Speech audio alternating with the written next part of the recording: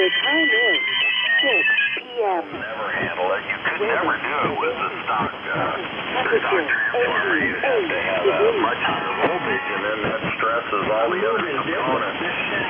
It's an impossibility. I'm KK4SIJ, what he said.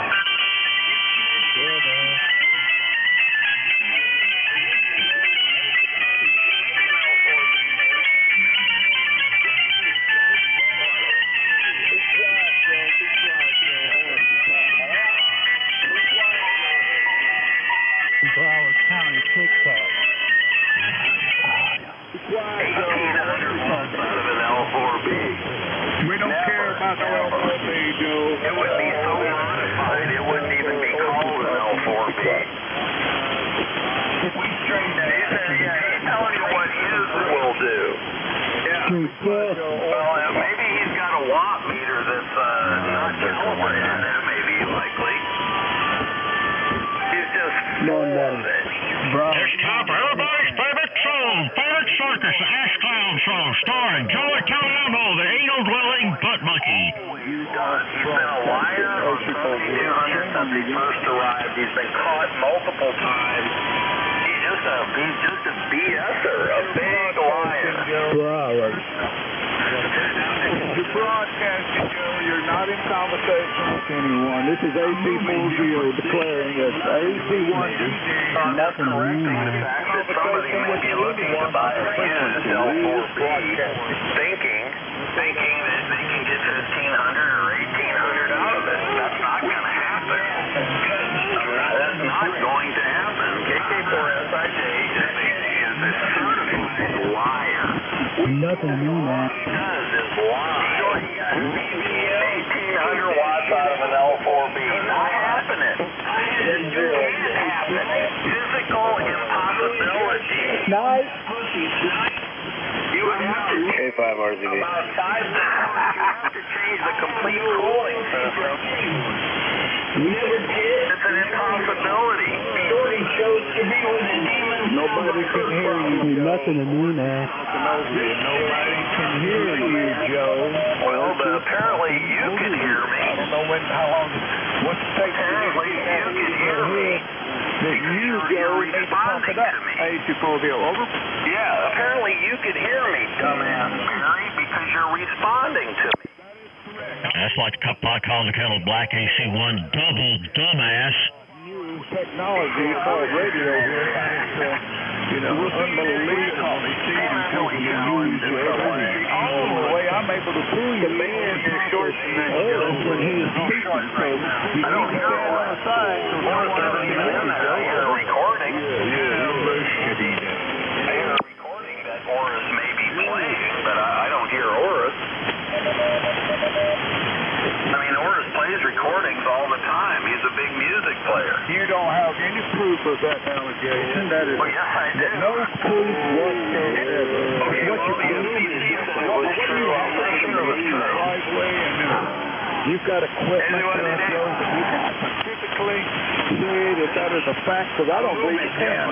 Yeah, the FCC caught him playing music. He admitted to it. I'm fighting the He admitted to it, you dumbass Mary. You're way behind. You're just way behind, dumbass Mary. So be quiet. Just be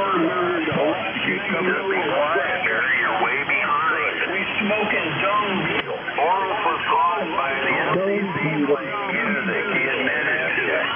We smoking Sequoia, Banshee, Bookmark. We snorting that good Buffalo Soldier, Tamarind, Jordanian jibbies. They must have amnesia. They forgot. There ain't nothing to me, man. You're trying to kiss her with me there, Mary.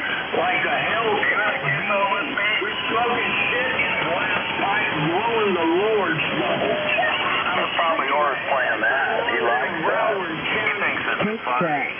I'm on them George Hills around. He believes it's funny there, Dingleberry. God, that's what niggas. Covering me up. An illegal transmission is covering me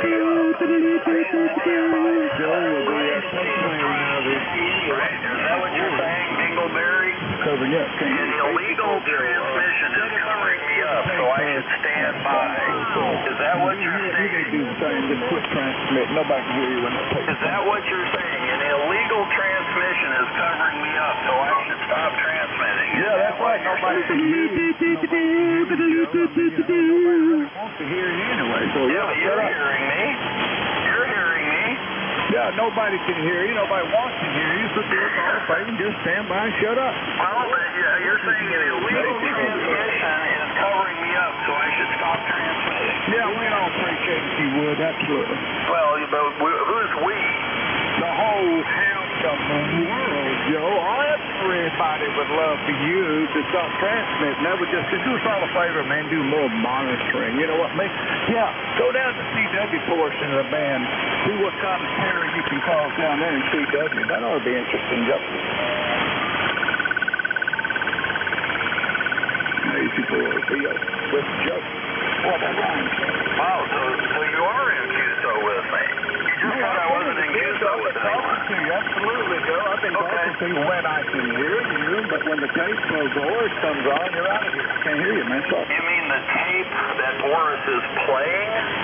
The tape of Boris when it is playing from whomever. I can't hear you, Joe. All of our assholes. Okay, so the tape that Boris is playing illegally. Please leave your name and number at the beep of the first Pump it up, Joe. You're going to get over the asshole. Turn your call promptly. Have a shitty day. Yeah, I want to reiterate that. Yeah. Yeah, you're really right on the top of things there, Barry. You know. Memorize. Yeah, memorize. Nobody can hear you. Yeah, that occurred several years ago. So thanks for bringing us up to date. Smoking that Whoopi Goldberg, South Egyptian. You're gonna catch him down below.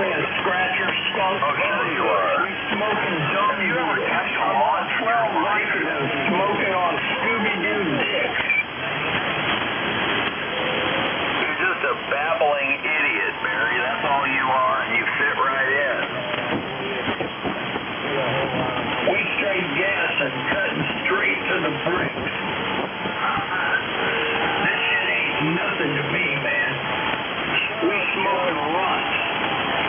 Shorty got a BBL, took that shit out because she couldn't run. I had to do it to them snipe. I was just shooting on that pussy snipe. I'm not loyal to anybody. I'm a demon. I have no loyalty for anyone. I'm moving different. This shit ain't nothing to me, man. I'm a dog. I'm biting the fart bubbles in the bath. We smoking symbiotes. Smoking that Whoopi Goldberg, South Egyptian, fur burger, Lux, Mega Million, Scratcher, Skunk, Bubba Kush. Man, you got to give Boris credit for being able to memorize all that. He reads it.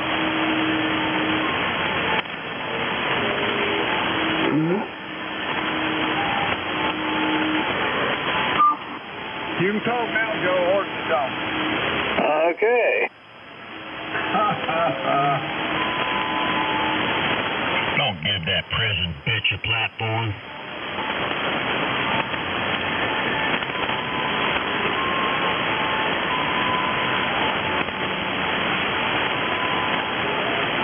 Old Goofy, he needs himself a new finance advisor.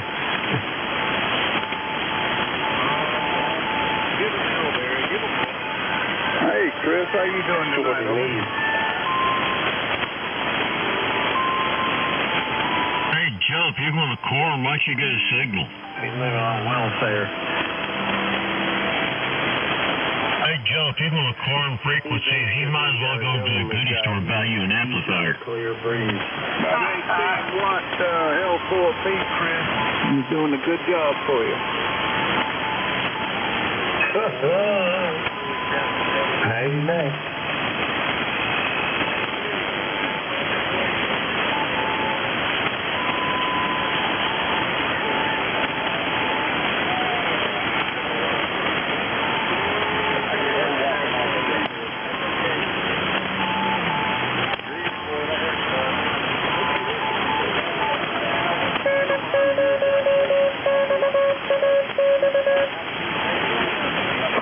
supposed to be? I'm moving different. This shit ain't nothing to me, man.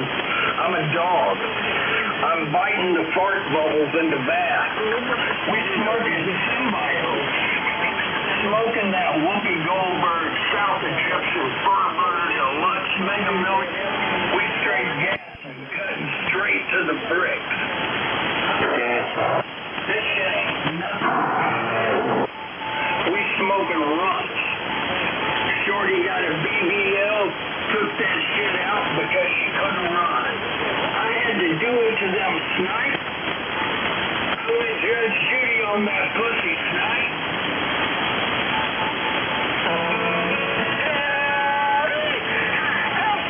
You know when I'm driving down Route 9 double. Idiot. Stop it, Dickens from saying. They've got everything. What the heck is all that? I want a sign on my back that says fuck me. I swear to God I'll do it. Greg, wait till I tell you. What happened, Horace?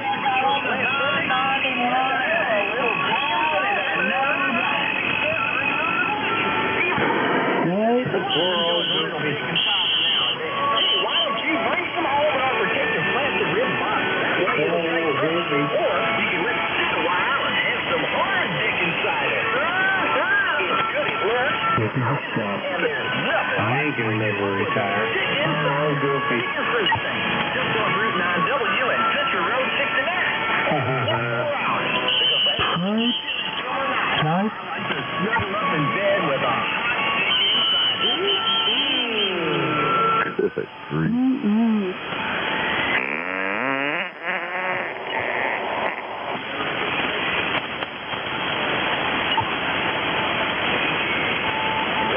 Biggest station in the nation. That is true. The Havens voted that way. One first place.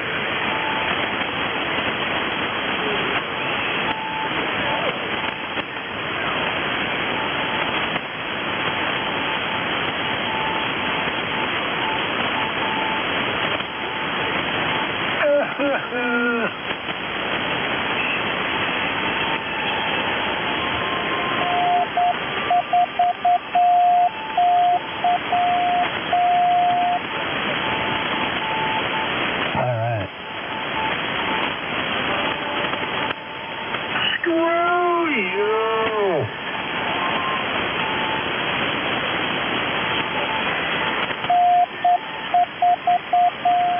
Hey, Marty. Hello, Marty.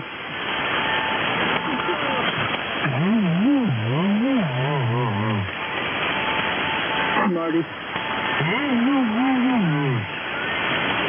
Hey, Marty.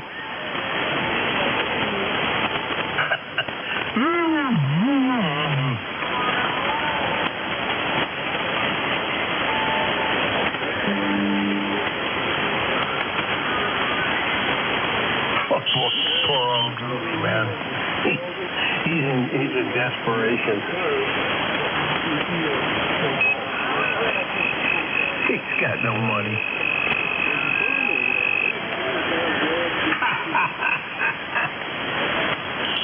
Shut the fuck up. He's in big, deep caca.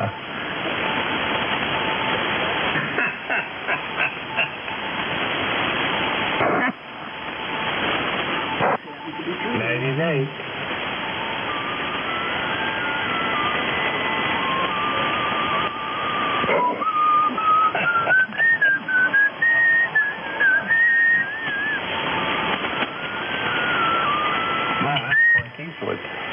Clint Eastwood is the oldest Hollywood actor alive. Clint Eastwood. He's the oldest one we got. Oh. I didn't know that. He was great. That was for a few dollars more.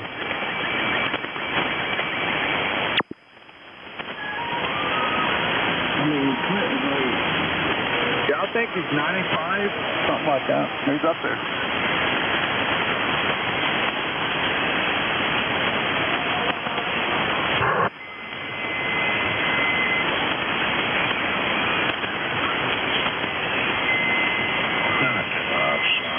Fucking idiot.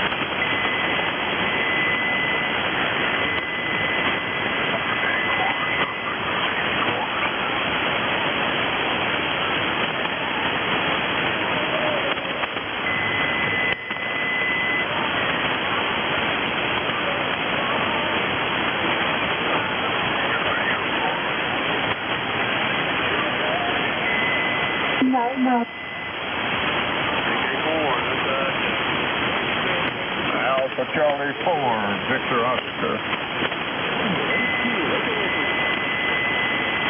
Hey, Marty.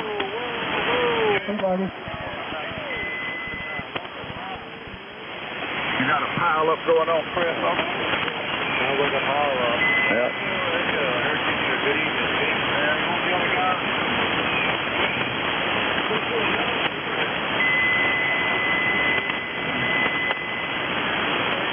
Hey, Marty. Yes, sir. I hear you.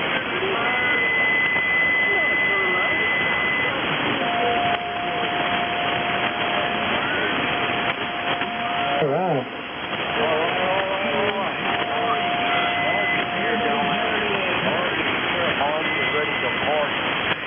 Party time.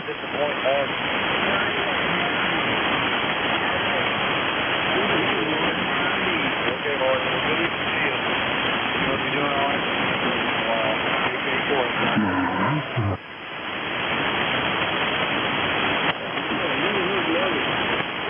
He talks Uncle Dick during the day. Yeah, during the day.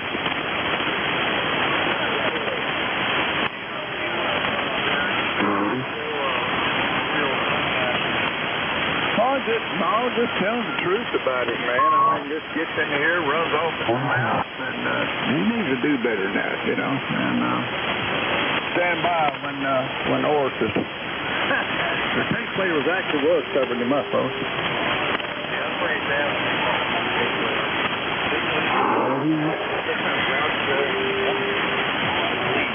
I don't know what's going on in the man's life. I don't know. I don't wish any ill harm on him or anyone. I think possibly he might have run at the end of the month, getting close.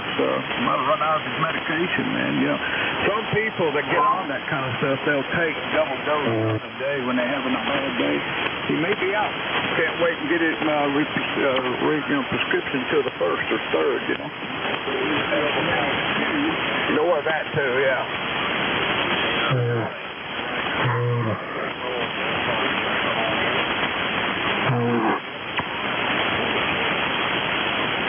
The rain is a-coming.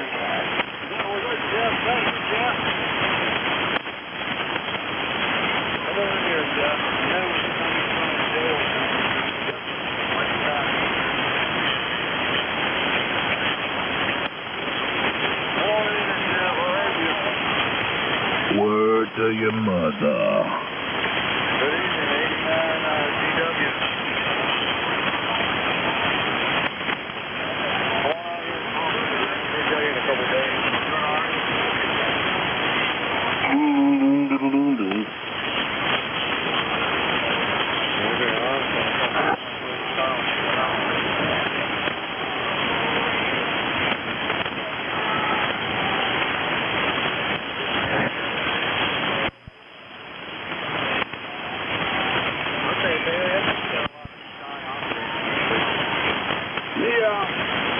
I agree with you, and you know, they want to make comments without the cause and all. They want to be part of the conversation. I have no clue why anybody would be ashamed of their call sign, Chris. I mean, what the crap? You're gonna say something, back it up.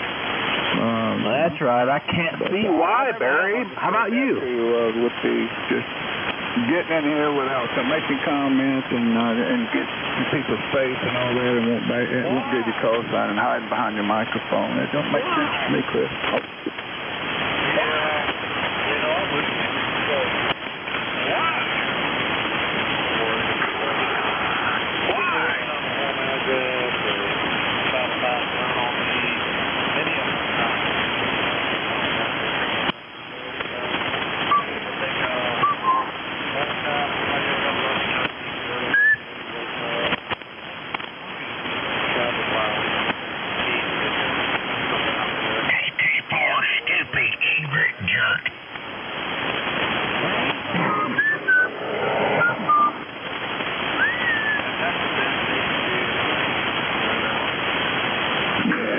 Believe you were fishing without a license.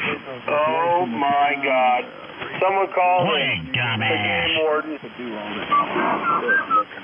What that crap, man. No. I ain't I cherish my license, Chris. I worked my rear end off like you did to get yours. Likewise. I like to be able to talk to my friends like yourself and others, and I like being able to add a little piece of equipment here and a little piece there and play with the hobby. It's a hobby to me. It's all about communications, And I'm sorry, people think that the FCC is not going to do anything, and it's all that. I've heard all the yada yada about this, what's been going on here on 7200. This is nothing unique.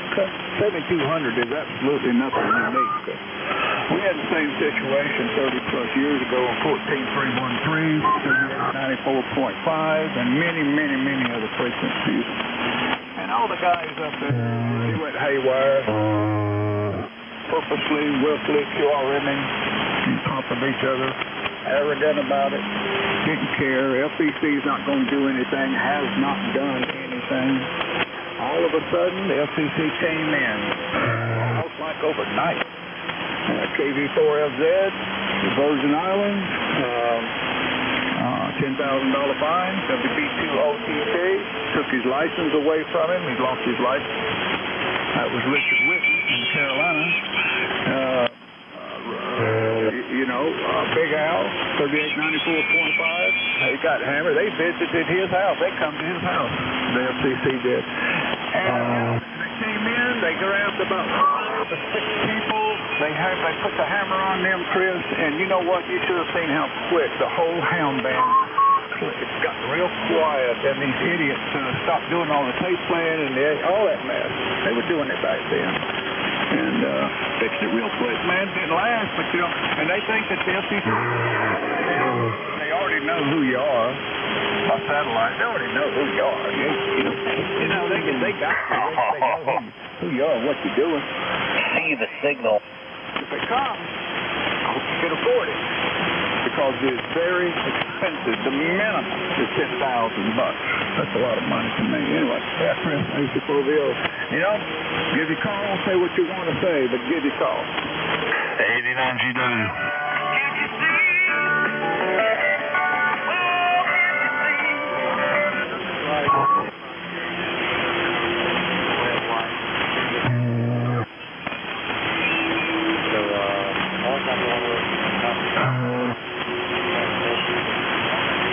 Ball game fixing to kick off.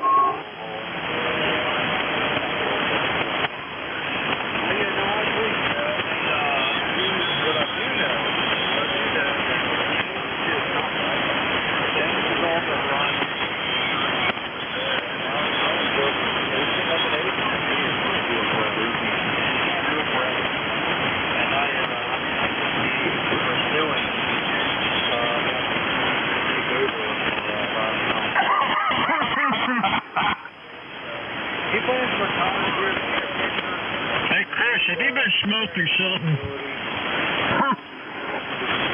Chris, have you picked up smoking some funny shit?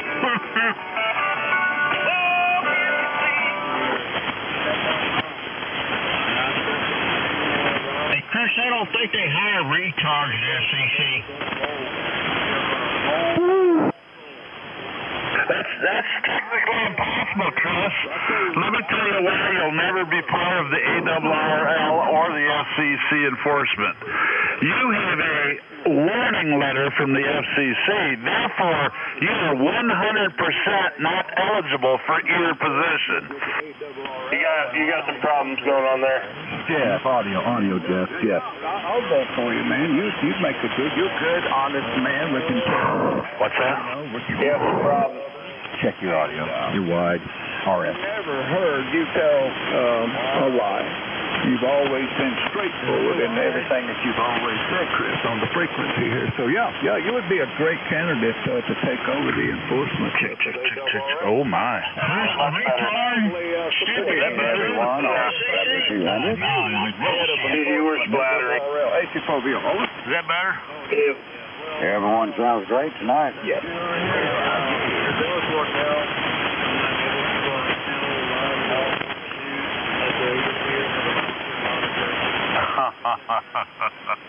Muchos buenos. I think Chris has been smoking some really strong wacky weed today. Everybody else. I'm guilty for it. I'm guilty for it. Chris, you better quit smoking that shit. You're going to wind up like ours, brain fried. Oh, Roger, I hear what you're saying, Chris, and absolutely, and I know that you've already been taking notes from some of these naughty ham radio operators on this frequency. So you already He's been smoking dope, too. into the position, Chris. Over. I have a comment. You and Chris been smoking dope, okay. I have a comment, please. Comment station, go ahead, over.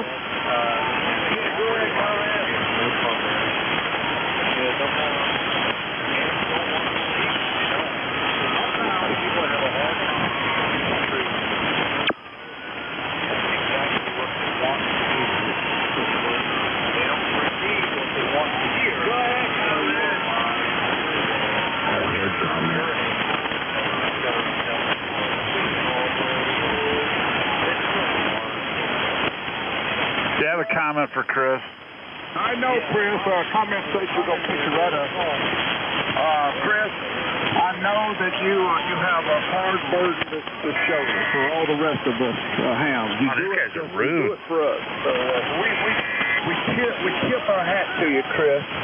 You know, for the honesty, integrity that you bring to the frequency. We have a comment station, AC4V, the comment station. Go ahead, sir.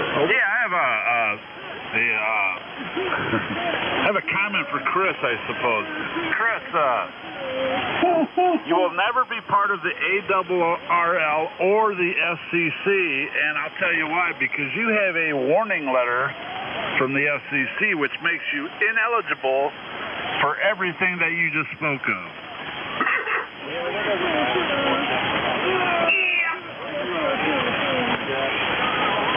Like I said, Chris has been smoking some strong wacky weed today.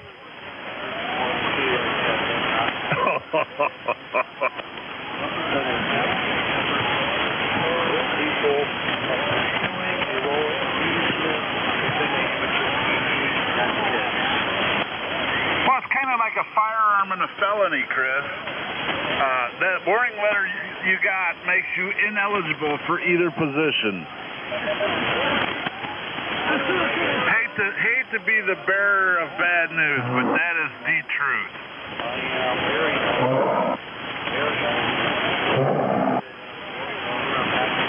You're not going to pass the drug and alcohol test either.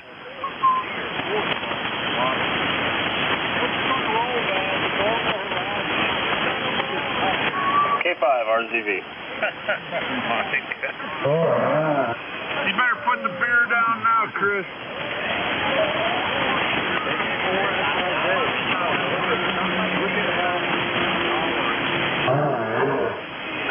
By the way, Barry, the oldest living actor is Ray Anthony. He's 103 years old.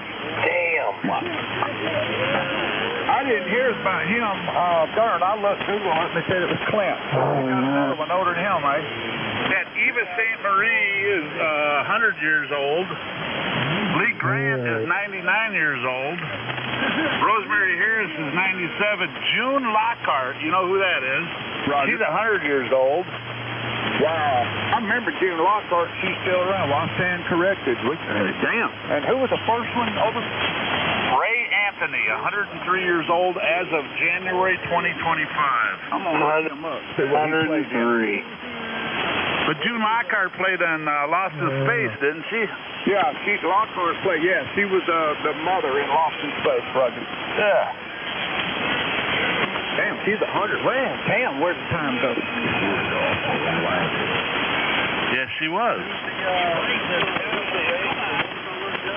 What's that? Ray Anthony.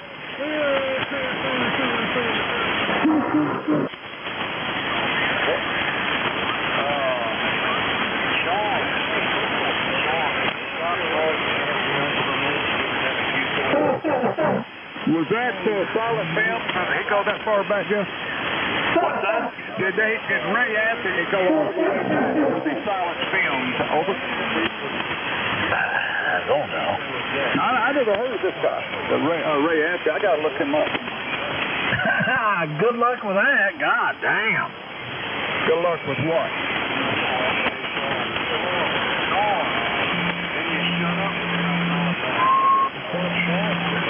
This is the recording. Hey, Jake, let's see.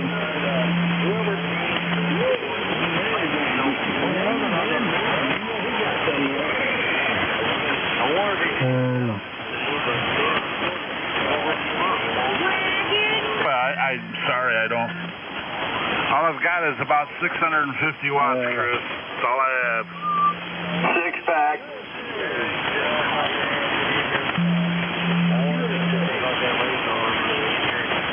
650 watts, that's all I've got. Sorry. Feel the power. 1, 2.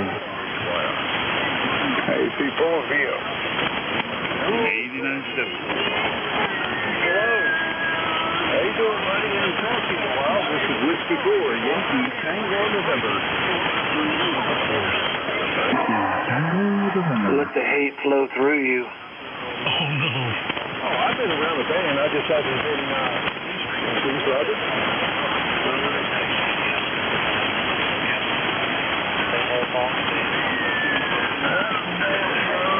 I can hear all the mess in the background, but you're coming over top. Without fail. I just want to say hello to her, Tanner, and maybe catch you further on down the line. Whiskey 4, Yankee Tango. Looks like we're fixing to get some new Tonight shows. Hopefully they're funny.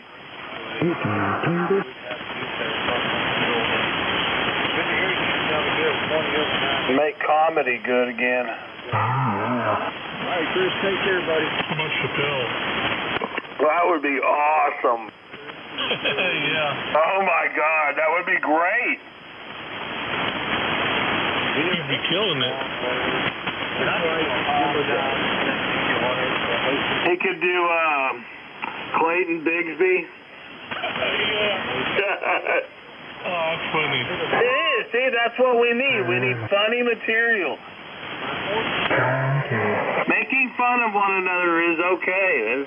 The 90s was great. The Tonight shows and Saturday Night Live was excellent in the 90s. That was funny when they pulled Bigsby's mask off right in front of that KKK group. Yeah. That was great. It's excellent. It's what we need in the Tonight shows. The Tonight shows have been so spoiled for so long, just horrible. Bunch of crybabies. I heard that. There's nothing funny. Next time, I will be correct for the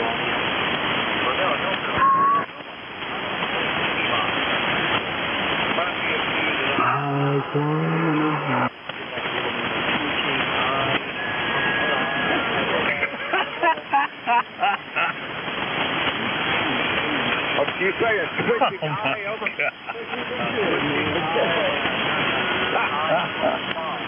got a twitching eye. What are you, Chris? I think they call that a queer eye, don't they? Oh. No comment. Maybe pink eye? Queers get a lot of pink eye, you know?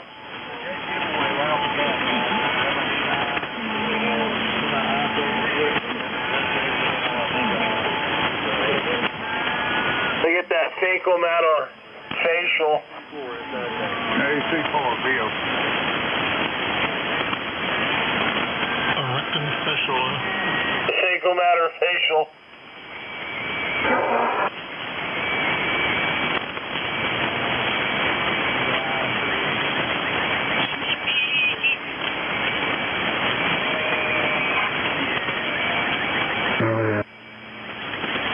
What's it going to roll? Right now, or going to roll? I hope you become international. That way you go to Canada, draft them, Iran, anybody squirming anywhere. You know, that's not a bad song. It's really not. I like to focus on the problem. I like to dive down into the depths. And the root cause needs to be the right side of the United States. That's where all the trouble is. little bit of it out there towards the Midwest. The station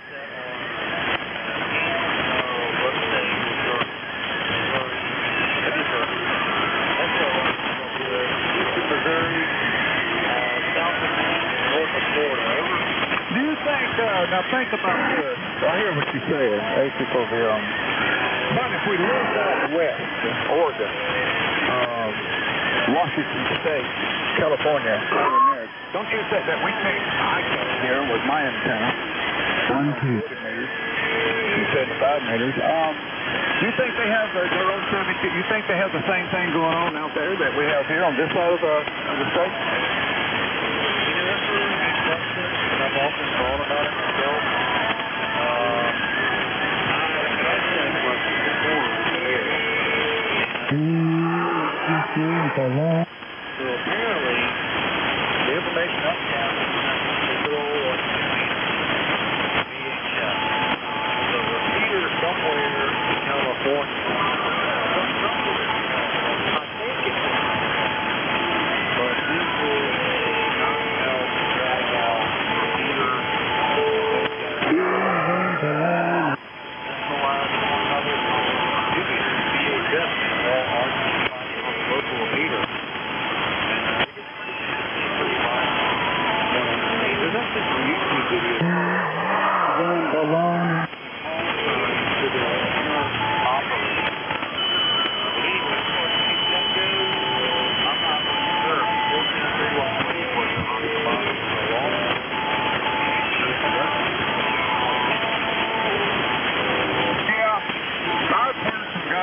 Out west, down on the frequency we operate during the day, some California guys will come in early in the morning, but they're on like an S1, barely can pull them out of the QRN, the noise. I was just wondering if they've got their own issues on that side, with California, Washington State, state of Oregon, New Mexico, all the adjoining states over there that we basically can't hear here. So I think the furthest west that I hear on a regular basis is the two gentlemen that come in from Oklahoma and Texas. The guy Mark, I'm not sure his name, from Texas. I hear them, but that's about as far west as these. But my antenna will work. AC4VO, Chris.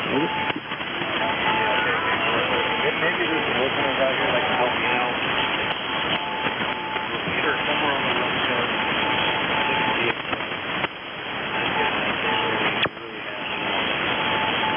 Anyway, Barry, I wonder if there's any disgruntled operators that might be in or nobody really talks about that.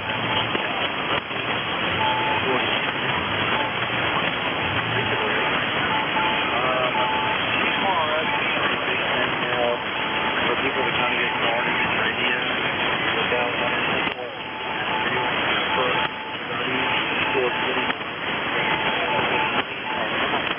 Doing that. But I wonder if there's any sort of problem repeater or problem frequency or cheaper or using. That'd be real curious. Anybody out there has any answers? I'd like to hear it.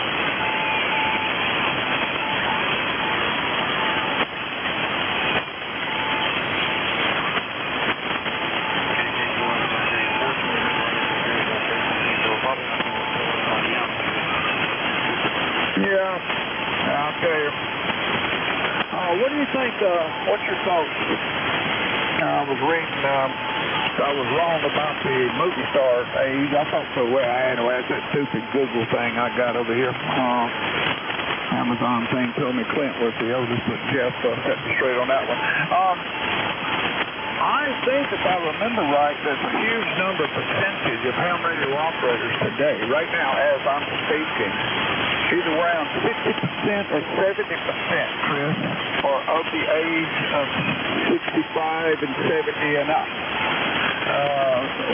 What do you think ham radio will always be here as long as the FCC the government allows us to operate these frequencies. But I was just trying to figure out what all these guys solid key in 10 years, 20 at the max, I would assume. What's these Kenwood people going to do in Razor, ICOM? Are they going to stay afloat, I wonder, with the hound ranks being so diminished all at one time? Sort of like all the baby boomers in the United States going silent key, and the population supposedly is going to be devastated. Ain't you for real? Well, listen here, Gary. Now that 100, and I got 7,200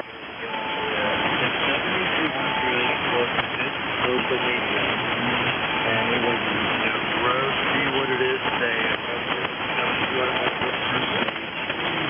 I kind of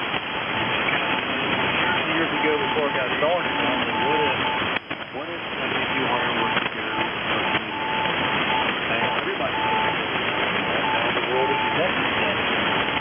Honestly, I think that this YouTube, Facebook, Instagram, Snapchat, and Mazor has actually promoted. It's kind of a teetering scale, I guess. So one side is using ads for radio, but the other side is promoting these radios for interested in it, like this one.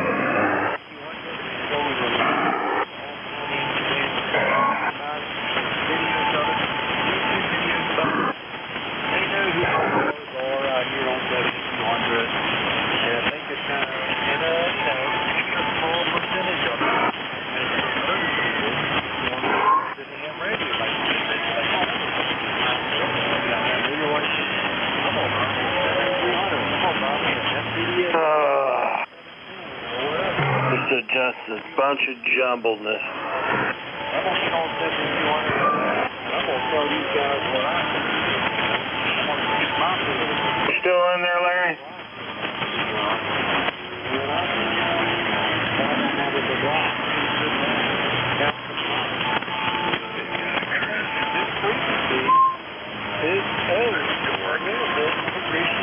Jeff, is that you?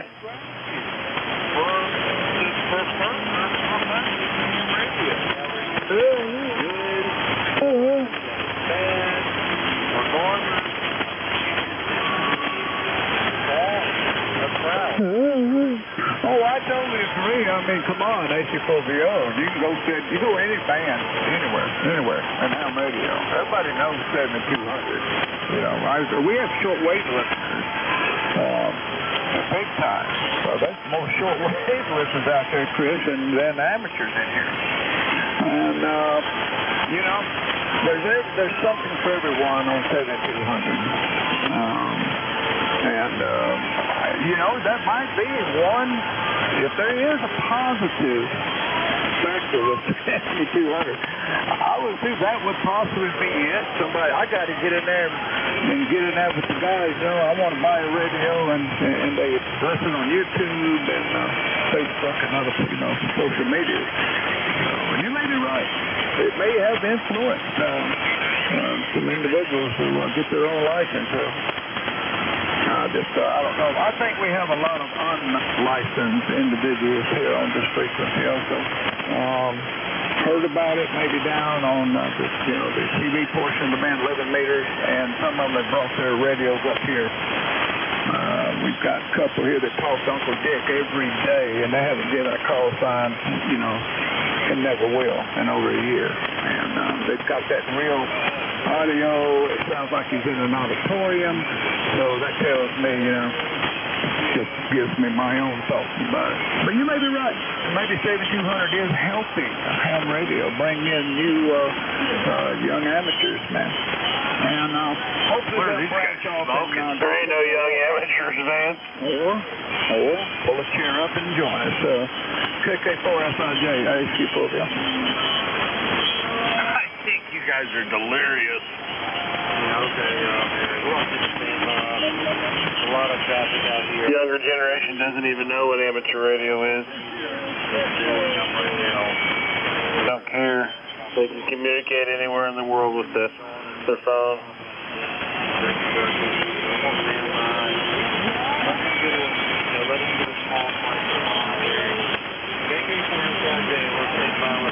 Yeah. no problem, man. I'm here in Tennessee. I don't hear Sean that well. I think the best I've ever received him was S6 and 7, and that's rare. Usually it's S2 or 3. I can tell way back there, way down there. He's in there. Anyway, I guess it's different situation for you guys further north. All right, always a pleasure, man. Have a good one. Have a good evening. It's been fun. KK4, SIJ, Alpha Charlie 4 Victor Oscar, Appalachian Mountains, Tennessee. We'll see.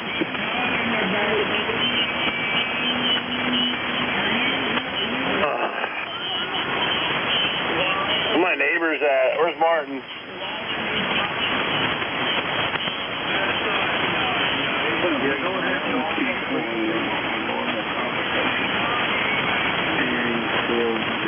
Shut up, Sean. Sheen. Yeah, shut up, Sean. Oh, Sheen.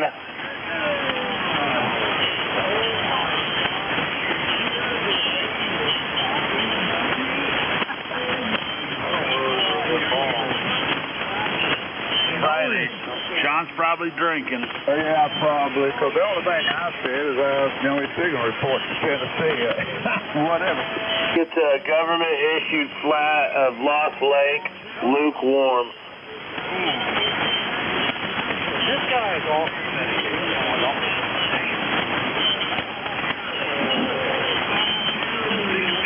I gotta take my Adderall. You gonna snort it?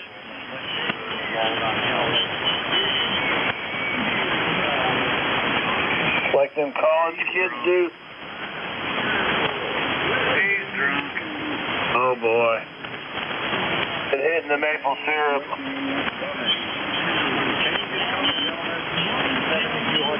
Maple syrup bourbon. Don't joke, gentlemen. I told you the story earlier, 30 plus years ago, 14313, FCC out of nowhere just started rounding them up. It was incredible. Everybody was ducking and hiding. They've been putting some work in on the Tonight Show, guys. I was there. You wasn't there. There with who was that? Since you know so much about 313, who was the gentleman's call sign in Virgin Islands? Do you know his call sign? Virgin Islands? You don't know anything about 313. Nobody in the Virgin Islands knows 313. I can tell you the name and the call sign. We had to deal with him on a regular basis. What in the hell is he talking about? Veteran Amateur Radio Federation. They were the bar Federation. And the other guys on the other side were the stump jumpers. And the stump jumpers came off 38. Hell, he must be talking about a bunch of CDers. So the stump jumpers against the bar. And I need to tell you any more about 313. You think I don't know anything about it? Go ahead, old man. You tell me something. I have a question.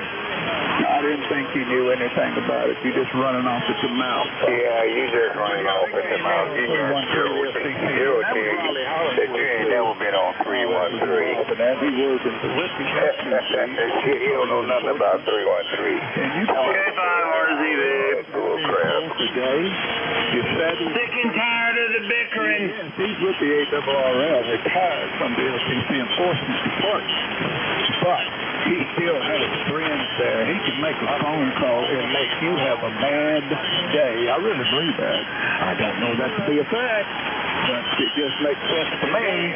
He can call his old office and say, hey, this is Riley, and how about checking out? You know? So people like to say Raleigh Hollingsworth is a paper tiger. Not so. Listen to that smooth brain. But, yeah, they came in, so go ahead. Go ahead, purposely, willfully, if you want. Go ahead, the eyes, play tape. You'll see. You'll see. We all back then thought, nah, they ain't gonna do nothing. Man. Sounds like another Ted. He just never shuts up. We forget about history. Thank you for the ZO, Tennessee. Hey, Barry. Hey, Barry. Pop it up there. Yeah, were you a stomp jumper or were you a barf?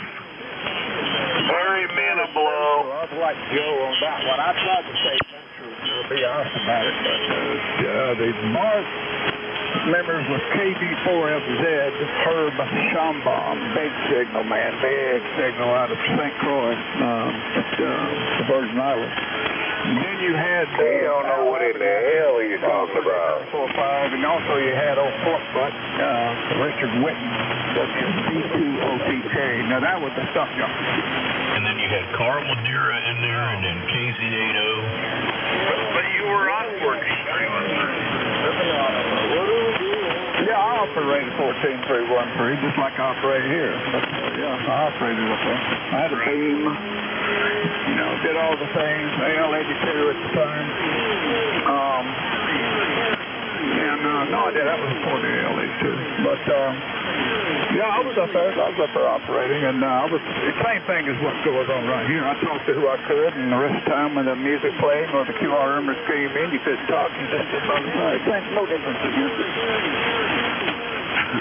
Well, I can't. There was never no music playing on 313. They didn't play music on 313. Well, you're an idiot if you don't think they was playing on 313. He knows the show. He don't know what the hell he's talking about. 30 plus years ago when all the crap was hitting the fan, there was music everywhere, all up and down 75 meters.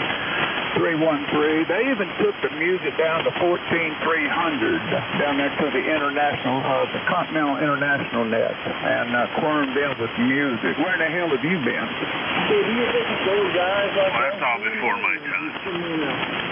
I don't know.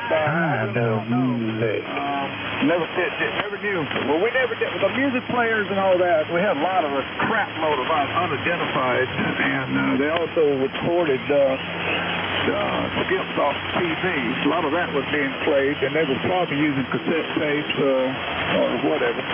But, yeah, that was all being played. It was no different here, just different technology here. So you was on 3845 also?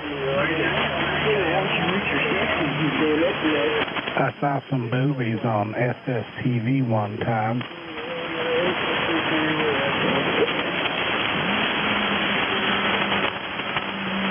What was this other frequency? 384500? No, 3894.5.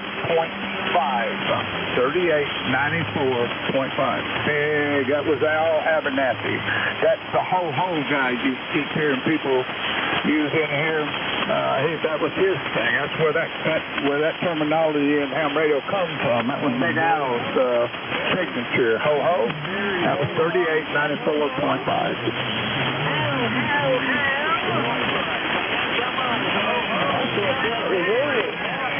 No, that's not on you. That goes around the block there, Barry. 3894.5 years ago. Yeah, I can't see it.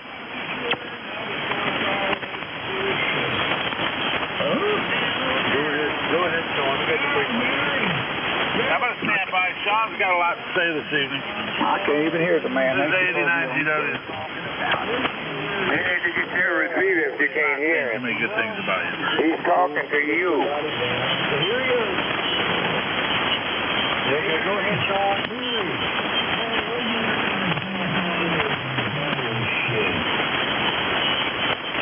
Yeah, go ahead, Sean.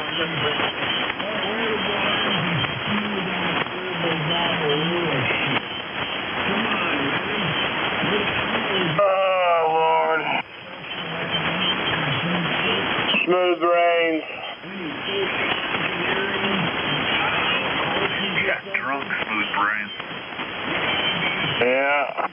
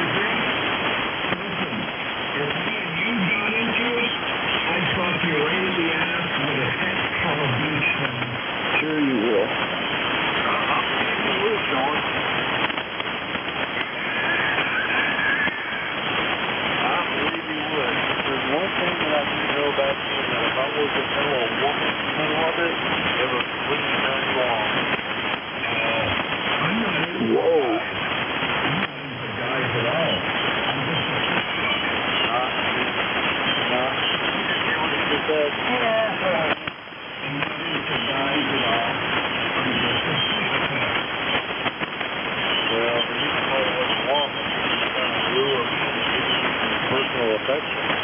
If you want to call it affection, it's on the lines of satisfaction, right? Skin puppet. Just the thought of it makes my face hurt. All got something going on. Yeah.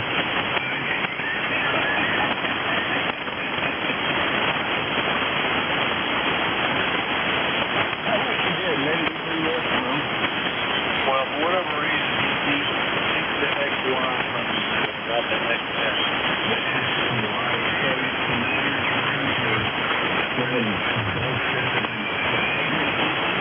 If you want to talk to a faggot, you should talk to Alex. Okay? I tried for the yellow canary fucking yellow Corvette. Tell me that's not searching for cars. What the hell's wrong with the color yellow, man? Nothing. There's nothing wrong Oh, you don't believe in God, buddy. Quit calling on him.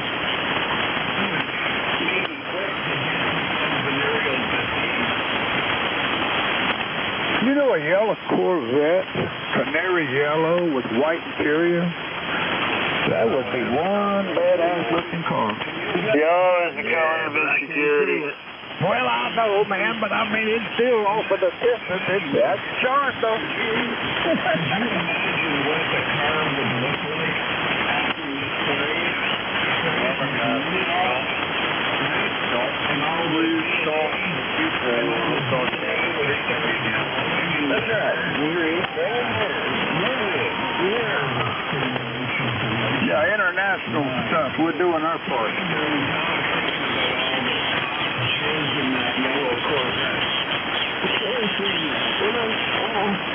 You know, and that yellow Corvette, you know? Yellow Corvette, white interior. You know, and how do you pair them big old, pair of those white ones, not the black ones, the dice, hanging from the rear view mirror? Oh, man. Maybe it's just me, but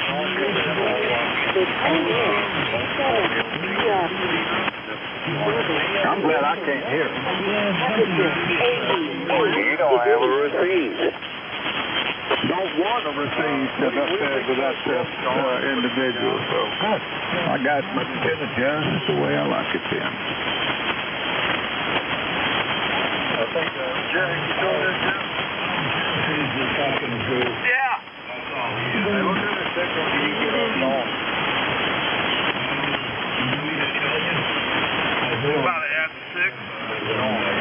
About at 6. Oh, good for you.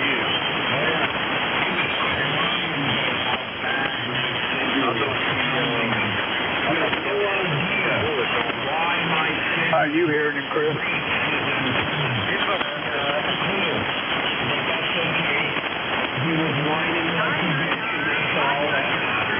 K5 RZV. N0XA. Oh, there you are. Tired of listening to these smooth brains up there. Yeah, no, I hear Sean up there. Drunk as hell. About something he's playing like a babbling brook. He's drunk.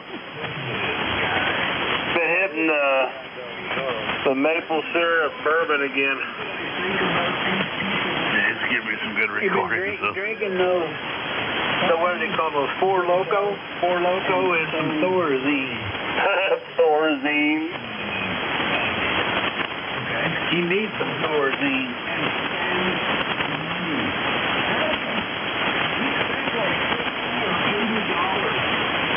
Is he straightening us out from Canada? How we need to do our finances in the United States? Is he helping us?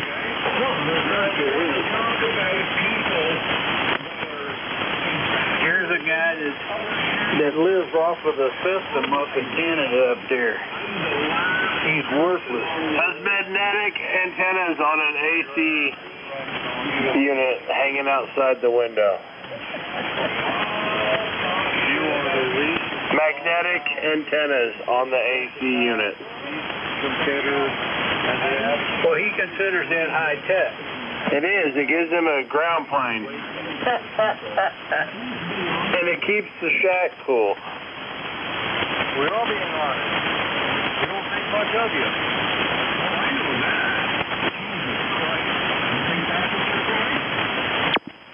That's why you're last on the list. Then what are you whining about? John, do you know your fancy? Oh, I was whining, yeah. My original whine and cotton is because Shubhub was talking shit about me. That's awesome. You know, what did he say about you? What? They don't even know. This bitch is drunker now.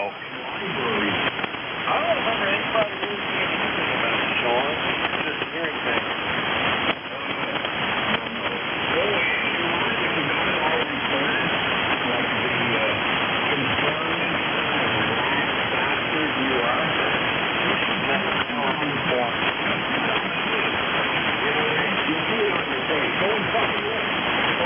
What tank are you talking about? Hey, Greg. What's up, Uncle Horace?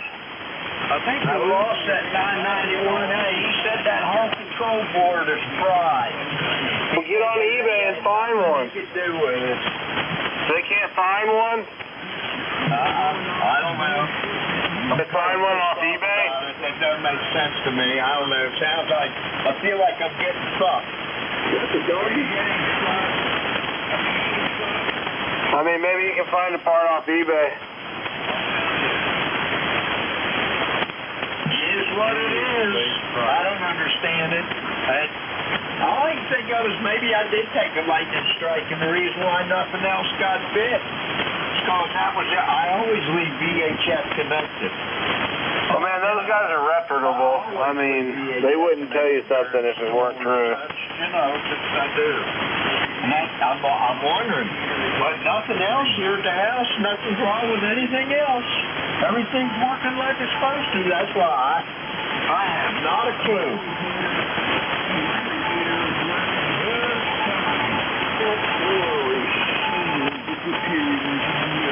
He said he could box it up and send it to Yazoo. And he said the only thing up there is put another board in it, and they could make a whole bunch of other stuff wrong with it too. I mean, he gave me the whole sob story. Really?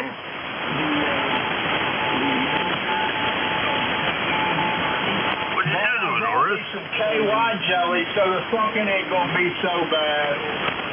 What'd you do to that thing, Horace? Fuck you, I ain't doing it. That's the thing that's irritating me. I don't know what fucking happened to that goddamn radio. I have no idea. I never opened it. I never went inside it. Nothing until this happened. And I'm really aggravated that people say that shit about me. Well, tell us what's Matter now. Sensitive, are you? He's a little testy. Boys, hold the pin on the grenade. Don't ask him about it anymore. Well, we get the thought. Anyway, I'm out of 991 and all else. And I can't believe it. I think I owned it like 3 weeks? Maybe a month? Damn. That sucks, man. Don't feel bad. Kenwood 440, brand new. Had it for about 3 weeks. Lightning back. Yeah, I just don't understand why if it was lightning, why isn't anything else affected? Nothing else is affected. And then he said something about a hard RF bite, and I don't know how that would happen. That antenna is so far away from everything else. And it's hooked up. The FT847 has been in the same place. Ain't a doggone thing wrong with it. So I don't know. I just feel like I need the KY jelly. Could be static. Well, man, I had this 1000 for a couple weeks and knocked it out with an RS spike and had to send it to get repaired. Shit happens, you know? I don't know. That's what you get. I didn't pay hardly nothing for the radio anyway. What'd I pay? $800 for that piece of shit. Sell it on eBay as is.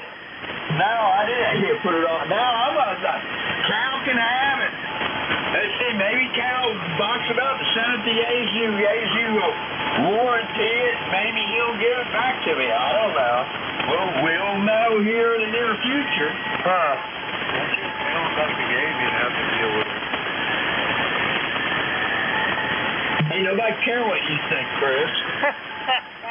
You like that? Well, we all do that. You like that? You don't have the resources. I know. I like that. That's all right.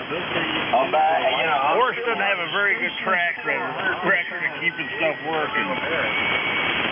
I'm 100%. Just not as modern as I wish I was. I thought I was. Horse, do you jinx yourself? Are you a jinx? Yeah, I think I am. You should have bought an icon, boy. Yeah, okay.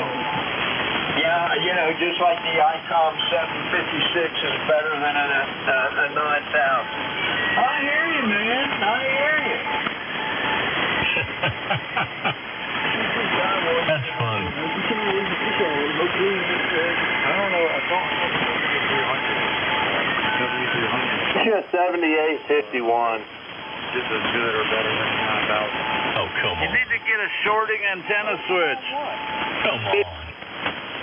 You need to get 101 ballon like Ted. You're clueless. No, I'm not. And 1,000,000 feet of wire. I've owned both too, and I work on radios. You're clueless. You're clueless. Old technology. It's $1,000 just to replace the data unit inside of it. Next thing you just have one available. Parts and service is limited to parts availability. It's old, obsolete technology. Look, they had their time. They did. They had their time. Okay, they were great in their day. Oh my God. He's on a race now. He's told some stories. I'm waiting for somebody to give me an Maybe the 20th. not better. He's killing it. I'm still waiting. Hey, you can wait, Chris. You can wait all you want. It's older technology, you're right. But that is about it. I mean, as far as the parts availability, that is the problem. But as far as anything else compared, apples to apples, I mean, it's completely two different radios. Well, yeah, no shit. No shit. Two different radios. They come from two completely different manufacturers. I personally own both of them. I'm literally speaking from experience. Have you ever owned a 9000? Chris, I have owned the 9000. I've owned the 400-watt version, and I just got rid of it not too long ago because somebody wanted it worse than I did. But yes, I have owned quite the 9000. Matter of fact, if you want to see a picture, I'll send you a picture of my shack with the 9000 in it. Yeah, okay. So why did you sell it? It was so great. I sold it because somebody wanted it more than I did, and I have 37 HF rigs. Oh, 37.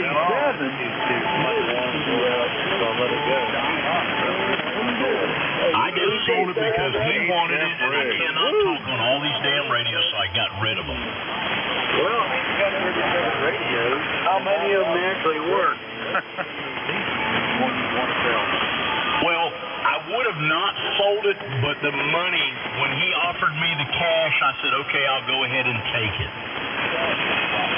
Well, whatever. Let's been arguing now. My personal experience is 9,000. Help me, Mr. Wizard! Yeah! For what you should pay for a 9,000 today. So you can get a hell of a lot more bang for your buck in the long run. Never electrolytes. I mean, they were great. Hold the knob, hold the button, in the system, hold the plug. You can tell when Chris is drinking. Oh, yeah, he's slurring a little bit. A little bit of slur action. Oh, Lord. Officer, I haven't been drinking. Had the XLR connection, paper radio, yeah. They all had the XLR connection, not some of them. Generally speaking, They all had the XRL connectors on the front. there's a reason why they should continue. Besides that ram I just did. People that are working. Right? Yeah! demand on it. That's why they didn't manufacture a lot of them. No, they didn't manufacture a lot of them. Franklin Popeye eats his can of spinach. That many. People around the United States have been used with services. Lots of them turn them down. No, we don't work on 9,000. We don't work on 9,000. And the only people that do service 9,000 today is 20 words or less, Chris. Oh my God. You can't do that. You have to restrict him to a 10-second rule. He's gone to the TED School of Amateur Radio.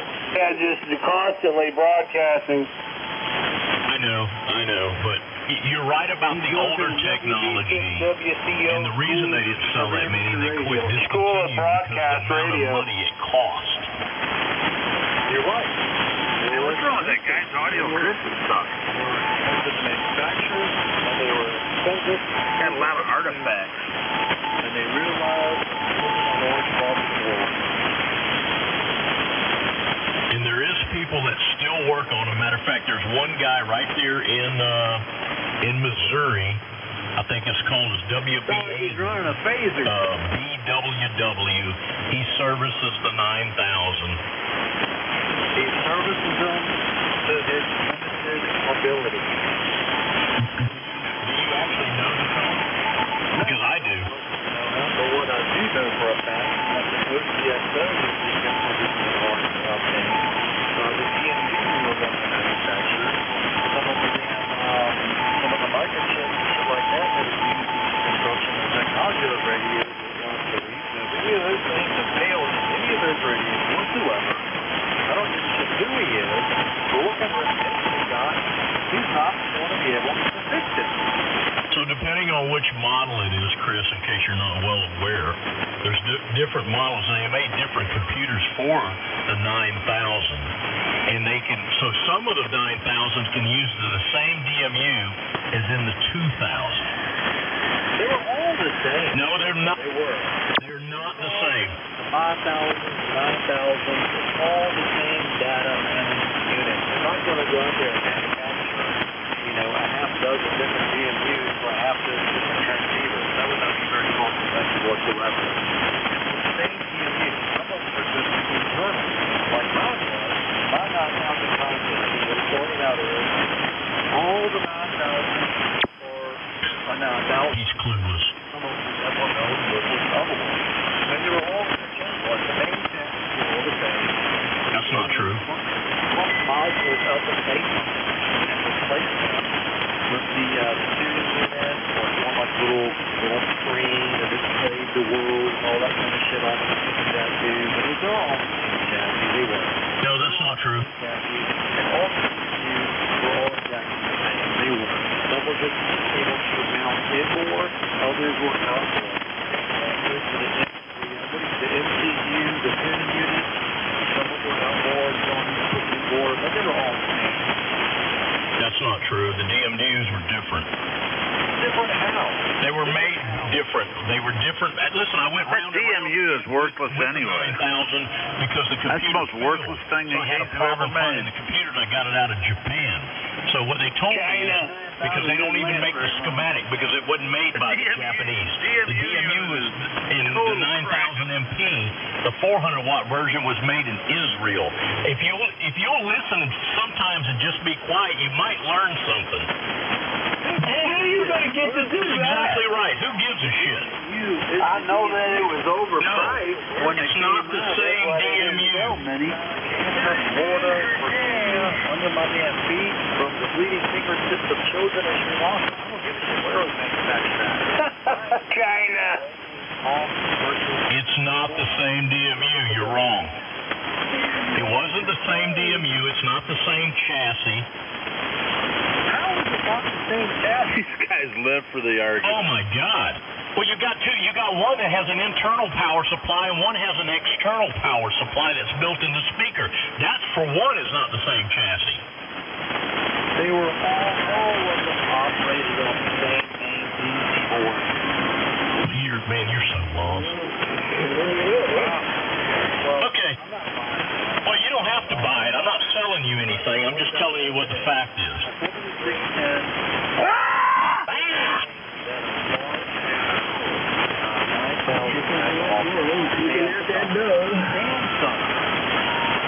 Act like he's been in ham radios for 50 years. Okay, you just don't like what I have to say. I think it's a good sense of what I'm making. No, what you're making is you don't know what you're talking about. Yes, 9,000. You got no idea what you're talking about. It's not the same chassis. They're not the same DMU. Blah, blah, blah, blah, blah, blah. Arguing over old anchor radios.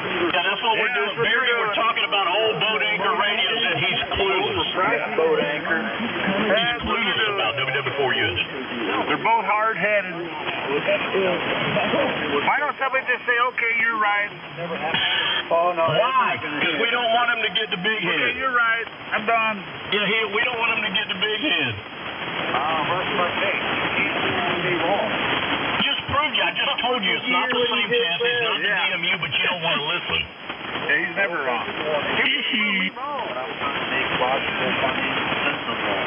Chris, you're not making logical financial sense. You would be a fool. You would be a complete dumb not cool. I don't know. If somebody gave me one for $500, I'd buy it. That's exactly right. People would buy it. Just like I heard you make the statement, I would buy a new truck. If you don't want to buy a new truck, go buy a new truck. Kind of like your old shit. 5,000 I'm on. Yeah.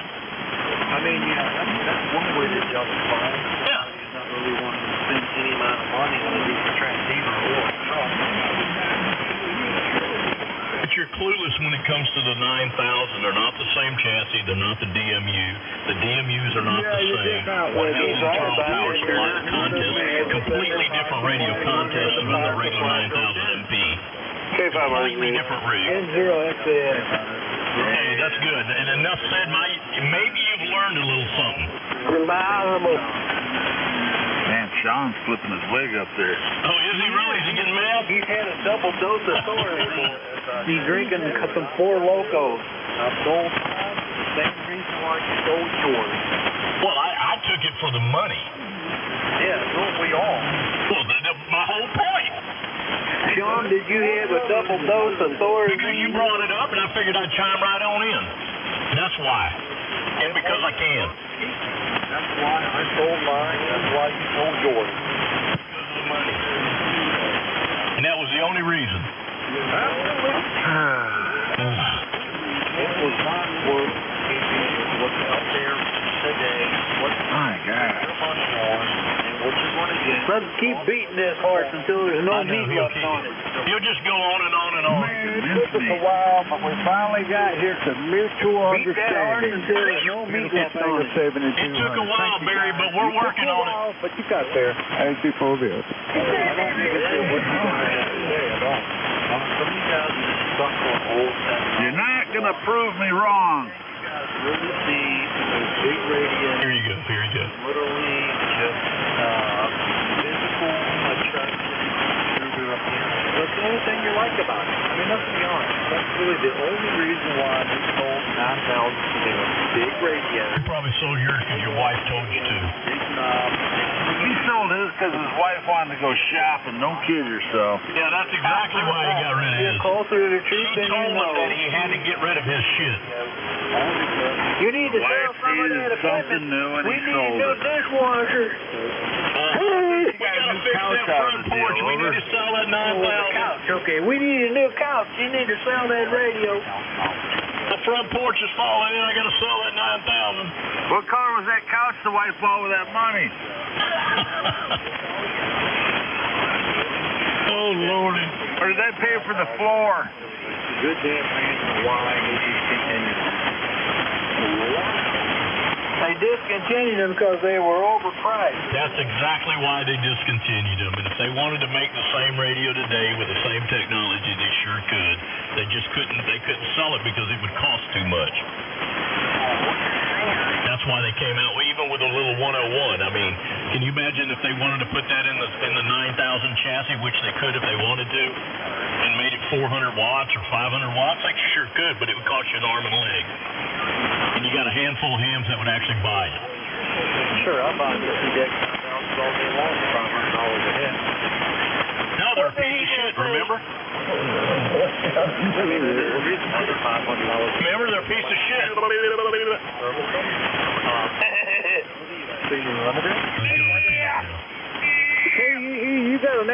man, you loud tonight, over. Yeah, I'm running my amp tonight. WW4US, I'm running that amplificator tonight. I'm not running QRPP. What makes it so great? The fact that you had one, that's what makes it great for me. N0XX. I was born into it, but I was. I was like, man, this is a nice radio. Learn one, operate one, or... Telling you guys that on Yazoo. If you want a real Yazoo, get an STGX 5000 MT. Yazoo. I like that new one. That or a 101 MP. Got a good Yazoo. You sure didn't educate me. I got a Yazoo, a DX 1200. That's a good one too. The 1200, the 3000, and the 5000. I got the first All badass. them shit boxes are good old 1000 radios. MP. Yeah, Greg's got an MP. The 1000 All them shit boxes are good old We got my Yazoo. WW4US. You believe Chris went from having a 9000, a 7610, and all the nice radios to running an ICOM 7300. Glorified mobile. That's something else, isn't it? Yeah. I like this I promise, 7600. that we will agree. The product support Take the at tank. Yazoo is not good. If I could So buy any I will agree right with now, you it'd be a on Flex the product 8600 support M. that ICOM's You product need to support get it. is better than Yazoo. That we will agree on. I like it. They are now agreeing with one another, everybody. It took us a while to get here, but they're here. We got there, Barry. We got there. Just took a little bit. They're agreeing with one another. Next thing we'll be dating. We'll be dating next, Barry. Man, you can pick these 5000s up right now for, $1,500. They're cheap. They're cheap, Jeff. I saw one for $1,800 on eBay. Yazoo I sounds was fine. on for $1,500 the other day on QTH. It was gone really quick. That's the only thing we're agreeing on tonight. I thought he used 5,000 over, Listen, just because over I an agree with you ICOM about the support on 7300 an any ICOM day. versus Oh, yeah, the the most Yazoo, definitely. just because I agree with you don't mean we're going to be dating. The mobile radio. You gotta be careful with that. Them guys, Of course, that are going crazy over this. Yeah, I wanted to clarify that now. I want to clarify that. I'd buy a 746 Pro over a 7300. Hell, I got an ICOM 746 in the box here. Works like a champ. I just wanted to clarify. Got 2 meters on it, so I can go copy that. Opinions are like assholes. Everybody's got one. Well, I'm sure that some people do. Now, there was a guy that I knew that really didn't have one. They had to make his. I'm sorry, but it doesn't. Hello. What about a 91 is in a position to where it can't be repaired when the manufacturer does not support below that. For now. I don't know about that. Yeah. For now. It'll be for now. Right now. It comes outdated. Gotta find out what the time comes. Move on. Good luck finding one of them air variables in that tuner. Yeah, exactly. Yeah, but I mean, come on now. That's a mechanical tuning capacity. They've been around for what? I don't know. The Tron tuner was made back in the 1970s. And if you do find the air variable, it'll cost you an arm and a leg. The service, no 9000 won't survive 50 years of service. No, the 7300 won't survive that long. If it's made by man, it's subject to fail. If you don't believe me, look in the mirror. Yeah. Oh, boy. Mechanical is And that's a fact, Jack. Look at some of the radios like let's take the Kenwood Titan, for example, okay? I gave you if you want to use the Kenwood Okay, this is getting boring. Yeah. I keep rehashing and rehashing. N0XX. K5RCV. WW4US. Let's get some action on here. This is boring. Donald Trump. I think you guys have beat that horse long enough. There's no meat left on it. Donald Trump. Give me that. Amateur radio operators. They should go out Why did he do that? and they have survived test of time. 50 years service with some of those The greatest president the United States has had in many a decade. K is for Jim. MJM, you know that I know cotton picker. You know that I know. Man, you know I know that Chris is just rambling on. He was so awesome a while ago. He was way out there, way on subject. Oh boy. That's new as the sun. That's normal. years of service. You know, he's talking about 101s and something else I could boost the ball, but I ain't gonna do it. Because you're not listening to it. Chris, I know a little bit about a 101. I know at least one or two things about a Yazoo 101. Just one or two little things. I can't believe somebody's not listening to Chris. I can't. I'm not listening to Chris.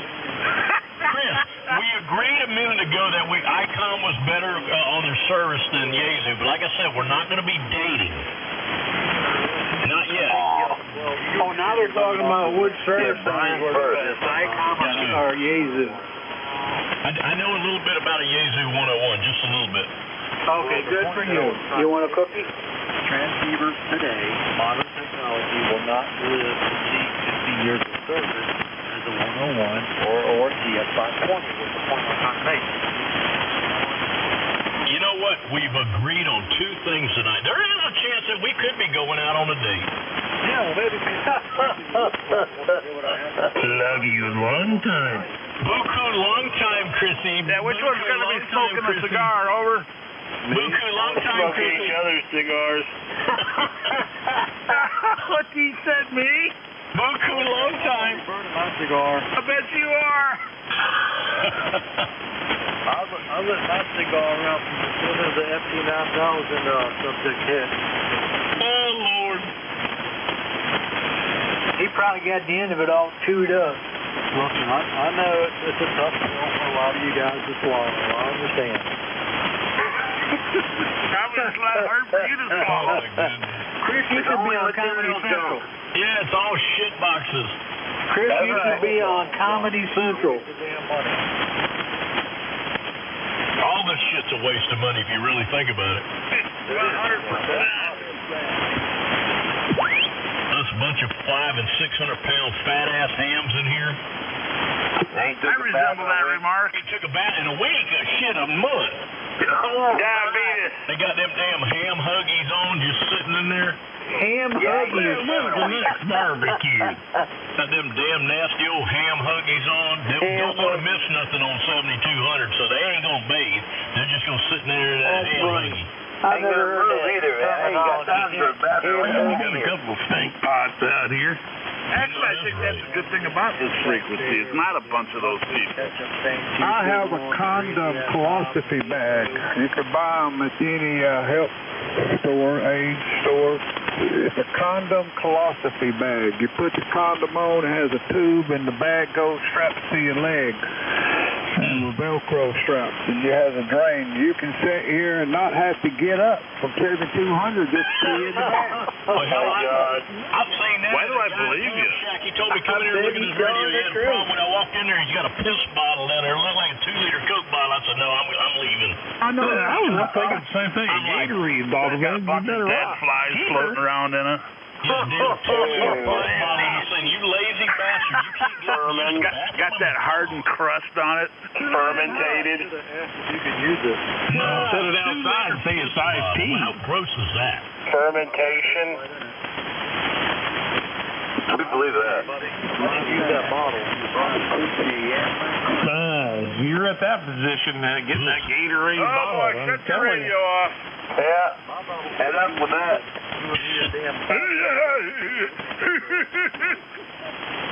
Get that 400-pound belly out there to stack those bottles outside. Diabetes. I'd rather just hook up a damn, like an oil funnel right there on the wall of my half shack with the tube going outside the house. Why do I believe that? Yeah, it's got good going for it. Got the plants in the back there. They're kind of dead for too much ammonia. I sure as hell wouldn't want to spend the money to ship one of the agents, especially living in Virginia, come to California. That's about a $500 bill. Easy 500. The one I had a real bad problem with not staying on frequency. You could buy a U-718 for that. Terrible. So I found out the OCXO was failed. So I had to call Yaesu and order a new uncontrolled couple operator.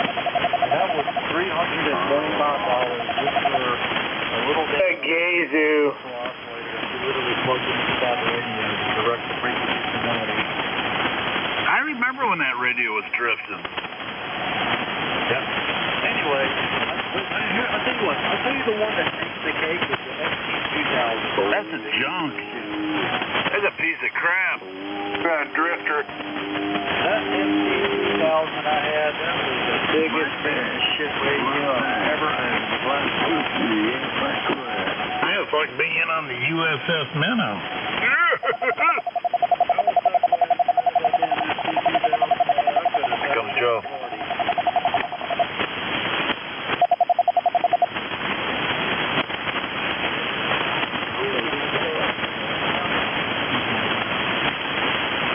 No shit. I see it all the time. That ST2000, they have like 1,000 lines, speakers, like $2,000 for it. That guy with the Whiskey 9, I was able to hear you got covered up, but your radio's working on me. W4US. Can you hear me? WW4US. K4 and Jim. Anybody here? Yeah, we hear you, man. You're working. It's just out. Hey, cool. Well, there's only one person that gives me that signal. See that song?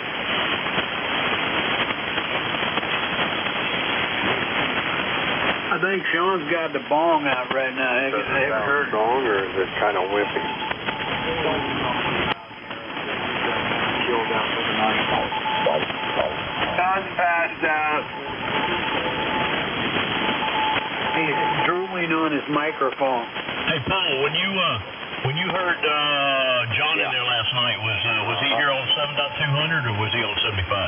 No, 7.2. And me and Daryl both talked to him. Oh, okay. Yeah, because he just texted me. He said, man, I'm listening. Awesome. Hey, John, you hearing?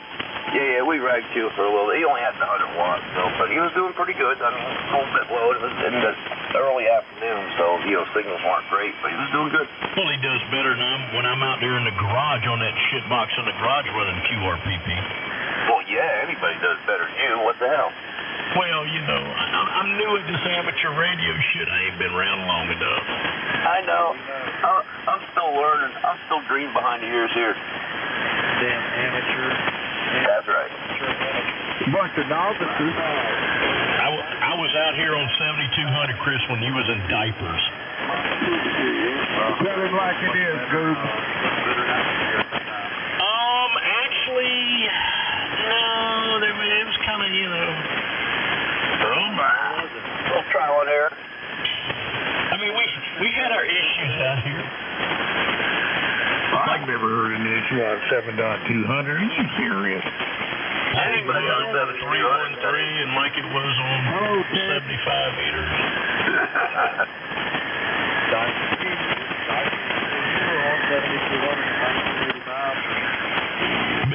I've been on before that. Before that. Yeah, I love this story. It's getting interesting.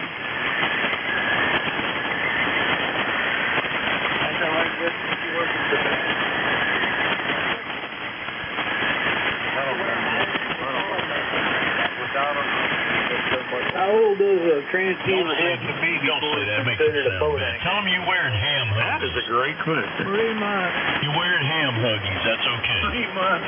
Ham huggies. That sounds better. I'll go see what it is. Call DX Engineer. DX Engineer got them in the back of the magazine now. They got them back there. They're ham huggies. They're back here in the back. You look in the DX Engineering magazine, you'll see them. They're ham huggies. They're for the real contester. That's right. Get that ham huggy on and that electric, the chair or whatever around, and you're in good shape. Well, the transceiver that I got is 12 years old. I guess it'd be considered a boat anchor. They even got them piss balls in the back of that Blue in the magazine. front when they've been used and brown in the back, so you'll know. Yeah, you can sneak in the bathroom and change them out, and nobody will know the difference. DX Engineering sells piss bottles now for your shack. Hey, Chris, you remember that shag carpet that you actually had to take a damn yard rake to DX Engineering selling shag carpeting. Go get a piss bottle with your call sign on it. Y'all put shag carpet in? Oh, man, in the van? Yeah, purple. Popular in the Purple shag mid-70s. carpeting. Yeah. I rented a place in an apartment, had that damn old orange-looking greenish shag carpet. That was some nasty stuff. That was popular in the vans in the 70s, and they had them little mini refrigerators in there. Oh, man, that was popular. Oh, you could y'all seen my van back in the day, Goop. Well, that's because you was a dope smoker back then. All you hippies had them damn vans like that.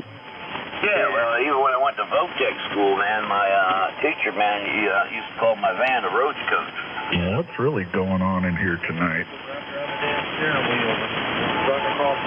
Memories. Uh-huh. And 9 RON. Hey, Ronster. Oh, buddy. Evening, gentlemen. Good evening. May I have your attention, please? Go ahead, Ron. You got it. Good luck. No, I'm not.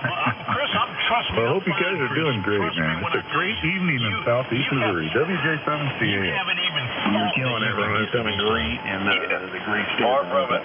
Hey, you're far from Thank you, Ted. You just can't even imagine. Hey, Ted, how you doing? Oh, there's my buddy in Northwest Alabama. He's killing it. Most important thing. How you doing, buddy? Doing good, man, doing good. Dude, I take it you had a good trip today. Oh, yeah. Yeah, normal. No tickets. No, nothing. We're good. There you go. What's going on in the world today, Ted? Not much. I know that the Charlie thing, the funeral and all that stuff is coming up on Sunday. I didn't know that, and I caught up with that today, and what a terrible tragedy, that type of stuff. Just keeping up with the normal politics and stuff that's going on. Other than that, boring. Over. Yeah. Yeah, just unfortunate. Just a great kid. I shouldn't say kid, he was a young man. He was 31. My kid's older than him. And just what a terrible thing. And I'm not going to reiterate about it, but that's just it's just a terrible thing. I just we could be in a better place about politics and all that stuff. And just terrible. Yeah, Ted. Ted, you're killing it. I was talking to his wife, Erica first. Now the new CEO of Turning Point. Yeah, no, I heard about that, Erica taking over, and God, what are you saying that I saw, what's his name, given the golden mic, and just a lot of stuff. I'm not going to get into all that. It was kind of emotional stuff out there, and it's just a terrible thing. I can't even believe I'm talking about it, but just terrible.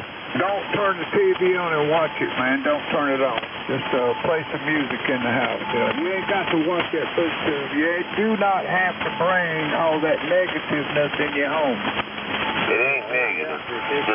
Just read your Bible instead. Well, I just thought, with Charlie, man, how Where the white women at? Terrible word, how smart he was. He understood the Bible and stuff like that, and didn't know a lot, and never watched a lot about Charlie, but looking at him just in several clips today, I thought, man, that dude had it going on. When it came down to Bible and Scripture and stuff like that, I thought, wow. It talked about Leviticus and a lot of other different stuff, and I thought, man, I had no idea he had that going on. Easy, Ted. You're going to melt Joe's brain cells. We were talking about old boat anchors, 9,000 radios, Ted. You ever had one over? Oh, yeah. Johnson Viking Valiant and with the Dow key.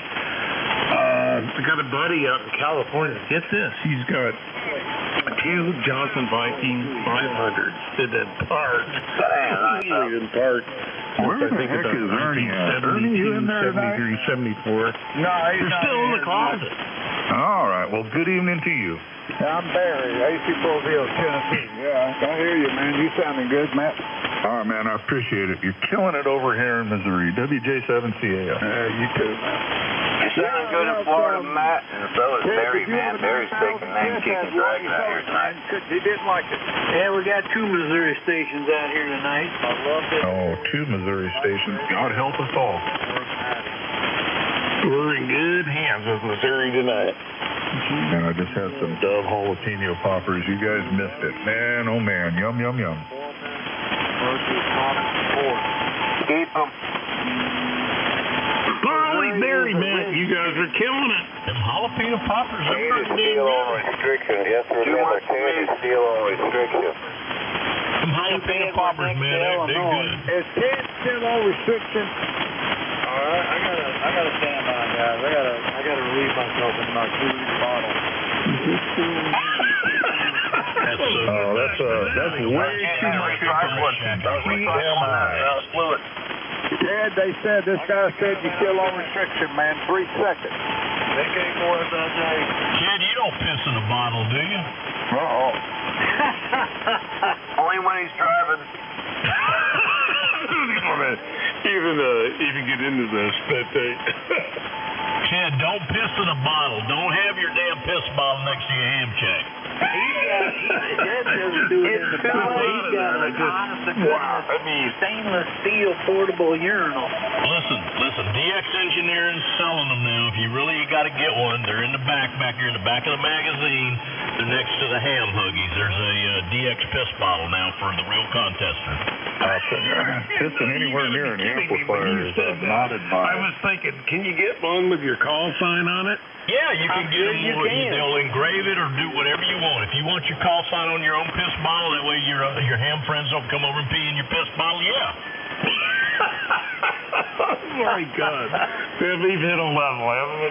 Or better yet, you want your own ham huggies with your call sign because you don't want another ham putting on your other huggies. Reusable. I understand that the ham huggies because, things happen with that electric cart running around. You can't get there. Well, the ham huggies are important, especially here on 7200, because if you don't want to miss anything, that way you can relieve yourself while you're in your ham huggies and you've never missed a beat out here on 7200. Half of the people on here already have the pins. And I think you're right. Just slam them ham huggies and keep that VX engineering bottle next to it, and you're going to be set for the night. That's right. Dick, do not stick your dick in my piss bottle. It'll fit at least. I don't know if it'll fit or not. I don't know. You don't call him needle dick for nothing. I'm still waiting for Dick to invite me up there because he was supposed to let me stay up there when he was going to go to the damn ham fest up there, and he wouldn't do it. I don't know. He backed out at the last minute. Hey, he lets everybody down. That's the way Dick is. You dick. There ain't nothing like when a dick gets let down. I mean, that's terrible. Live Dick. Come on, Dick. Why do you do it? Here's the thing, son. Here's the thing. I will say this, Dick. When you got in there, I was listening to you. I was out there in the garage working on the shit box. And when you got in there that day and you was talking about your mom making some kind of tacos, and you could have a flip-flop in it or whatever she makes. Sometimes you don't know what she's cooking and what she puts in her. I like to fell out on the floor when I heard that. Oh, Dick's the greatest out here. Put some of that mystery meat in there. I came home and my wife had a new Frenchie dog. Well, no, you're right. Your mom's cooking it, and she's up there in age. You never know what she's grabbing. I mean, you're absolutely right. Whether you're eating a flip-flop or not, you're just going to have to like it. Yeah, it's like Christmas vacation, that cat food in the tree. You better hope that she don't grab your used huggies. You'd be in trouble. Oh, that's terrible. Oh, by the way, WW4US. Alpha Charlie 4, Victor. Stand for it, damn it.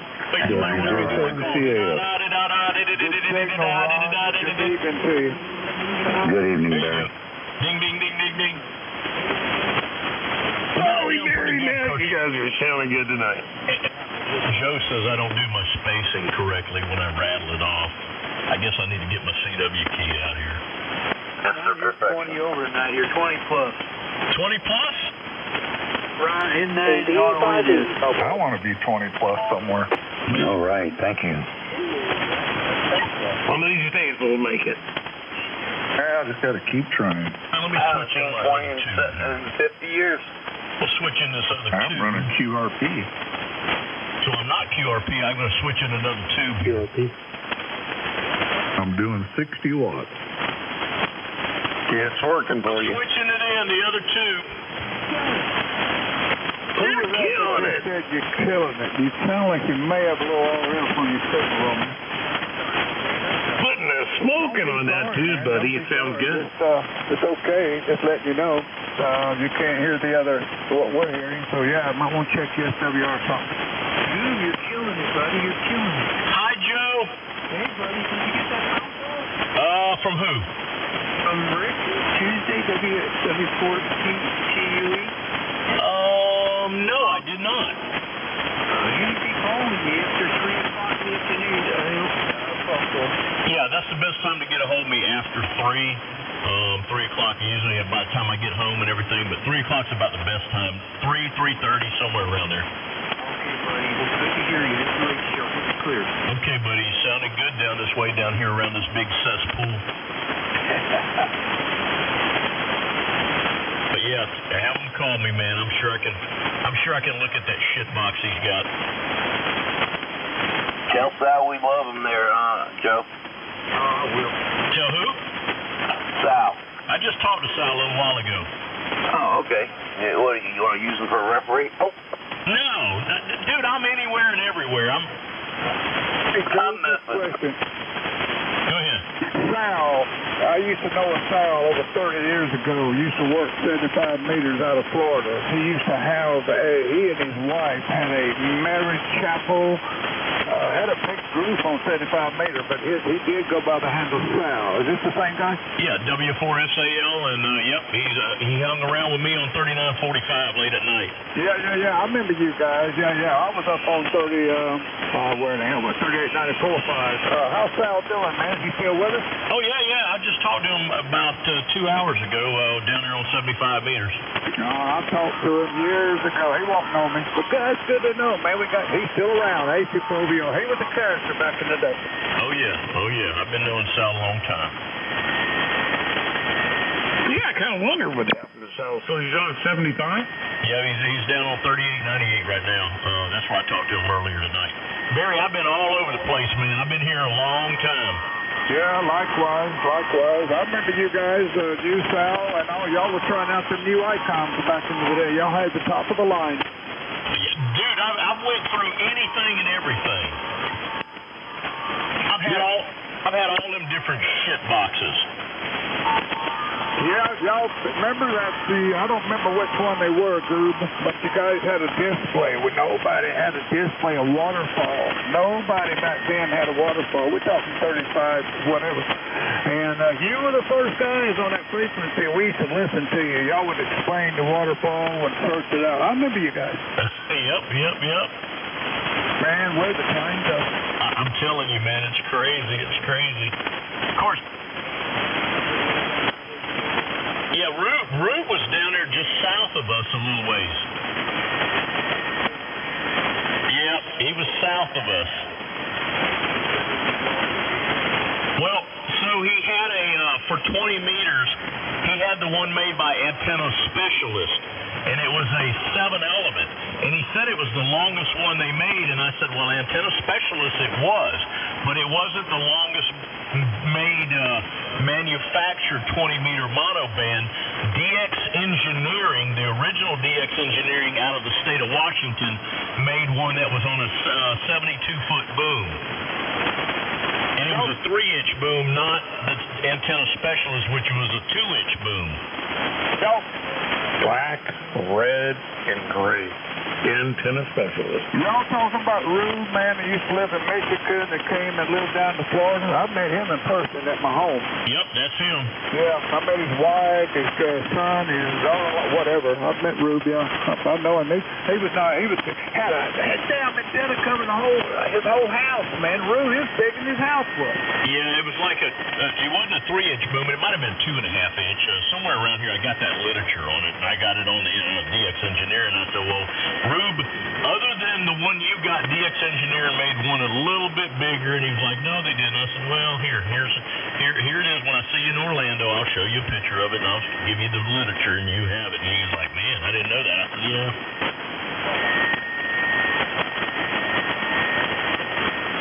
Yeah, that was KZ80. Yeah, up in Kalamazoo. Yep.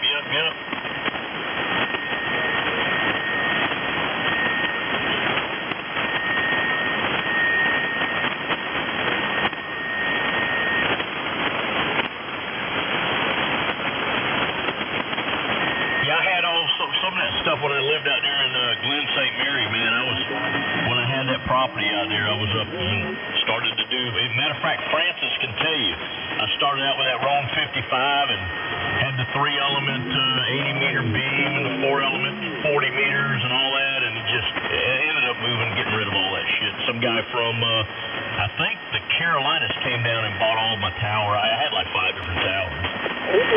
5B bubble.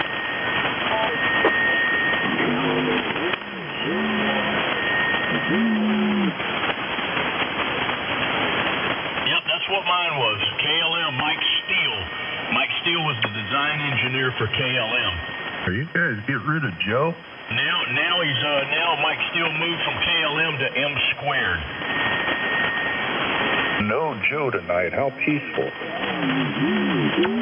the KLM 34A up 60 feet. That was one badass little antenna. Yep, 34A or 34XA. There was one that was a little bit, it was a 6-element version. I can't remember. I think it was the XA. Or the KT36, maybe that's what it was. Barry, I am starting to get a little bit forgetful. Oh, Joe and Mike love. Contact, go ahead. Contact, go. Go, contact. Contact are going to need more electricity. Your 80-meter unfed with half waves working near the cesspool of Jacksonville. The 100 watts is working, man. I was able to pull most of that out. You might be hitting a little hot on your audio, but you're making it, man.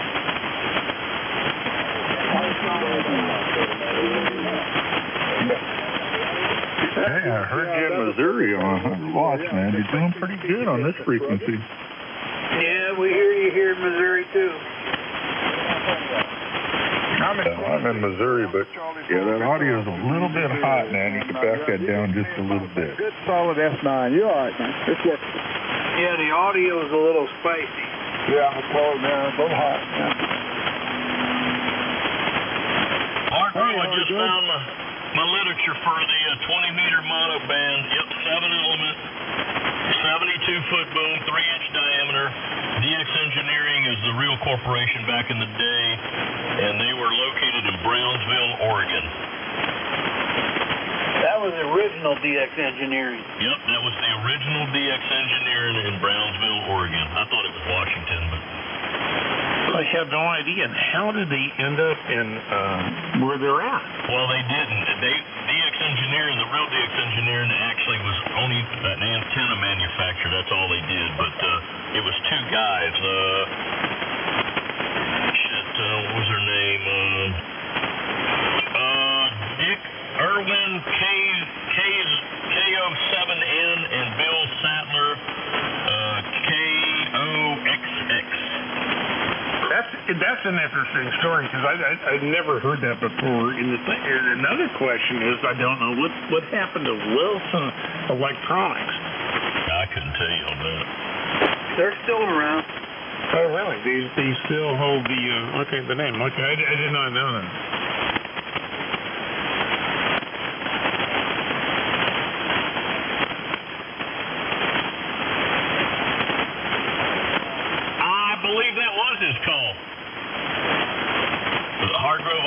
could not tell you. And good evening, Ted. You're killing it in Missouri. You're doing a great job, man. You're killing it here in northwestern Alabama, WB6, WCF ready. All right. And just saying hello, friend. My dear friend, you're doing a great job. Wilkie on 75 meters. Y'all knew that? Wilkie's on. Yeah, Wilkie, I think, died about a couple of years ago now, ain't he? Yeah. I met him, but man, sounds like a great gentleman. Yep, I knew he's been gone a while.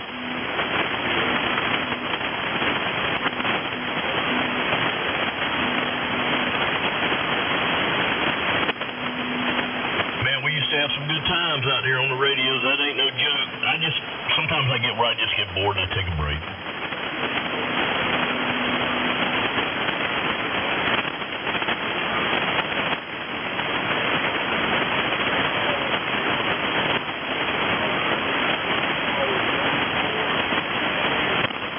I didn't turn them on for 3 years once. Yeah, that sounds familiar. You know, Hargrove, I used to be on 160 all the time, around 1850. Yeah, what's going on up there in 160? Give us a heads up. I have never worked it. Back on top of the hour. back in the 90s, me and I can't remember his call, something like I can't remember, something AA4MM, and Ray Connon that started the QRO company. We all used to be on 1850 at night too. I went on 75 meters, but around 1850. That's interesting, because I know there's a couple of guys out there I haven't monitored in the last month or so. I think there's 3-4 guys out at the... I ain't been out there in a long time. That still get out there, and I can't recall exactly that frequency. And I know it was on the lower 1800 sector. Put on, Ted. You walked on hard though. I'm sorry, Ted. Pick it up. Go ahead.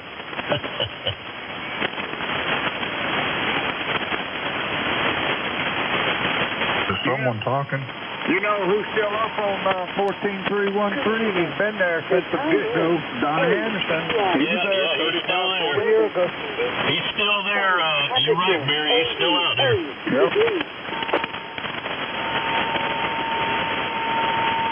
Yeah, old Carl. Ain't Carl a piece of work? Boy, that Carl was... Is Carl still around? Yeah. Man. Yeah.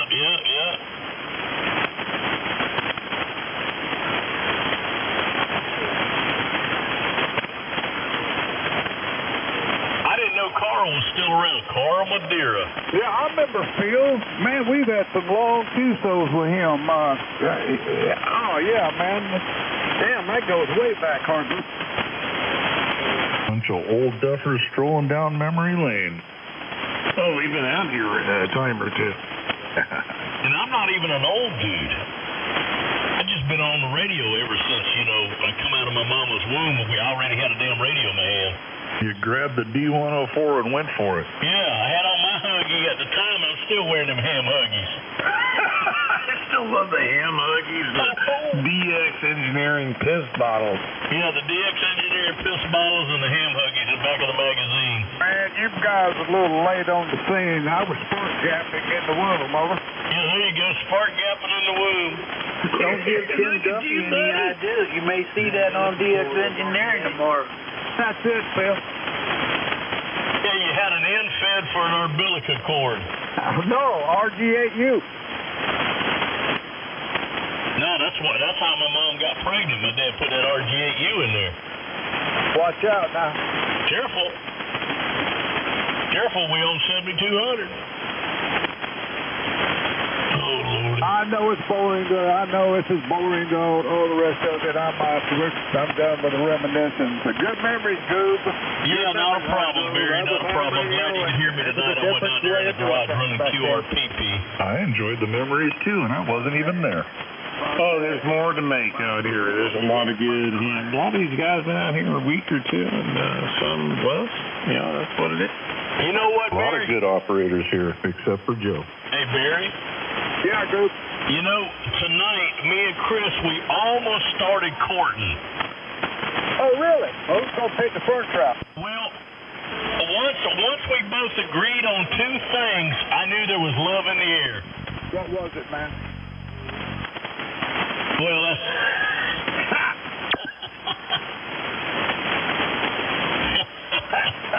Yeah. Oh.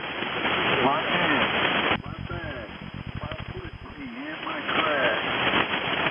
Oh, boy. Someone's tuning up. I got a little bit on this one.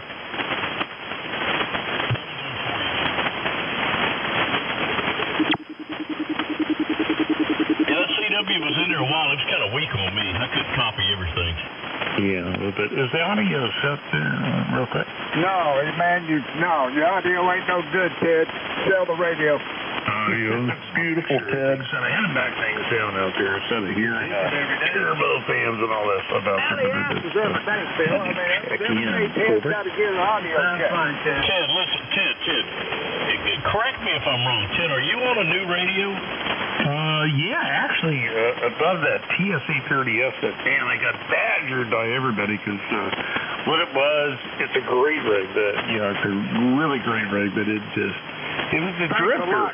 Okay, Ted, okay, so let me dumb it down a little bit. Let me ask you this. So you're on a new radio, is that correct? I'm sorry? You're on a new radio. Fairly now. Yeah, I mean, like, 5 years old, 2 years old, a year old? Less than a year old. Okay, well, just plug it in and talk on it. Don't worry about it. If you sound good today, you'll sound good tomorrow. Just plug it in and talk on it. When the shit don't work, then worry about it. That's the crazy thing that you're talking about. You're right, man. You just dumb it down, and you don't have to overthink it.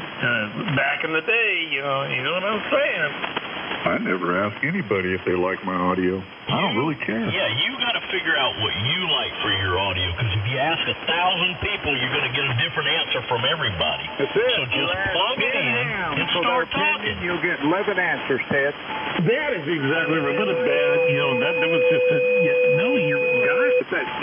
you're exactly right, because if any one of you ask you, how do I sound, you're going to get 1,000 different answers. And you know what? You put on a set of headphones, listen to it, and if you're not happy with it, hey, I get it. That's right. You sound better than any microphone that I heard in a drive-through McDonald's. That's right, man. I run the monitor. I got the best sounding voice on radio, so I don't worry about it. That's it. Everybody has a personal thing. You got this great sounding audio, voice, all that. But at least I don't sound like a jack-in-the-box head ordering takeout. You're talking about Joe now, Mr. Narrow Traffic Controller. I tell you, at least I got that up on me there. But no, you guys sound great. You're killing it. I don't speak Japanese. You're restricted, Ted. You have to keep it short, man. 3 seconds. I don't know. It's 7 and a half. Yeah, really. I will. I got to get a drink. The juice helps a little bit. It's going to be hard for Ted to keep it that short. Except for the juice. He's like Chris. He gets long-winded. I got to remember, we're not on 75 or 160. I need to fire the album.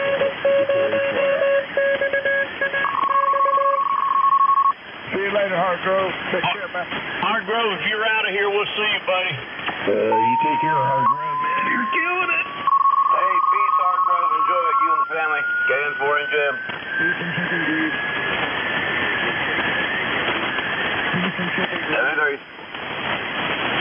Sounding good, Jay. We'll do it again tomorrow, Hargrove. Full-time ham until Tuesday. Get in there and hide the sausage, Hargrove. Hang on to your ham huggies. Remember, I'm going to bring an 800-pound girl of mine up there. Tell her to hold on tight and go deep. And handle that DX engineering piss bottle carefully. Yeah, it's in the back of the magazine, Ted. If they don't have it back there, just call them up and ask them what page the ham huggies are on in the piss bottles.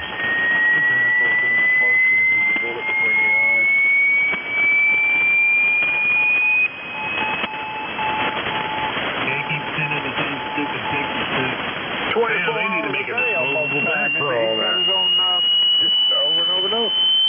filters will take it out if you know how to use them.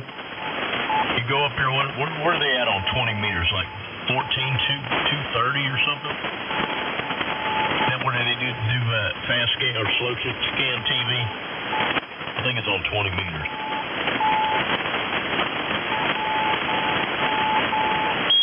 I got a quick question. Ain't nothing quick about you guys. Oh, no. What do you think when it comes down to radar detectors? Is the Uniden over the Escort and something like $700? I mean, have you had any experiences working a good radar detector using technology to detect KA and K-band? Why would you Keep it under 10 over and you don't need one. Why would you want to pay $700? Just drive the speed limit. Oh, no, I agree. It was just a question. Listen. You can drive 10 over and they won't bother you. Listen, first thing that's going to happen is they see that radar, you're probably definitely going to get there. Here's the ticket.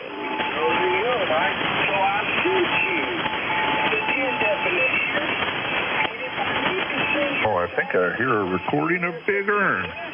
Something going on. Oh, here they go. They might play mine and Ernie's recording if you give them long enough. Well, y'all famous, Matt. You truly are. I've heard it. Oh yeah, they're full of so much hate they just can't stand it that me and Ernie are friends now. They never play the recording where we buried the hatchet, just the fight recording. You don't realize how famous you guys are. You may not realize that, man, but this particular frequency is off the chart as far as famous. We're infamous. Oh, yeah. I mean, the 70s, I love it. I listen up there periodically. They're complaining about it and this and that. And, but, after a couple of, QTHs and checking where they're at, boom, they're right here. That's right. They can't stay away. They love us. The haters are fans. Well, no, it's like Howard Stern back in the day. Yeah, oh, damn, man. The more you say, the more they hate, the more they listen. That's right. And the most common reason, they want to see what we're going to say next. That is absolutely true. You did catch that in the movie. That is true. That is absolutely correct. Haters are going to hate, but we love them. Well, we love all you guys out here. And I wish we could be you on 75 and have my cup of coffee and have my cup of coffee and have my cup of coffee. And 9 and 10 after. Hey, she pulled it here like that. WB6. Thank you for the call. WJ7CA. Rod, what you been up to today, bro? Y'all have a good evening. I've been starting around with this Tempo 1 transceiver I got over here. The first radio I ever had. Good evening. Have a good one there. Maybe we'll catch up later on tomorrow there. Face there, and I'm trying to get it to work. Scan for it and eat those sugar cookies. 1, 2, 1, 2. You got it going yet? It's transmitting on every band except for 40, so I got to get the schematic printed out. Man, it is going long, though. It's weird. Okay, so good for you, man. Go Tempo. I remember that radio. Yeah, you get a good deal? Oh, you sounding good, buddy. I got a hell of a deal. I won't tell you the story here, but I did really well. Good for you, yeah. I was starting off on an Oklahoma 350. That was my first radio, and the Tempo was around at the time. The Drake Twins, and oh man, all the 10 techs were going on. Boy, that was some hell of some radios back in the day. And the college. You remember the college gear? Oh yeah. I always dreamed to have some college gear. Never did get none. I didn't either, but I saw this, man, this thing looks like new. The blackface one, and I just had to have it. That gives you something to play around with, man. That's going to be one. You remember the audio on them on Tempo, too? They sounded good. What mic you got? I got it's wired to a chicken choker, a D104 Chroma. Hey, how to work it. Hey, that's what Hassel used back in the day. A lot of guys used the old chicken chokers back then. That's how we had. Yep, this one's got the preamplifier in it and everything, so once I get around 40, it should be good. Everything else is fine. I can't wait to hear it. Yeah, you're going to hear it.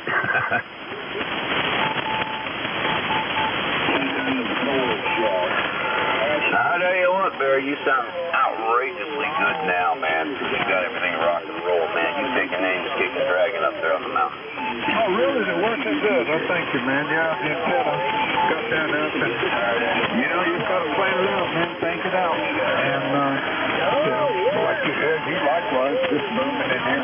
Appreciate your kind words there, Paul. Yeah, I wish we had. Yeah, I mean, the frequency here, the majority of good people, man. Matt, you guys, man, everybody. It just takes one or two, and then you got some recording idiot. Yeah, he's pissed off with some communist bastard. Anyway, excuse my French. We'll catch up. I'm gonna step out too, man, because I ain't gonna listen to this stuff. Maybe later on I'll jump back in when it's done. Calm down, everybody passed out or did something. KN4 Engine. Later on, Ted, Matt, Barry, everybody else there. More later. KN4 Engine. Peace. More later, brother. All right. Have a great evening. You take care there, Paulie, man. You always do a good job out of Greece, Florida. And Barry doing a great job. And all you guys out there, man, everybody, WB6, WC, Northwestern Alabama. A little more power. Oh, Jay, you taking names, kicking, dragging outrageous. Jay, take care, brother. Yeah, I can tell the difference. What'd you turn on that Alpha? Oh, yeah. Got that Alpha going. Well, let me look at, hold on. Let me put my finger on it. Where'd it go? I saw my Alpha. I can't remember now. I did tell mine. Anyway.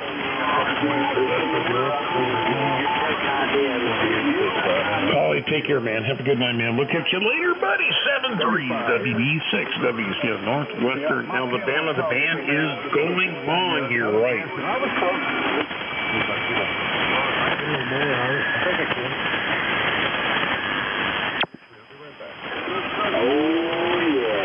Hey, you had an Alpha? Oh, yeah, I did. I got rid of the Alpha because of the tube situation. So what I did, Barry, is that I bought an SB220. So here's the story behind it. Are you ready for this? Yeah, go ahead. So I bought this SB220 from a gentleman out of Ohio. Nice guy. Totally cool. Loved it. And I remember, I don't remember how I got a hold of him, whatever. Long story short, had a pristine SB220. Amplifier, tubes, everything. Had all the mods, all the goodies done to it. And I thought, man, this is exciting. So I gave him what he asked for. And I said, okay, ship it to me. And anyway, long story short, he decided instead of UPS, he's going to ship it his way. Long story short, Barry, when I got the amplifier, one of the iMacs, original iMacs, this really just broke my heart. He had like a pair of original iMac tubes for this amp. One was shattered. The back of the casing was bent, and just a complete disaster. It was a UPS disaster. I should have took pictures. It was a complete. The amplifier was destroyed. Long and short of it, you know, Barry, I ended up reaching out to some various amateur radio operators around the country and actually in Canada. There's a gentleman in Canada had a complete lower chassis that I bought from him. Anyway, a very good friend of mine, Ed, out of the southern Florida, rebuilt the amplifier. I dropped in some brand new RF tubes in it, and I've never looked back since. And he really rebuilt that amp. But yeah, lesson of the day: if you're going to buy an amplifier, go pick it up. Don't have it shipped.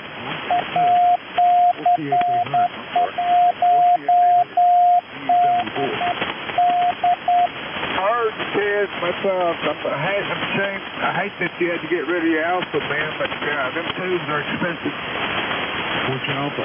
Yeah, no, and I had a really killer Alpha, I love it, but, running 3-500Zs, especially the Keathon, the rule of thumb is anything over 500 watts, what are you going to get, a dB? And I know the Alpha smokes. I mean, I had a really killer smoking Alpha, and I don't need that. You know, if you look at the buried, the key thing that I really need is what's outside. If you get that antenna going on, you don't need an alpha. You don't need anything. 100 watts will get it. You know what I mean? That's all in the antenna. Absolutely, sir. Which alpha did you have to tell? That's it.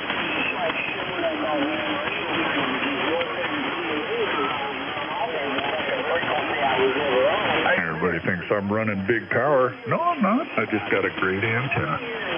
Well, you know, it takes me back when I lived in Tennessee. I had over 10 acres of land. You know, I ran 1,600 plus feet of wire. I'll never forget that. Remember those old Kenwoods, the old 599s? That's what I was running at the time. I didn't have an amplifier back in Tennessee here some years ago. And I'll never forget, with all the wiring that I had out there, I had this cat up in Montana, and he was running 30 over, man. I'll never forget that, man. He was blowing out my front end as far as my receiver. And he told me he's at full legal limit. And he said, I mean, the dude was cranking. I wish I recorded this. And he was at full legal limit. He was a beautiful signal out of Montana, working himself down in the great state of Tennessee.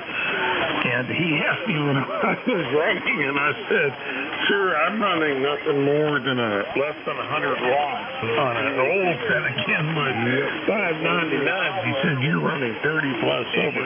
So what does that tell you about antenna outside? Over? Alive on the fire, whatever. Antenna and Mother Nature.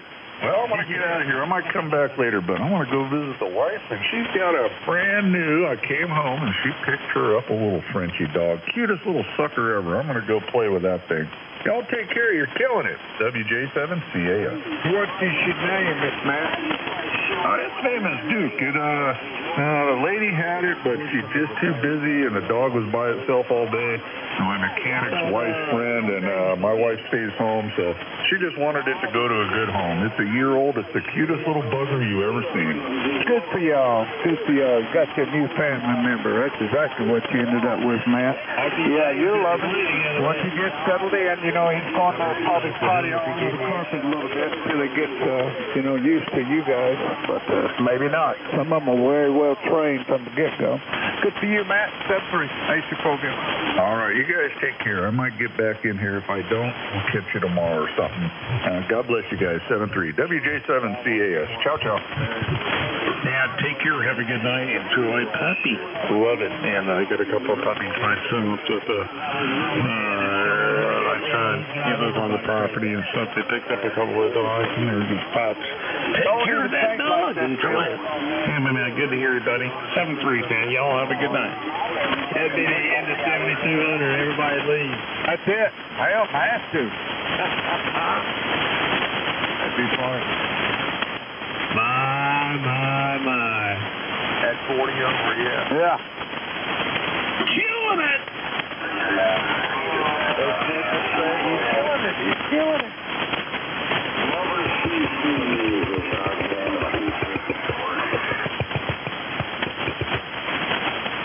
We got some of the best broadcasting stations out here on 77.200. Do you realize that? KQ4ZNB. Alpha Charlie 4. That's us. November 9 radio Oscar November. I mean, listen, you guys got killer signals, great audio, man. A lot of people can learn from you. Somebody's beating their microphone on their head. Well, we got a pile up.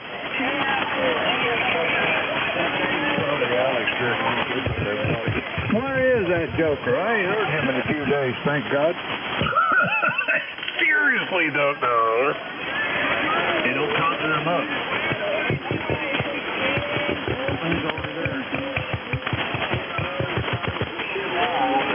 I'm telling you, you guys are definitely iconic out there, and hopefully I sound as good as you guys out there killing it in the great state of Alabama. Sounding good. We got great college football. I know you guys probably don't care about it, but it's a big deal. SEC South, and we'll figure that out all tomorrow. Cold beer and cold cups or whatever we got to make. You all right? Oh, yeah. I don't hear the output on that thing at all. Everything I do, I put it relay over there. I got an external relay I use for PF. Can I hear that thing? Hey, Jay, have you heard of the ART 1600 transistors? Have you heard of those? They got kind of a pink hook, you know, when you see up. Yeah, I heard that. Hey, Barry was talking to you. Y'all doubled. I'm sorry. Yeah, Jay, have you heard of the ART 1600 transistors? Say that again? Have you heard of the Alpha Romeo Tango 1600 transistors? They replaced the same company replaced the 188 with the ART 16. That's good to know. I haven't kept up on that stuff at all. Yeah, that's what's in this app I'm talking to you. I asked the guy, and I thought it was a pair of 188s. He said, no, they discontinued those, and now they have the ART 16, and that's what's in this one. They're supposed to be more rugged.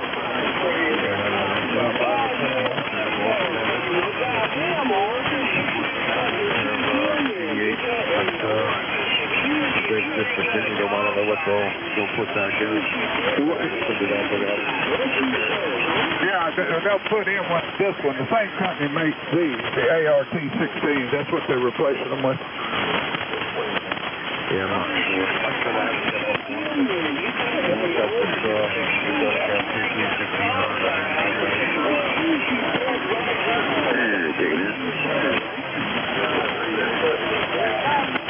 God, is that people talking back there? Damn, there's 100 up. Oh, yeah. If you can hear Barry when I'm listening to it, it blows your complete mind.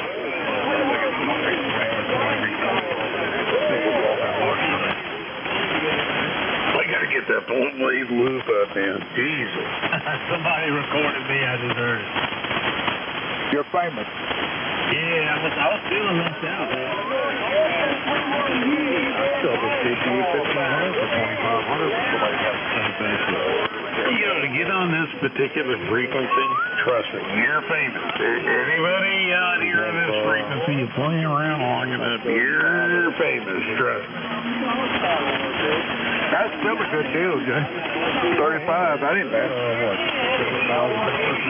That's what I'm saying. 35, that ain't nothing compared to what it would cost you, to buy it. Yeah. Basically, you'll be brand new once you replace the transistors in it. That's what happened to it. That would be moss. They got replaced both of them.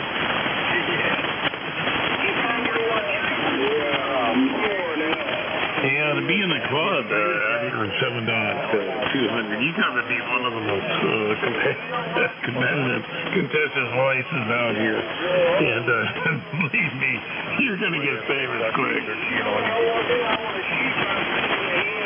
Somebody asked you what time is the net. What net that? I don't know. I don't know anything about a net. What time check in? Yeah, you're the first one. You're the first check-in. You're the number one. I need it. Can I check in? The sausage net.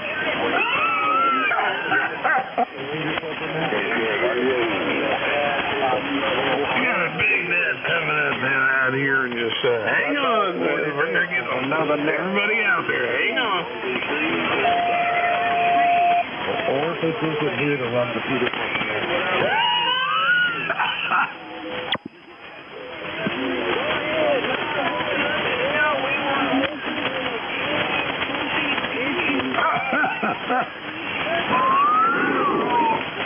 I can't tell you enough to tell them sleep until I'm in the chair.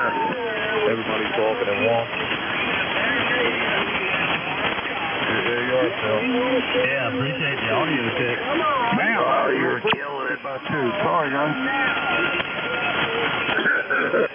KI5 TDK. They did a good job with the 5. Is that Hargrove? Yeah, I think that's how it goes. Is he back? You're back. Didn't take you long to hide that phone. KI5 TDK. WB6 WCO in Northwestern Alabama.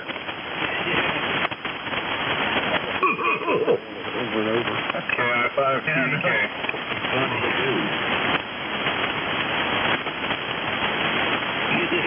This one was like live radio, man. I love it. KI5 TDK.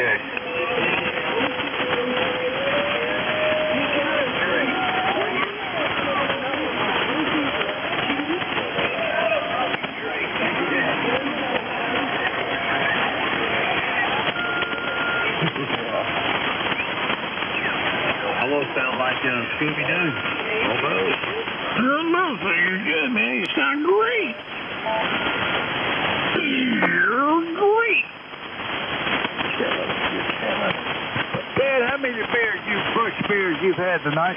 My sobriety, I'm good. I'm safe. I can drive. You can drive? Yeah, Bernie. How you doing, buddy? What's going on? Did he say he hadn't had fun? I think is what he said. He had none. No, I'll have a couple of beers, but, I got to be careful with that. You know how that gets away from you, Well, that's what I admire about you. You always are in control. I try to. How you doing, Bernie? What's going on, buddy? Who's Barney? That's what he said. He had none. Yeah. There you go. Who's Barney, kid? Who you talking to? I'm just checking with you. Anyway, Barry, listen, Bernie, everything's good. Focused. I'm driving okay. Oh, listen, I'm good, man. Barry, what's going on, buddy? No, all fine, man. I wasn't saying you was drunk or anything, by no means. You sound good to me. I just know you mentioned last night you like Bush beer, huh? Yeah, I try to stay away from stuff like that, but anyway, Bernie, man, what do you think that's going on? What's happening? We got a lot. We got the thing going on Sunday. What's your thoughts on things? Wife's gonna cook beef stew, homemade, cornbread Sunday. As far as politics and the rest of the crop, they can have it. I won't even turn it on. Yeah, I was thinking the same thing, Barry. It's just I don't think I could watch that. And I'm thinking about maybe something. I like the idea that you're cooking cornbread and stuff like beef stew and stuff like that. I don't know. Tina and I have not talked about that, and I'm with you, man. I'm really with you on that. Yeah, I can always, I don't stay ignorant to what's going on around me in the news, but I don't just dwell in it. It's too depressing, man. I know what's going on. Yeah, I totally understand, and I stomach the same thing. And do I need to dwell? And watch TV and this and that.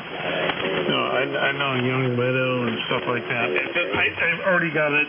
I just got it, and I totally agree, 100%.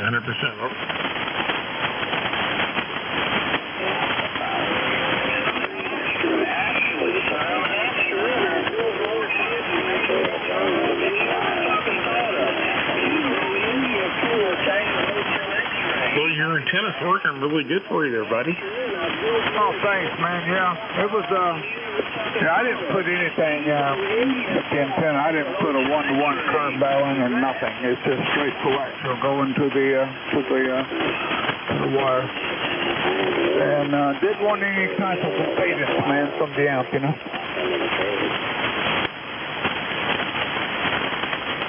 I think the gentleman was complimenting you there, Barry, but Barry, you're doing a really good job with that antenna. Yeah, it seems to be working for me. I like it. It's flat 1.0 right here, so it fell right into place, Ted. So those gentlemen, go and pick it up. Yeah, you too, Phil. Big signal tonight. You and Jay. Jay'd like to peg me out, Phil. run that darn alpha. It's impossible. Impossible. Impossible. Or is it? It's very high. It's kind of only about 32 or so feet off the ground at the apex. The end's about 8 foot off the ground. Yeah, that's pretty much what I've got. Same thing. I use a existing flagpole I had, and I went up right under Old Glory with the apex. It's about 30. And I have chain links of just perfect distance across there. I can use Valt copper is. And I have the parachute cord, and I tied a 5-pound weight. I got it Walmart, a little flat weight for the center hole. You know, that's useful. From a phone booth in the rain, call to I've had a shake of dreams, I'm coming home. But tears filled my eyes when I found out she was gone. Smoky Mountain rain,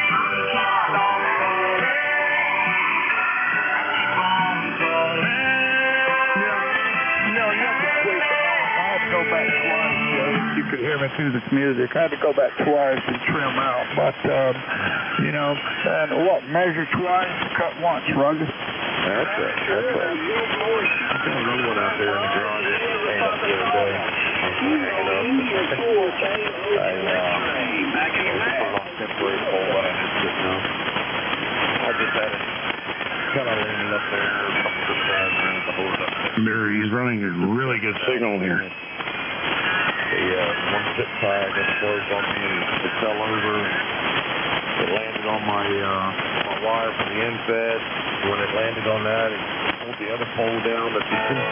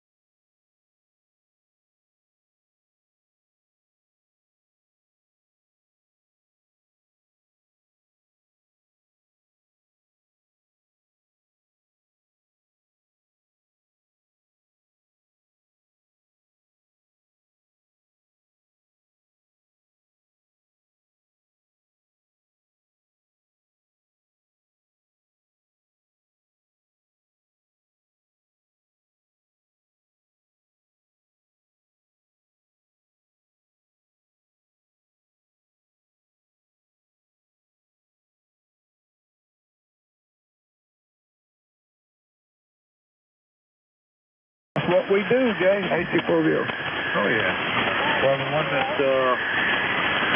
I just made up for here for 40, just a dipole, just a regular dipole. It was made out of coax. It was a 80-meter double resistor. What happened to it?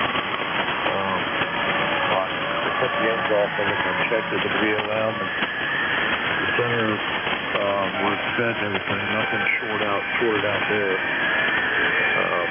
You know, it's still fed as a double resistor would have been fed. So, thought we'd put it in the original dipole. For performance. You ever found the short in it, over? No, I never did. I think something happened to where it was shorted out. Was shorted out for the, making it a coax. And I couldn't get down apart because of the glue that they use to seal everything up. It wasn't coming apart, so I just set it up. Set it off and shorted the whole thing. Yeah, know what you're saying. Yeah. Well, you know, I was going to go with different types of antennas on this one, and I said, you know what, go back to the basics, what I did when I first got the hobby years ago.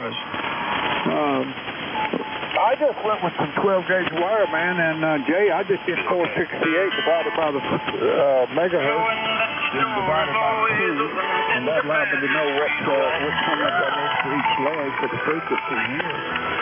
And man, it dropped to 1.0, and I said, lock it down right there, and I trimmed out. And like I said, set the size for about 32 feet, no more than that. Slope it down to the top of the 7-foot channel.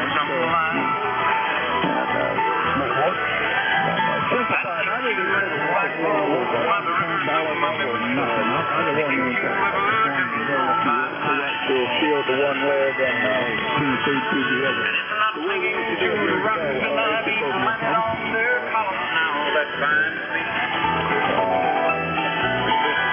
Or something that somebody said because they thought we've been together walking. It's just knowing that the world must be cursing or forgiving when I walk along the railroad track and find many old and old back roads by the rivers of my memory, and for hours just sit and move my mind. Well, you know, that it can be, and it's up for discussion as far as the idiot channel there. What is your thought process behind it, over? When we go camping, a little bit of tree. Okay, that is constructive criticism, and I respect that. Yeah, I heard that thing you said, Jerry. You know, you got wire, you got coaxial, you know, it's good commodity. Well, we got a lot of different folks. Got to have it anyway. That out there, but they're opinionated. I mean, if you're going to hang around here, through here in that wire, you're going to get lost. So, that is my perspective. Stranded, but this is solid. I'm worried about the winter when it gets ice on it and the pole. Solid has a tendency to break on. Get on out here. We got a conversation out there going out here, but I love your inquisitive perspective. But this is 7.200 and you do have WB6 WCO Northwestern Alabama. Have a great day and a blessed day, my dear friend. 14-gauge stranded, and a 500-foot full of 14-gauge solid out there. You know how much that's worth? You got a lot of money in supplies, man. That crap is unbelievably expensive down here. Stuff like that. I got taking scrap. The frequencies in use. Calm down. Pump the brakes. But I put some scrap going. A couple years later, buddy mom was talking about putting them down, kind of at that, I was like, well, shit, that's why I got rid of it. And, pump the brakes. Pump the brakes. come on out this laying on the shoulder of the road, on the shoulder of the road, they're on the ramp. I know you must have the awesome voice that I did. I got the voice. Pump the brakes. Calm down. Pump the brakes.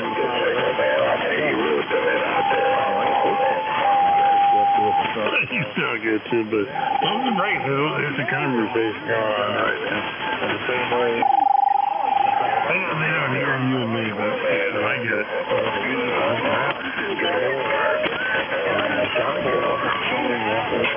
Yeah, and the sound like this is wrong. Went off the side of the road down in the weeds.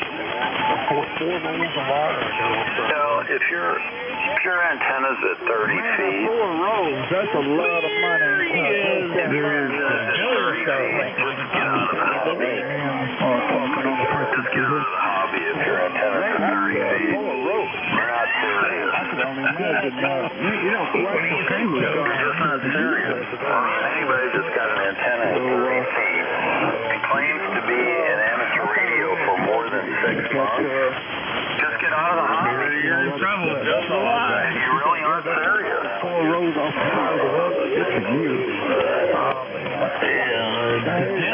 That's going to come in handy. Camping, doing things what you want to do, or if you get an antenna break, that's the house. You got what you need to make some repairs. Yeah, if your antenna's at 30 feet, you're not serious about the hobby, just get out of it. Go back to CB radio or do something on a computer. Just do something else. 30 feet just means you're just not serious. 30 feet and running an amplifier, I mean, what were you thinking?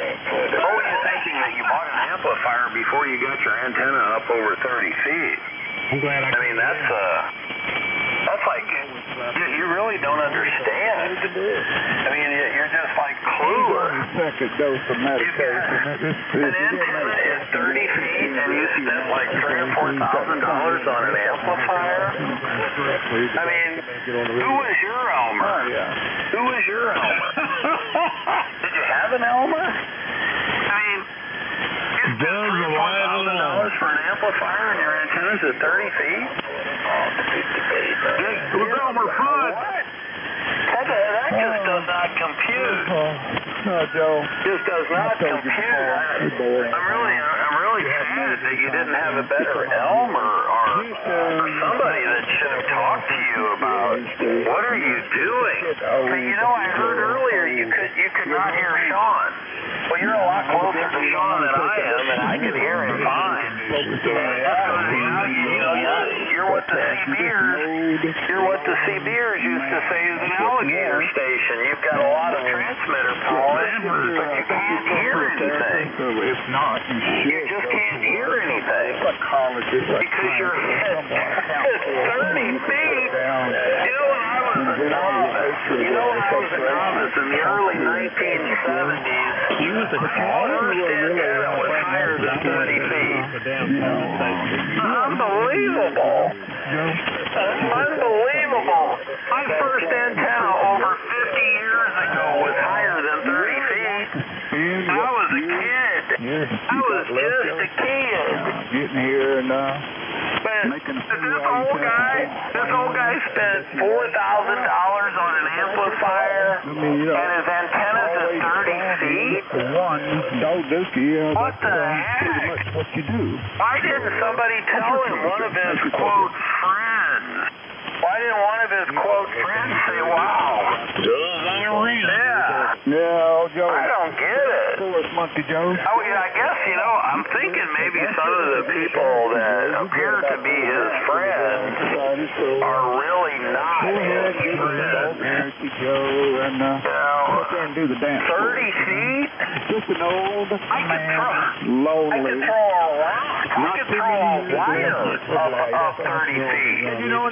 And you look back on your own life, and you probably have regret. I don't understand how somebody let him spend that much money on a transceiver. His transceiver is $4,000. He's got $8,000 to $9,000 in this hobby, and he's got a 30-foot antenna. Bump it at 60 feet. Anyone what you're doing if you want to go to full wavelength. He's got $8,000 to $9,000 in this hobby, and he's got a 30-foot It's just amazing. With the ground burning and I've got nothing in this hobby. I've got old equipment. I spent my money in the 70s and never really spent any more. Spent money in the 70s, because I put some effort into it. And on a daily basis. I just don't understand that. Someone did not understand the very basics. Don't be trying to blame all of us for your own personal mistakes. $9,000 have essentially a big I'm going to teach him down the road. Essentially, he's laying on the ground. Next few months or so, with the ground burning antenna. There's not that much difference. You could put that antenna at the it's the ground burning as far as that goes, but they'll learn a thing or two. It'll kind of help me. Somebody limited like a to work it, and how did you learn it? yeah, kind of kick up the ass a little bit. Somewhere along the line had to tell you that Yeah, like a you put some effort in the antenna.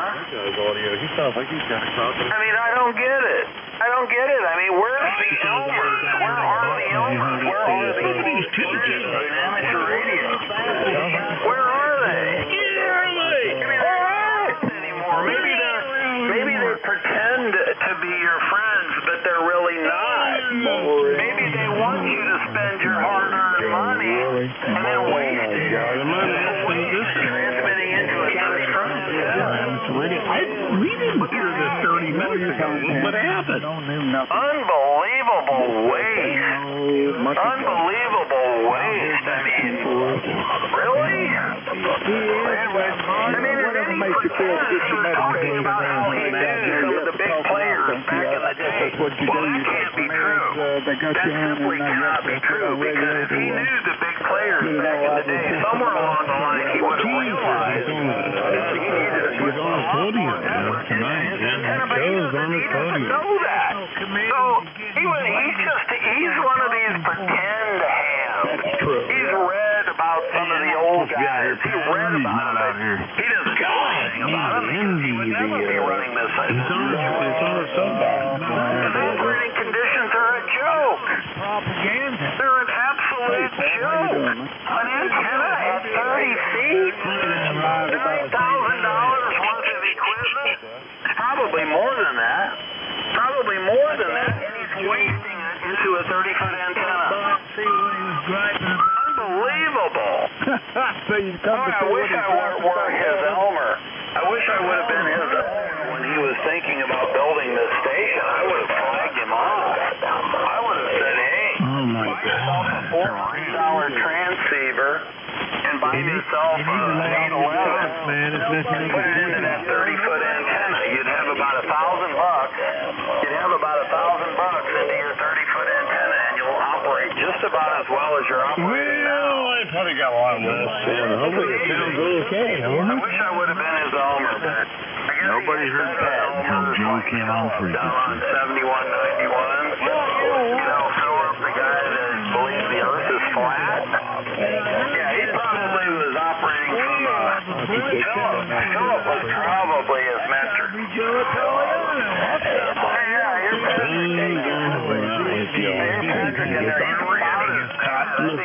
You're not going to get them off it. He's just on it. And,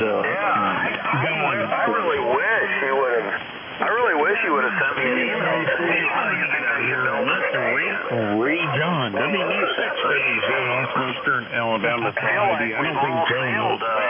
You can't be out here, Pat. Ernie's not with you. We failed him. We did not give him the proper advice. We just failed. We failed to mentor. We failed to consult. We just failed. And then look at him paying the price. That's good. What's going on in Palestine. Nobody else in everywhere, but you have to go to work and deal with what's happening each and every day. Right, Joe? Wait a minute, you need to be on that. That's a shame. Not the sound. You talk about kicking yourself in the ass. That's really pathetic. When you gonna buy a new radio? That 7300 gets a little ragged. Oh, Joe, the music's on the way. What's happened, buddy? We lost you. I got rid of that 7300. It was not because you can't afford anything else. You were waiting for, for that family dollar store to run a sale, so you could buy it. You know how it is, too bad on that. Is Joe running the 7300? It's got some real problems. Is that a junky radio, Joe? I mean, is it working? We failed. We failed. We failed as like the ARRL, as the mentor, as the hobbyist. Oh man, look at Barry. You're on top of the ARRL guy there. I love it. We failed him. We failed and we didn't properly consult. We didn't give Joe has to wait till the blue light special at the screwed over. I mean, Horace was in here earlier. He blew up the radio that he just bought. Horace blew up the radio that he just bought. Horace doesn't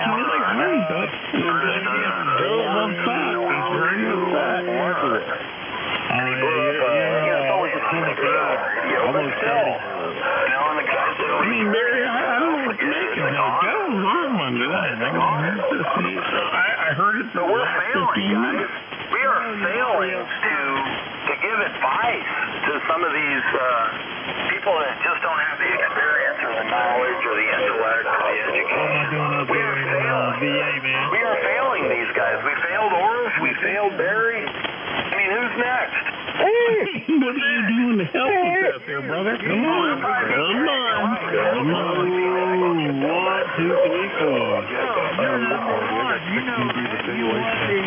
The poll. We're failing. We are failing. Patrick, we are failing in our duty as experienced cameras. Well, not so much you, but I mean the collective. Did you get my QSL card yet, Joe? The collective. We have failed.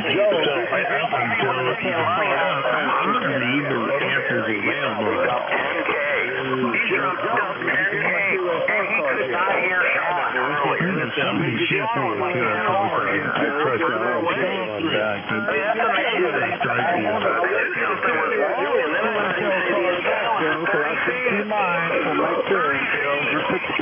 I wouldn't be spending no $4,000 amplifier until I got my Joe's on a rent. He's not going to let this go. He's like a pit bull. He's got the bite and the ring. Yeah, I don't know. I sent Joe a QSL card. I don't know if he'll send me one back or not. He ought to if he's a Elmer type radio operator.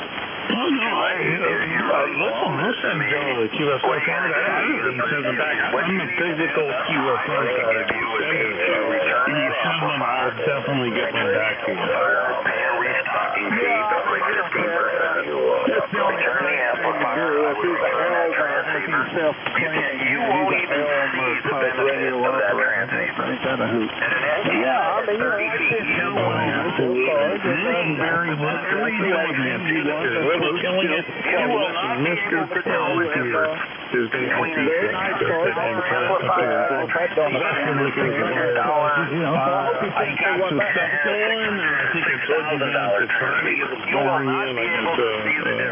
A friend of mine coming in to help you tomorrow morning. If we can get a lot of this done next month. He's gullible. He's gullible. I'm going to get that loop up. We'll keep the airways. I'm not going to announce it. I'm just going to do it. And see how it works. You have to look at these things very effective. And especially and it is a sky burner antenna system, but it'll sound a lot better than what I'm talking about. Ways of doing it. I mean, yes, they can be expensive, but you have to evaluate what you get for $1 spent. It's a bang for the buck.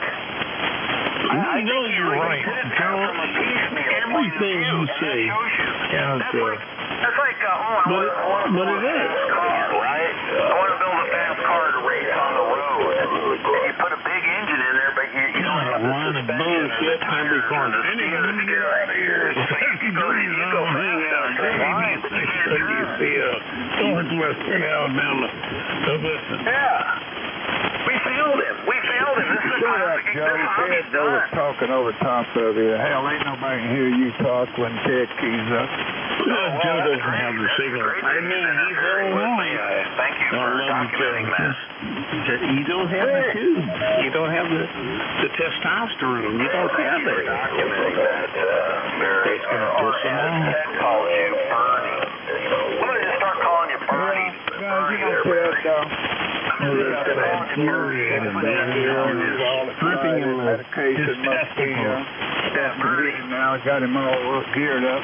We let Bernie he's going to get cleansed on the house a couple times tonight before he goes to bed, Ted. You're going to cut had his testicles off the side of his face, and he's gonna go berserk. I'm just trying to tell you, this is a failure. That's the first time you gave me that's You're a liar. 50 years ago. I knew this. You're never going to do that. I knew this over 50 years ago, and there you go. the way that we communicated people.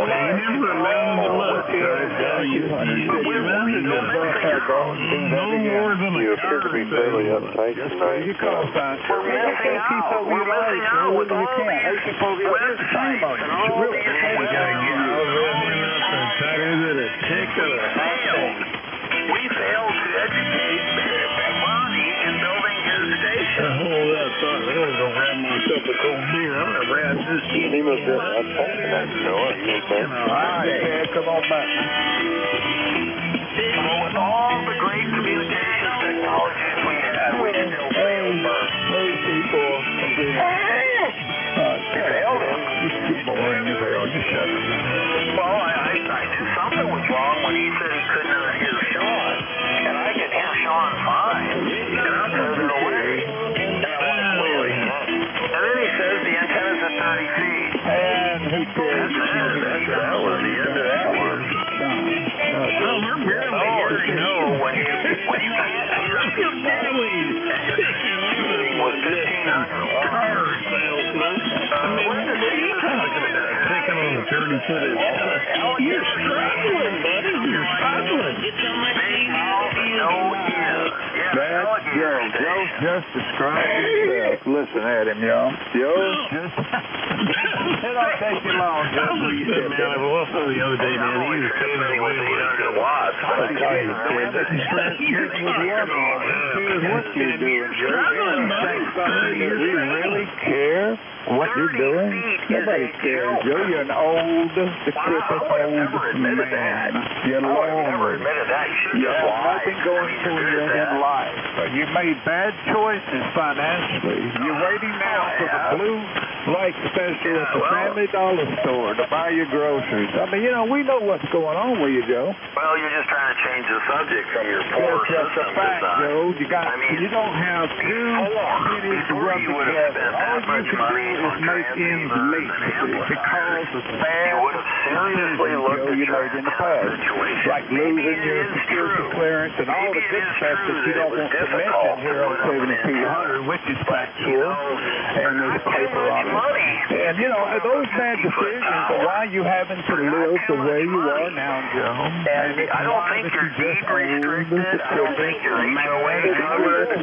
When you really should be looking in the mirror and be at yourself for your bad choices, financial choices that you made. We can't help you. We're on 25 with a dipole. I don't know. You know, you're in here crying the blues because of what you did to yourself. Radio and a much cheaper amplifier. Joe, whatever. That's just a really poor system design. Again, just keep checking the paper. The someone that didn't get any plate special there at the Family Dollar Store. You can get it there. Probably get you some good deals. Try to help you out.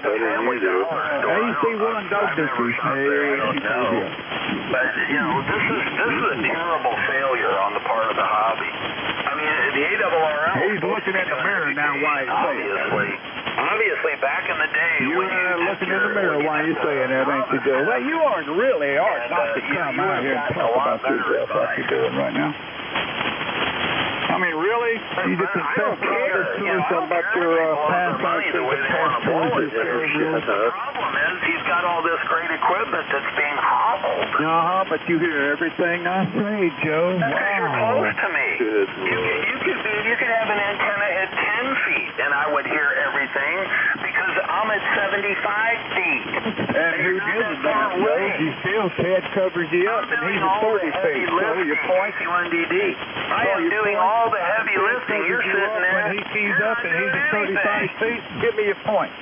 My point is I'm doing the heavy lifting. I've got an antenna at 75 feet. Who gives a damn how high your antenna is? Hell, we wish your antenna would fall. That's why you can't hear anybody. But Ted is only 35 and covers you when he keys up. So what does that tell you, Joe? Your 75 feet ain't getting it done. You You are constantly talking over others because you can't hear them. Well, then, hey, if I can't hear them, but, you know, you hear me, and I'm only at 30 feet. Ted is at 35, and he walks all over top of you, so I don't know, Joe. Maybe you need an engineer, self-claimed engineer, because you have 7 years of college that you can't prove or will not prove. College, right? You know, you think college is from like little you talk a lot of talk, but you have nothing valid to prove. Your statement shows. This is what you get. You're so self-claimed big-time engineer. Maybe you need to go back to the drawing board with your 75-foot high antenna. Figure out why Ted at 30 feet, it's at 35 feet, he's talking over top of you, Joe. So I don't know, man. Just keep doing the best you can, Joe. You'll probably figure it out, or not. It's pretty much a competition transceiver. Okay, let's put a dummy load on that, John. Oh my God! We're gonna do a test. That's what we did. That's what we did. We put a dummy load on an 890, and now we expect it to perform like a competition transceiver. That's ridiculous. NVIS. Well, that's amazing. It's not amazing. It's amazing that you lack the education claiming you've been in this hobby. Now, Ted lies about how long he's been in the hobby. He was a technician almost his whole time. He never I love Joe. Joe's going after me. So Ted's a phony. Take you right back Very might have been in something, but he could not have possibly been in it where he understood what was happening. 30-foot antenna? Go buy a damn Rome 25, a 50 or a 60-foot stick, and put it up. There's no deed restrictions down there. There's no HOA. Hey! Oh, Joe, you love me that much. I'd love to put something. There's a I'm doing antennas. Is that the best Ted at 35 feet is talking all over top of Joe, and Joe's bragging about his 75-foot antenna. I mean, really? So really, see, you just don't understand what you're doing. Joe thinks he's got it going on. He always has. He claims I'm not trying to be that. He basically just read some description of the players back, 20, 30, 40, 50 years ago. Because he couldn't have been around. Practically speaking, Shut up, Joe. Tape's taking you out. Shut up, Joe. Tape is covering you up. To a 30-foot antenna.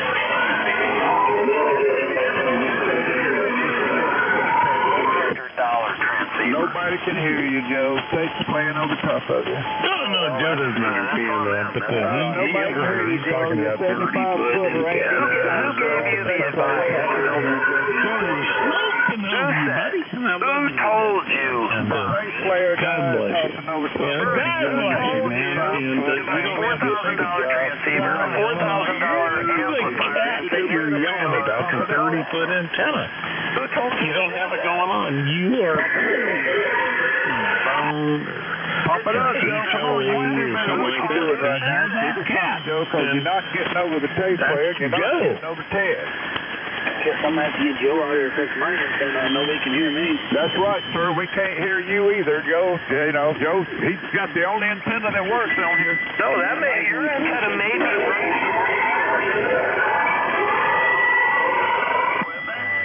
If you don't have $9,000 in the other equipment, you don't even know what I'm talking about. That's what Bernie has done.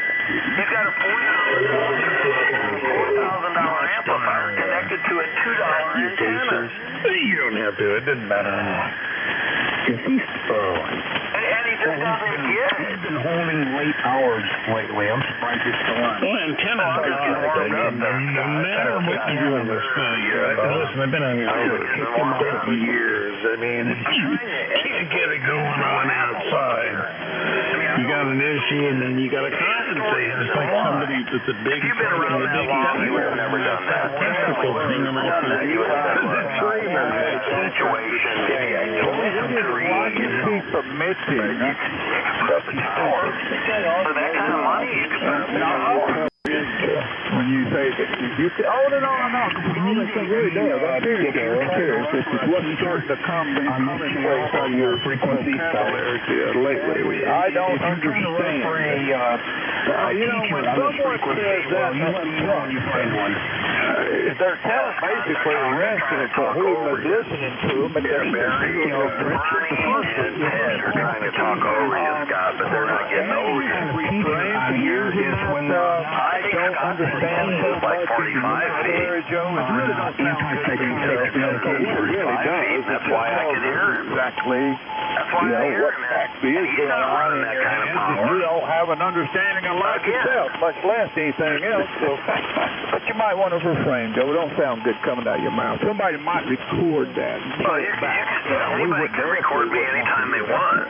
They've been doing it for 50 years. You don't say that. I'm just saying this is a total failure. Yes, this is a total failure. If you believe you were building the proper system, you would have never done what you did. Understand. It's basically stupid. Oh, really? We understand. Reminding us of your mental we understand you don't know. And so we take that as a given when you come on the frequency. Atrophobia, good? Yeah, the proof is in the pudding. That's right, Joe. That's right. I'm right in your ears.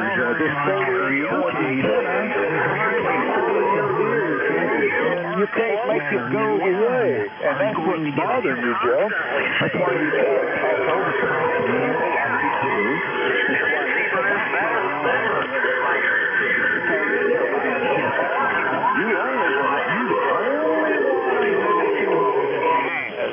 you know, the intent. People don't want to learn. Right. People don't want to know the truth what you have. Ted's talking over your man, and he's at 35 feet, so Joe, shut up. I want to be ignorant. That's what Bernie is saying. That's what he's saying. I don't know. And that continuously comes out of your mouth, Joe. I don't know why you keep saying that about yourself. That's a negative about yourself. That's a psychological issue. Probably because of things you said or done in the past. And this is something that's really sad. It really needs therapy and probably medication, Joe, will help you. Therapy, medication, atrophobia. And I'm sure, man, there's someone out there that can help you, Joe. You'll get it figured out. I guess you're willfully ignorant. Yeah, I agree with atrophobia. And so I'm glad that happened to you. He's against it. It's happening a lot of time in the future. In the future, psychotic, you say, I can't hear him when other people aren't hearing the other station. When other people are hearing, maybe it's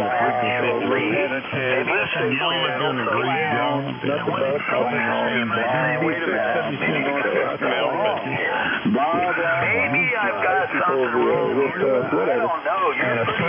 You're pretty thrown out this whole idea that a 30-foot antenna is the way to go. That's worse than a novice. The first antenna I put up, like I said, was higher than it was over 50 years ago, and I was running 75 watts. It's just older. 75 watt input on CW only. And my antenna was higher than your current antenna. Does that tell you anything? Okay. Does that tell you anything? Well, it tells me that, why are you comparing and fighting with people? Why don't you help people? I mean, what are you doing? Better go down Do you understand or listen to what you're saying? the drop-in center or if I talk like that to anybody, I mean, I'd be kicked out of a restaurant. Well, good. You should be kicked out of a restaurant. You stink, Ted. You've got body odor. Well, yeah, I think, yes, okay, I do. I'm just trying to make an example, Joe. You didn't get it. Oh, that's okay. You don't get it either. You've made the same mistake that Bernie has made. And he can't talk anymore, so he just plays around. You didn't make a mistake. It's just that you didn't get it. Joe, sometimes toys or you just got to have a little bit of empathy. You just didn't get it. And you just didn't get it. Are you painting your fingernails and toenails again? Yeah, I'm hearing a lot of criticism of Sean that I believe is misplaced. I'm hearing a lot of criticism of Sean that I believe is misplaced. I don't even know what that means. Well, I think certain people are trying to blame Sean for things that he's not doing. I don't even know who Sean is. What is the purpose of Sean? Is Sean relevant? Here, Sean, because your antennas are laying on the ground. And you're bitching about a 30-foot off the ground antenna. You're struggling right now. Is the man hearing? Because he never has anything positive or important to say in the first place. Well, what have you said that was positive or important, Scott? You haven't ever said in your whole life. In your whole life, you haven't said anything meaningful on amateur radio, and you're criticizing him? You're constantly intoxicated when you're out here. And you say that you've been on here 50-plus years. Oh, that was you, Dick. It doesn't matter for you to drink wine. Well, that's because you wouldn't recognize it. You're uneducated. You're an idiot. You're just basically a moron. You'd be living in a ditch. You would be living in a ditch if it wasn't for your mother. Really important. Why would you put a guy down that far? If the guy is in that much trouble, where's the empathy and love to help that guy? Well, we are. Neither am I. You are an alcoholic. Joe, man, what a criticism. Neither am I, Scott, but you're an alcoholic. You're like the liberals. You're like the liberals out there, Joe. You're an alcoholic. You said it yourself. That K9RSY was your hero. You wanted to be just like K9RSY, and you've achieved that. You're an alcoholic.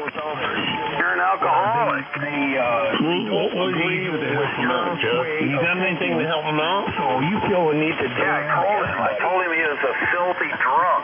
That's what I did to help him out. Okay, well, yeah, that helps an alcohol. That did help him. That's reality. That's reality. If someone, the best thing you could do to people is tell them the truth. That's the best thing in the world. If you lie to them like Ken always does, you're killing it. You're killing it. When he can't even hear them, he says they are killing it. He's a liar. And once people understand you're a liar, they don't value anything that you say. Look, what's really funny, Joe, your insensitive lifestyle tells a lot about you. Let's all be sensitive, guys. That sounds like a very liberal position. I thought he was a big Donald Trump guy. He sounds like he's very sensitive. Everybody's the enemy. Is that correct, Joe? He's very sensitive, guys. Be careful how you talk to him. Into that. I mean, everybody has an issue. Everybody has a You're in a position. I mean, you're in a position to judge it. That is who you are, Joe. Somebody want to drop off some drugs at Joe's house and make him happy? Joe needs something, and I don't know what it is. Joe, what do you need? Ted says you're so insensitive. Well, you're angry because I got your number, buddy. I mean, that is who you are, Joe. Playing to your personality for that. He claims Joe, why? What's the purpose? What are you going to gain from that? I understand, but, I just, Jesus Christ. I'm an alcoholic. Can help Joe. I mean, I can't help Joe. Joe can't help himself. You're right. I don't need help. You're the one that needs help. You lie to people. You lie to people, and then when they figure it out, and then they don't value what you say, then you have no sway over them. Results that you got. It's as obvious as I'm very open about myself, and that is what you do. You take a lot of openness to other people in your antagonistic, and what you do, Joe, is you take their weaknesses and you attack them. And we're going to find out your weakness, Joe. I tell them the truth. You interpret telling someone the truth. You're attacking antagonistic, attacking people out here. You're not doing anything healthy to help folks out here. You're just being because Joe's angry. Joe's angry. I don't know. I just want him to say it. I want him to say it's better to lie to people. I want him to admit it. He believes it's better to lie to people than to tell them the truth. That is his baseline belief. I want him to admit it. Government officials and hey, how can I get a protection service? That's an angry Joe. Stuff like yours, but for civilian use only.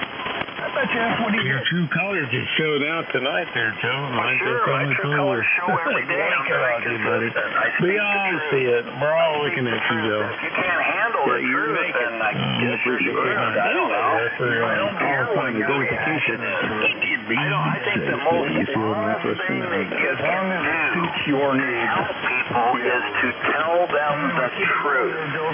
When you say, oh, that's not a big deal, we'll get past that. That's a big nothing, and it turns out it's not a big nothing, then you lose all credibility. Your problem is you don't have any credibility because you've blown it with your style of communicating. Oh, you guys are killing it. Try it again. I didn't hear you. You're killing it. I still didn't hear you. Joe, the more you talk, you're better here. Yeah, the more you talk, you're an ineffective communicator. You're terribly ineffective. The public they blow your credibility. You need a reboot. You need a reboot and a reset. Joe, go ahead. Reboot and reset. Start talking the truth. This guy's a ventriloquist. I swear to God, this guy. I would never have thought that. Yeah, you got it. I've been telling you this consistently, Ted. I've been telling you since you first came onto this frequency. And you're really you're a BSer. You don't confront the truth, and that costs you down the road. You don't see it. You don't see it. You think, oh, just being friendly is all that you have to do. Oh, just be friendly. You're killing it, guys. You've got a great system there, Barry or Bernie or whoever I call you. You got a great system, even though you're in the ground, and you can't hear other stations. You're doing a great job. Stupid ass. God, you're obsessed. That's okay. I love you too, man. That's obsession. Hey, see, that's an out-and-out lie. There is no way that you love me. You hate my guts. But you can't say it. You can't say it. There. And I love you too, buddy. I love you very much.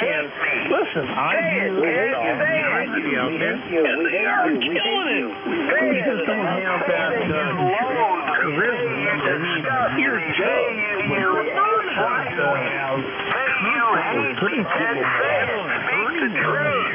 People don't want to be like that. You make people, you hurt people. See, he can't do it. He cannot do it. He can't say the truth. He can't. It's a really catchy song, and that suits to what idiot out of Illinois is talking about. That's a perfect fit for him. Oh, you got terrible audio. You got popping that's just terrible. You're just you never learned a damn thing. I never said my audio was perfect. You never learned a damn thing. And you seem to understand it. But when I say things that you don't like, and then you instantly put me down. So really, Josephine, I could care less. Yeah, it's typical behavior. You don't like what I say, and you instantly want to run my audio down. So I just ignore it. And I'm talking anyway, whether you like it or not. Here's what you're doing, man. That's a dick move. My words get out. And if you don't like it, that sucks to be you, don't it? Well, same with me, buddy. I'll never I could operate my station independent of what you do. And Joe hates He's got that 75-foot antenna. Look at him. Anyone's got trust. You can do the same thing every day. So do I. Don't worry about that. I mean, it's reliable. It's in line with my saying.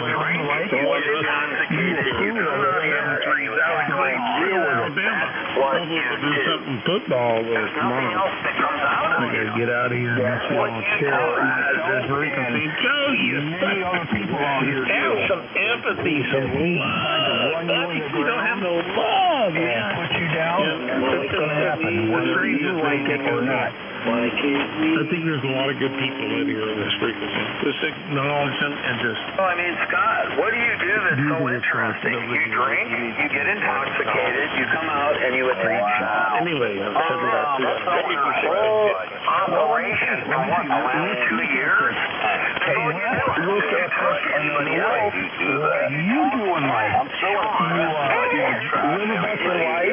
High security, sailors, and everything like that.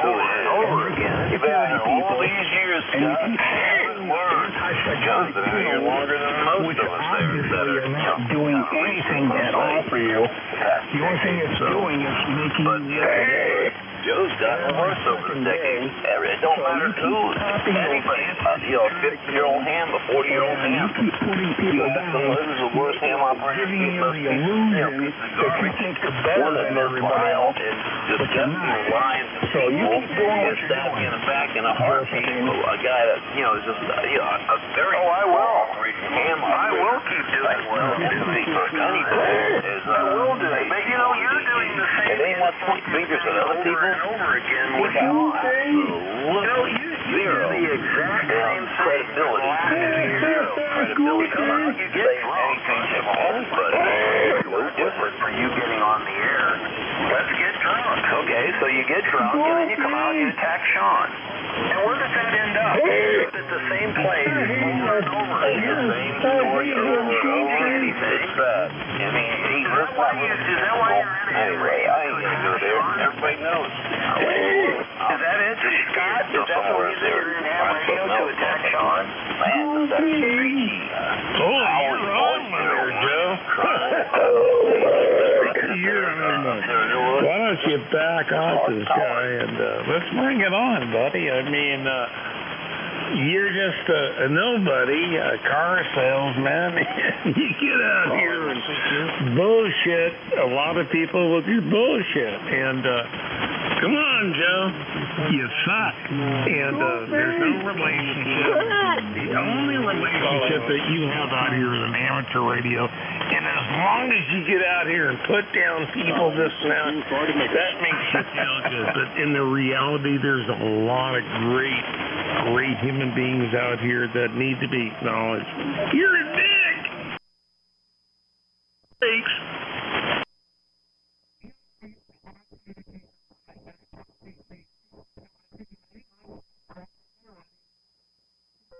You personally, man. Cool, man. Anyway, it's just the man's going along. I mean, you're sounding pretty good, but it's going along. Anyway, y'all pick it up out there. WD6 WCO, Northwestern Alabama. Joe, quit putting these people down. These are people, man. They have emotions and feel and stuff like that. Don't be a dick. Don't be a Joe.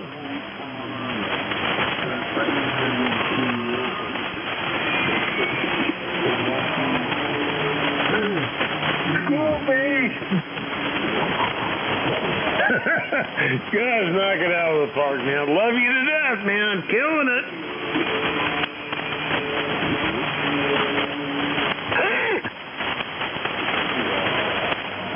You better get yourself a really good radar detector. Oh, I will. Trust me, man. It's kind of funny you brought that up. I was thinking about that. Go for your license unless you get a really good radar detector. God, you know what? That's what I love about Joe. You're so encouraged and involved in my life. I swear to God. Listen, I'm going to pull up the trailer out here, Joe, and you're going to be moving in, okay? But you're going to have to pay your rent. Yeah. Cool. And they gave you advice. They said don't speed. But you don't want to take that Joe, you're going to be moving in You next got a really year. bad speeding ticket, and you're probably going to get another one because you're always late, probably late for your appointment. What's he talking about? And you're probably going to get another speeding ticket, and eventually you'll lose your license, and then everybody will be happy. Joe, I wish I felt like you do. Hey, you know how I feel really realistically, Joe, I might should look at you in the face. So today I'm looking at Joe is a ventriloquist. No die on his face. I don't think you So can what we do, What do we do if he's trying to be a ventriloquist? It has to be on the look me in the face there. Being a dick, he's doing a very good your job. behavior. No, So if I'm speeding, what would I do? You're breaking the Give me a law. speeding ticket like I got. You're breaking the law. What would I do? Well, we slow down, and that's what we do. And here, and we have to think about why are we speeding? Well, we have different When you break emotions. the law, you go over the speed limit probably by Everything's down. And if we do that, things are going to be just fine. I mean, it's it's just that we learn something from a You're mistake. worried about radar detectors. It sounded like to me you were in a panic. Oh no, I got another speeding ticket. I'm going to lose my license. I need a radar detector. Oh, man. Why don't you slow down? Yeah, they didn't. Is there a reason you can't slow down? Update, but, Oh, because you're leaving late? You're going to be late for your appointment? you know, Is that the problem? radio license. Wow. Well, Joe, I got to tell you, it could be a lot of things, but you know the cool thing, Joe, that I've learned about through this whole experience is For speeding. just do the speed limit. You know what's kind of cool about the speed limit? A lot of people get pissed at you. They want to pass. Oh, I think they should pull your radio. I think you should have never gotten a radio license. What do you think about that? Well, I think you should have never gotten a license. Gotten is not a word that says, yeah, okay. And that's not a pleasant conversation. Every day you come out here intoxicated, you attack Sean. And of course he's going to attack you back. What would you expect? Oh, you guys are in a different conversation. Facility, because he can't take care of himself, so what do you expect? Don't beat up on the guy. Joe, don't beat up on the guy. Independent, you may not like the way he's living, but it's his life, not yours. He's not even an American. He's not an American. It's not like you can say, well, he's a fellow American, and I disagree. He's living in another country. Why would you beat up on anybody from any country, Joe? Really? I mean, he's living in an institution because he's too stupid or too feeble to take care of himself. Is this a Canadian conversation I'm engaging in? You're living in your mother's home, and you're criticizing him. Right there really rattles me. You're living in your mother's home. If it weren't for your mother and your father, I guess, when he was still alive, And see how long he on the lasts. bridge right now. Joe, you're relentless, man. If you can't go after me, you have to go after a Canadian. It says wrong. Sean, he lives in an institution. He probably has somebody change his freaking diapers. I don't think that's true, and he's probably more independent than you. Because if it weren't for your mother leaving his house, where would you be right now? Where's the pen? Where would you be? Can't take care of himself. I could go on and on, but I would never say something like that to a human being. He's more independent than you, Scott. If it weren't for your mother leaving you that house and your brother passing away, you wouldn't have a place to stay. Then what? you're so jealous. No, I'm not. Why would I be jealous of someone like you? That's what you want to say. Don't criticize Sean. You shouldn't be criticizing him. I'm going to say again, Sean, because not Sean, I mean Josephine. You got me mixed up. Oh, we're the same. Okay. Am I living in Canada? He lives in Canada. It's a different country. On antipsychotic medication, okay? I get around quite well on my own, and you know what? I don't have to have a security guard or or whatever, just to go to the store or whatever, this or that. So, yeah, you put that in your pipe and smoke it there, Josephine. You just go after Sean because you perceive him as being less than yourself. Yes, that's the only reason you go after him. Yes, I do. But he lives in because he's an asshole. He lives under a different system. And the only thing you're going to do is make yourself look like a fool, which you do all the time. That's all you do. That's your whole ham radio gig. That's all you do. You don't talk about anything else. You don't talk about any other subject. And then you wonder why he counterattacks you. If I were him, I would counterattack you 10 times harder. Oh, really? When are you going to start? Mama said, come to bed. Well, I think he just figures you're just a worthless drunk and you don't matter. That sounds like a cop-out. No, it's not a cop-out because you are an alcoholic. Every day you come out here, you're intoxicated. Yeah, like I said, the SEC, I think they pretty much have holding this frequency because it's full of garbage, discontent, hatred, and whatever else you can think about. So you threaten me all you want, I threaten you all you want, and there you have it. I'm not threatening you. I am just telling you your whole gig is useless. That's all you do anymore is come out here and attack Sean. It's like your gig, as you put it, is worthless too. So why are you talking so slowly? You get some, are you intoxicated? Balance off of it? Well, you probably do. I don't know what the side effects are of the antipsychotic medication that you're on, but you keep doing what you're doing. Well, I will. I'll keep doing what I'm doing. I'm on no. I don't drink. I'm not on any kind of drugs. I don't take drugs. I've never needed them. Some people do need them. Okay, that's a new one. Well, actually not. But I can't hear you. You're real weak. Psychotic mouth. You're the psycho. You get drunk every day and come out here and attack Sean. Repeat. Again, you take your antipsychotic medication every day and do the same thing. No, I don't. You're just lying. Everybody. You have no evidence of any of that. You're just making that up. That's your best defense. Everybody. Your best defense is to say, he's got antipsychotic. No, I don't. The entire frequency band. I don't need them. I guess, Sean, you guys are like brothers.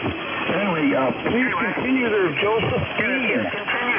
Continue wasting your life away attacking Sean. Just continue. Get drunk. Come out here. Attack Sean. Repeat. Do it again. No, wait. And then when he responds, you get upset. And he asked for it by playing around with this play school of toys and, keep repeating the same thing over and over.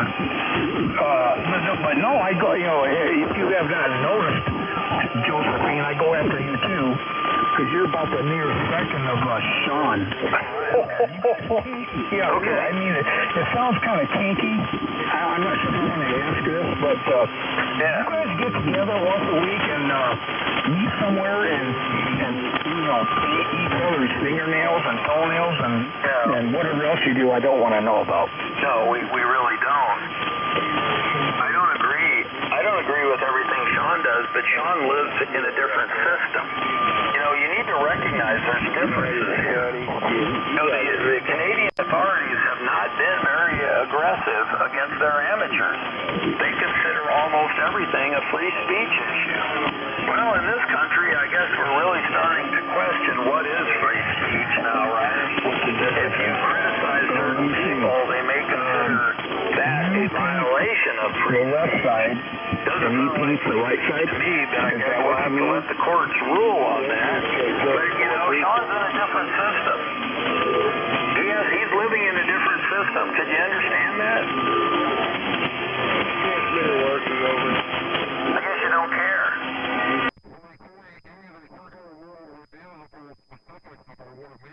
You believe everyone in the world should live like Americans. Nothing from positive contribute to anything being said out here.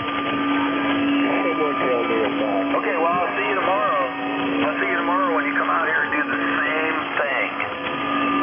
Yeah, just like you. No, I do different things. I go after different subjects. I go after different people. I wonder why people spend $10,000 and have a setup that's basically about $1,000 setup because they've got a problem with their system. And you haven't noticed that. It doesn't seem to go anywhere. But if you keep going at it and going at it, it ends up in the same thing. That you're in the writer's seat. And people do it. Sometimes they push back. Not everybody. But I think they listen. Josephine, the world does not revolve around you. No, it doesn't. That's a great observation. I think I figured that out a long time ago. And it doesn't revolve around you either.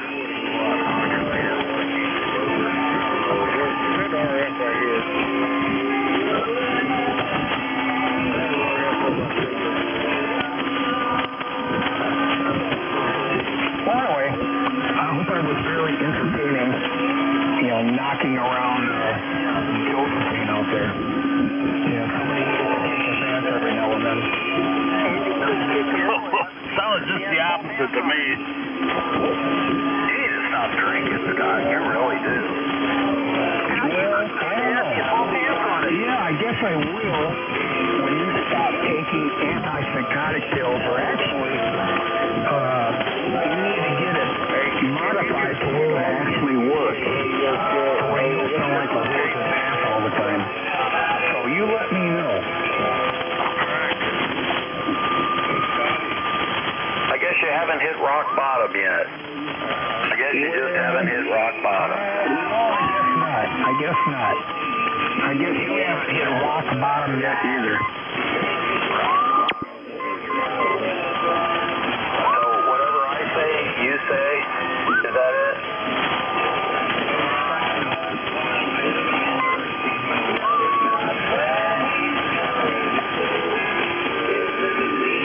Yes, I already suspected that a long time ago. Too bad it's not. Too bad it's not working yet.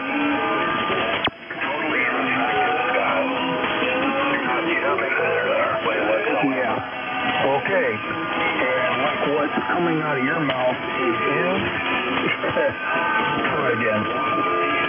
You're pathetic. You're brain dead. Alcohol, you've got alcohol syndrome. You're losing IQ points every day. Well, I guess all I got to say is, deal with it. And again, talk to your doctor and say, Doc, can you get me some medication that actually works where I don't sound like an anti-hero or whatever? You know where you got that story. I mean, where did you get that from? Ask him that, and you certainly didn't get it from anybody out here. I've never heard that before. No one's ever accused me of being on antipsychotics. I don't know where you got that. Well, it may be the first. Maybe others haven't said that yet, but I think in a short time they're probably going to come out and call you an antipsychotic or whatever. It doesn't make any sense. Running your mouth, Josephine. You're proving my point. Every word you say. That doesn't make any sense whatsoever. Yeah. That's because your antipsychotic medication is formulating the truth. Okay. Where did you get that idea? I mean, did you just invent it, or did you hear somebody else say it? No, not at all. Where did you hear it? Just listen to you. There's a lot of people that sit here and listen, and I will say nothing. And I just listen to your behavior. Oh, so you diagnose me. People react to you. Okay.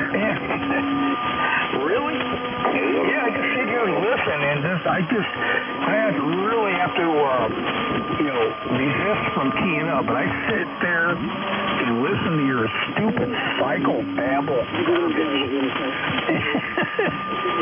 Oh my God. Oh, so you got some sort of advanced degree in psychiatry or psychology, and you can diagnose people over the air? No, not at all. Oh, I just have to. I guess it's called common sense. You can like listen to somebody probably 5, 10, 20 minutes, depending on what the situation's like, and you go by other people's input of people like you, and it doesn't take long to formulate an opinion rather quickly to find out if this guy is legit or if he's plain nuts. Oh, okay. So you don't have any education in that area. You haven't even had Psychology 101. You haven't had the first class. You have no experience in doing this. You just decided all of a sudden that you were an expert in this area. I got it. No. Nothing like that. It's just common horse sense. You listen to somebody, you behave the way they are, you listen to them, and common horse sense. Oh, okay. You can tell when somebody's freaking lost it, and you lost it. Watch yourself drinking every day. I mean, I really don't know your physical, mental makeup, but obviously you've had issues for a very, very long time. I don't know if you was born that way, and nobody has a choice in that. I get that. But I guess the next thing is whether they want to accept help or not. Exactly. The ones that don't. That's exactly the problem with you. Those are the people that you need to look after. Yeah, that's exactly your problem. Back on them. It is no secret that you have a drinking problem. I mean, you've known that for years, but you choose not to do anything about it. So I understand what you're saying. You're No. You're wrong. This is a two-way street. You're trying to put it on. I think that people like you, People like me, they have an issue or more. I don't have a drinking And the problem. thing is that some people like you, they refuse to accept help. That's what I'm getting at. And I think you fit into that category. Oh, that's fine. You can think whatever. Whatever. But you know you've had a drinking problem for a long time, and you choose not to do anything about it. So I think you're just telegraphing. I think they call that leakage. I won't deny it. You're leaking. You're leaking like a sieve. I'm going to walk this back. Hey, I'm going to admit, yes, I probably do have some sort of drinking disorder. Okay. Well, yeah, you need to get freaking help, dude. Quit attacking people. Now it's your turn. How about you admitting that you've got some sort of psychological problem and you have to rely on medication that's semi-working? How about you admit to that? How about that? I'm really glad that you've admitted that you have a drinking problem. Like I said, I don't have a problem. I just admitted to my problem. Thank you. What about you? Come on here, Howard. Big mouth talker. Okay, but thank you for admitting. Finally, you said that you have a drinking problem. That is the first time that I have ever heard you say that. You had denied it up until this point. You're going to deny it. And now, you finally admitted it. We're making progress. We are making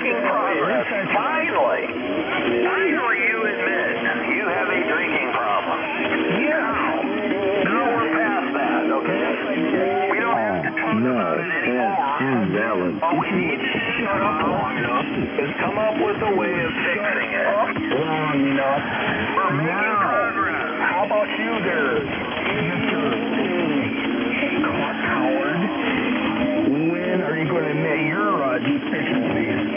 You don't have a problem. I don't show any symptoms of There you go. There you go. I don't have any symptoms. You wake up and after you're passed out in an alcoholic overload. Oh, there you go. You have symptoms of having an alcoholic problem, and now you finally I admitted my problem, but he's going to rub it in your face. I am not going to rub it in your face. I'm going to move on. You have it, people. You heard it from the horse's But I mouth. might rub it in your He face. said there's nothing wrong with them. Rub it in your face. Just to make sure I got this right. You are saying... So you're saying that you behave like this normally? Really? Yes, I do. Oh my God. Absolutely, I do. This is my normal behavior. And then some. I tell the truth. Wow. Either like it or they don't. Okay. What's the problem? I'm glad you admitted it. Finally. Now, go do something about it. I'm serious about that. Go do something well, yeah. I mean, yeah. I can. detox the program because I don't think you can stop it immediately. You'll have a problem. That you keep under lock and key and you deny everything because you're in a constant state of denial. What about you there, Josephine? Really? I am not in a state of denial. Yes, you are. I don't have a problem. Yes, you But are. now that you've admitted your problem, I expect you to take your What you're saying is that you live like this. This is your normal behavior. And I'm not going to lie to you. The hard part is really to stop drinking. You behave like this normally. Most drunks know they're a drunk. Like this against every amateur operator that does not believe your way of thinking or your theory of things or whatever. You're saying this is normal? Yes. Yes, it is absolutely normal. I don't The know. opposite is not normal. Probably bored The this opposite of frequency. lying continuously. But I wish People, that is not some normal. of the hardcore stations out there, I wish they would have heard that. No, that's okay. We've already heard the most important thing. Is in a constant, Josephine, And now you're going to work on it. plain and simple. Now you're going to work on it, right? You're going to work on this drinking problem that you just admitted that you have. At least I was not a chicken shit like you are. Yes, I admitted to a problem. What about you? I don't have a problem. Howard. Hey, Josephine. When are you going to be? When are you going to be man enough and admit to your deficiencies? Don't bother me right now. I'm taking another antipsychotic pill. Work on your problem. Work on your problem. That's the most important thing. Just work on your problem. Well, I will, if you will. Okay. But first of all, you need to admit it, coward. You haven't done anything yet, so you're still a coward. No. I already did. You just can't see it. Oh, what'd you do? What did you do? You're in a constant state of denial. You're just a drunk. You're a drunk, a phony person. You're phony. You lie. You lie to yourself, which is the worst person in the world you could lie to. Lying to yourself. So every time you bring it up in the future, I'm going to come back to this point, and I'm going to say, well, I confronted Josephine, and he was too chicken shit to admit that he has a problem too. He's in a state of denial. Don't forget, I'm going to come back to this point every time you bring it up. Hey, you're not making it anymore. Oh, yes, the band's gone long. I forgot. Yeah, but selective hearing. Stop drinking. I keep forgetting. And go to your doctor and say, as usual, when and he'll refer you to someone. line suddenly kicks in and says, no, I never said that. 7-3 U.S. I'm sure there are a lot of people recording things, and 7-3 alcoholic.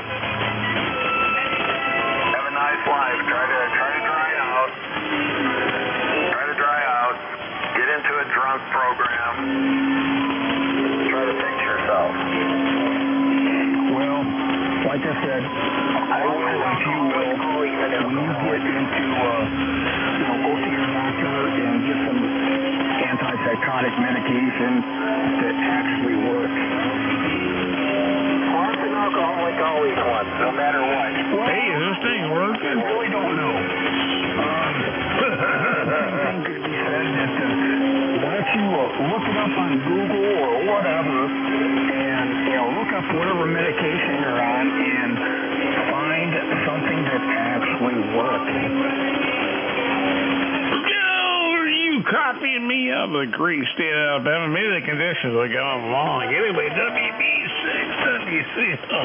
North Western Alabama on the side. Over. We got a lot of mud ducks out there, but I understand the conditions are stretching out. They're just going out the distance. Joey, you're one of them, man.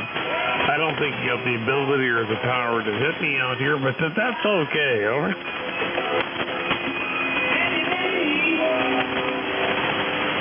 You're slurring, Ted. You're sounding good there, over. You're slurring, Ted. Well, I'm not slurring at all, man. You're smoking. No, you're slurring. You're slurring. I'd love to slur, but I can't. I'd love to slur. Hurry. I can't slur, man, but you're smoking, man. Sounding good there, bud. I love it, man. You guys are sounding good tonight there. Over. Over. Oh, I'm stirring the pot, man. Get you guys going, man. Get that antenna and get that radio working, man. We're on 7.200. What time is it? Central time, not Eastern. We are looking at 9:54, almost 10 o'clock, man. Crank it up.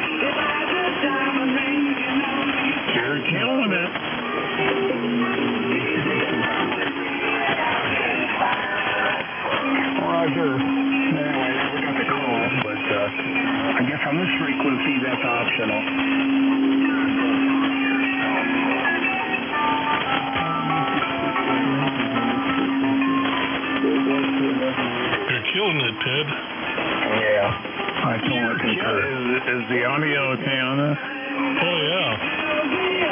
Yeah, I'm back to the basics on the 27, but you're killing it. Over.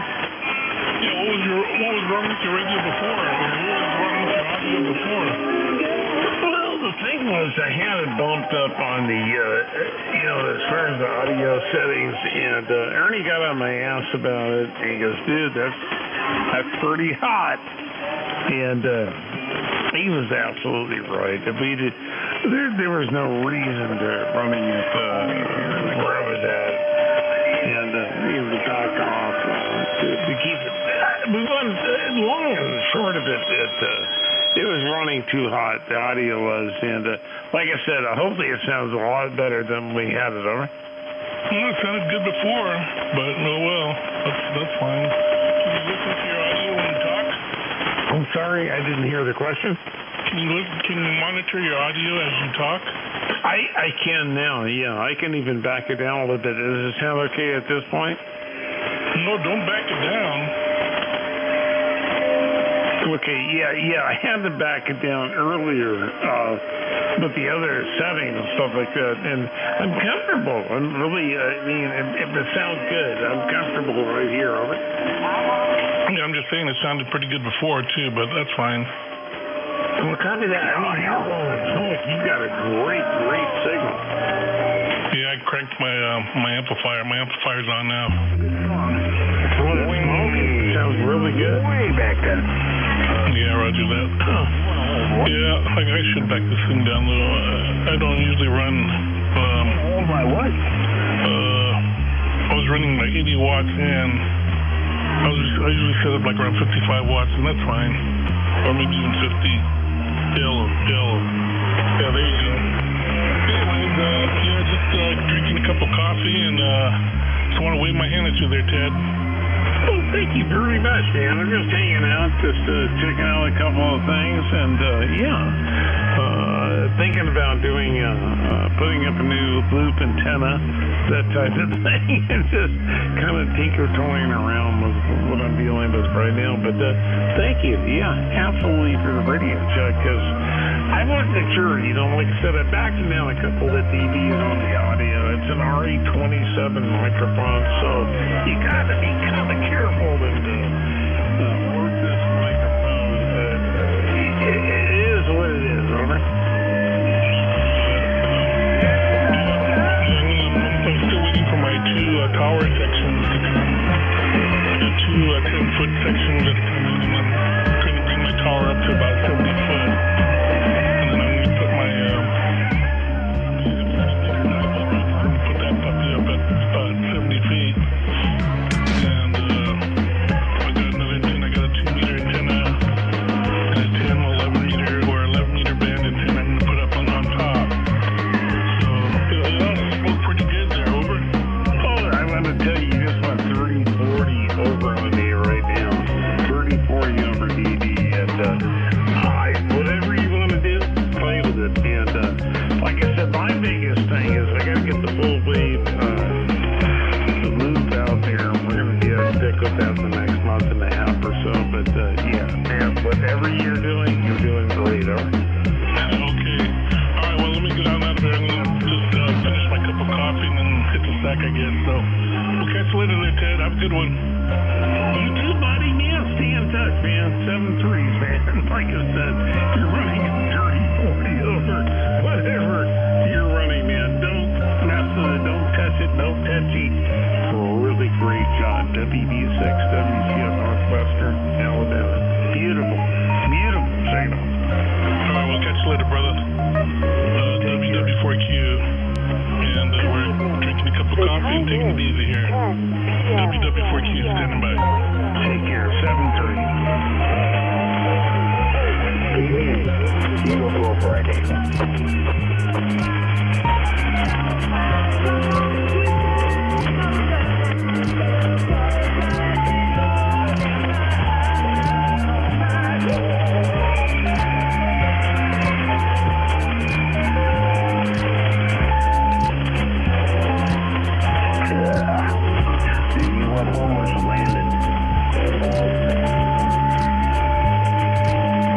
Oh, yeah. What kind of UFO?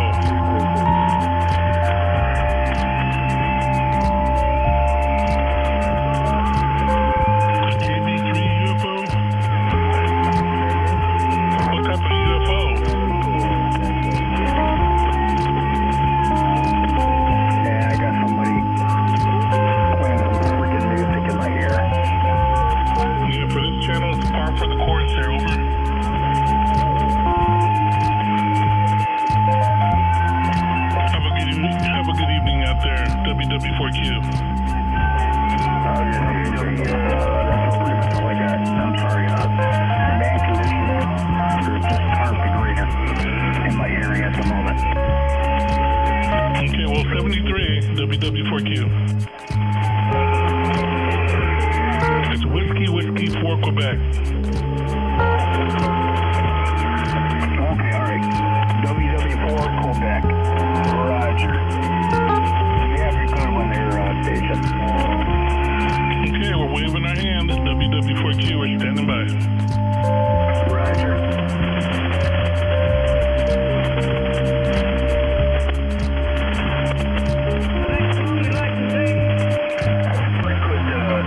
That's a pretty good call sign. I like that.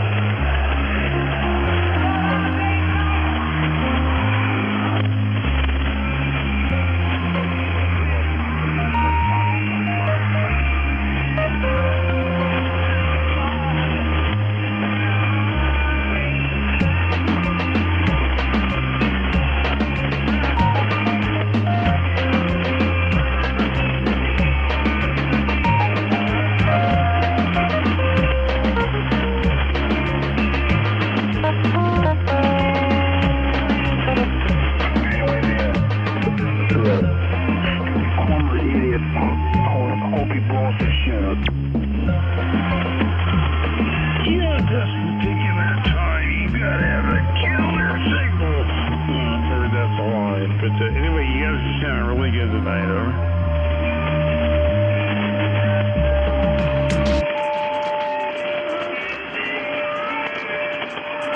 Obviously, unlicensed origin of sea beer.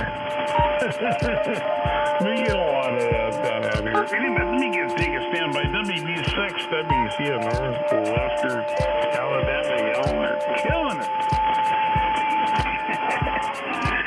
Well, trying to keep it semi-polite.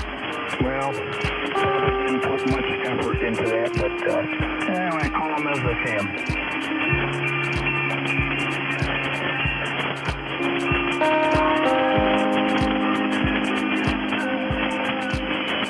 Yeah, they don't show us amateur radio operators, the legit ones. If they don't show us respect, then I'm not going to show them any respect either, because most likely they're illegit, and yeah, that's just the way it is.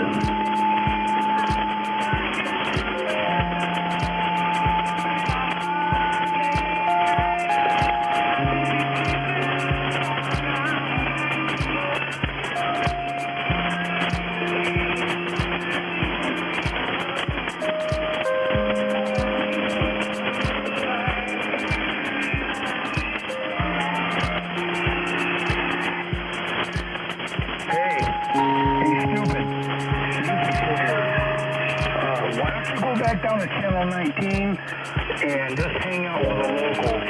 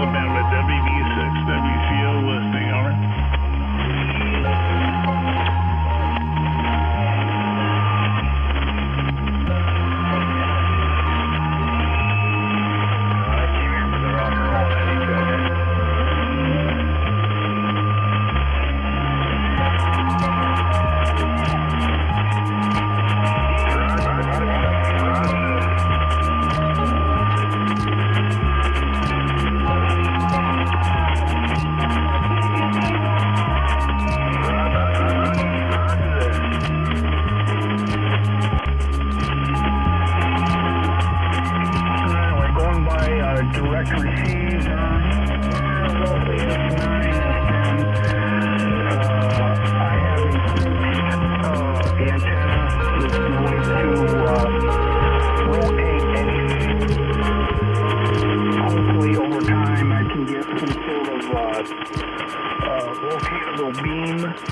And oh my God, the rotator would definitely get a lot of over usage so I could, triangulate or at least, help out on, find out where the majority of this garbage is coming from. But anyway, at this current time, that's all I can offer. About an S9, S10, I know. Conditions change all the time. I know it's not really helpful, but that's all I can do at this current time. KBU.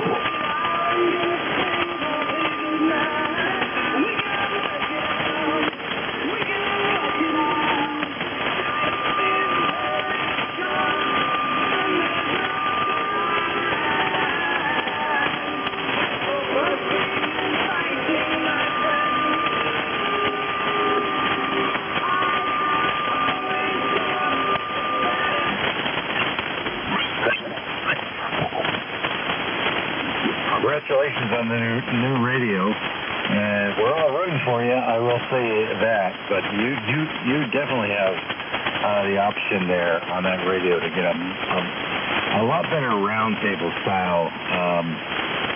None of us are running outboard audio equipment or anything like that. We're all using the internal equalizers, etc.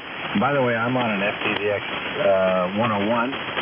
And I'm driving a Mercury and up to a 40-meter dipole. But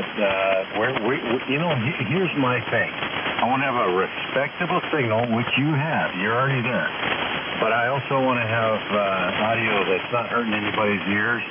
That it's a kind of happy medium between maybe a round table and still able to maybe workshop Africa if I want to. So anyway, good luck and congratulations again. All right, I'm about ready to get out of here. I'm going to go one or two more, and it's time to get dinner going. I didn't get that done today. KK6R, over to you, N6JSM. And also KK7CMY. Yes, sir. Well, in Langley, we're getting ready to pull in anyway, but KK6R remote returning there. Tim, I don't know if you're trying to make some small adjustments in the audio EQ there. My suggestion might be go over to the bandpass filter, and I don't know, it sounds to me like you might be in the 300 hertz, or maybe you need to take it down to 200, or if you're in the 200, go down to 100, and that'll give a little more fidelity without having to go through all those little sections of the EQ there. So just a suggestion, and see what happens there. Over to Larry, Go. Still in there. AJ60, go ahead. Thank you, Don. Well, I did check you out, but I'll come back here. Why not? Up to 200 times, right? And it's fun. Radio is fun. Well, I get a kick out of everything. I can't wait till 6:30 every day. All my buddies are going to be out there, and we're all like-minded. Who in the world thinks a power 100-foot tire with a big old antenna on unified? And I think it's absolutely gorgeous. I don't care if it's straight or crooked or whatever. If it's an antenna, it has a purpose in life. So this time I really am going to check out. And well, there's only basic trouble on ICOM radio. You can't go wrong. And like Don says, it sounds like the bandwidth is probably what's messing up for sure. So until we meet again, keep a copy, 73, and have fun up there in the big there, Don. AJ60 going that way. All right, 7-3 again, Curtis. You're welcome in here anytime. It's a pleasure to have you, by the way. All right, Larry, back over to you. Okay, very good, Curtis. And welcome back and welcome Don, and have a good one. And again, the good news is that the audio adjustments, as has been suggested here, there are only three. There's an EQ, but there's only three adjustments. There's a high and a low. And from remembering one correctly from myself, between 7610 has the same adjustment. I set the EQ for the low for the bass at about -2, and I set the EQ for the treble at about +3. And it's Curtis checked out because he just given has his 2 bits on how he has his 7300 set. But I think the consensus, which I agree with, is that neither of those is what your problem is. The problem is that you're cutting off the low end at a too high a frequency, and as Don has guessed, I'm guessing you're probably at 300, and you need to be lower than that, at least 200, and then maybe even lower than that. If I recall, it's been a while since I've looked at that in my 7300, but this way, as I recall, when you reduce the low end, or excuse me, when you drop the low end, it increases the high end. So you're kind of increasing the bandwidth on both ends as you go up and down. And my guess is if you get to the lowest of those possibilities, it might sound quite a bit better than it does now. So maybe you got a chance to look at that while we were talking. Who knows? Get this in here. KJ6PS. This is, and by the way, Tim, you're +15 here. You got a great signal to me and good Forest County. KJ6PS, 76LVT.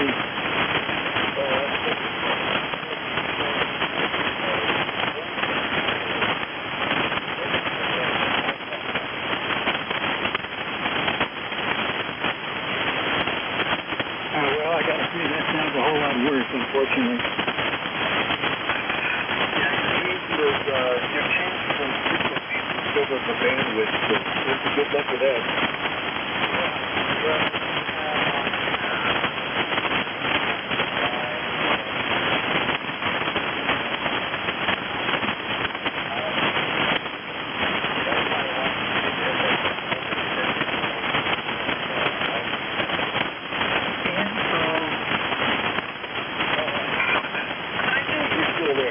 Yeah, I'm always lurking here and there. Yeah, I do have my TBW on wide with 100 to 100 hertz. My EQ on my 7300, which I'm using right now, is set at -1 for bass and +1 for treble. That's my story, and I'm giving you AJ60.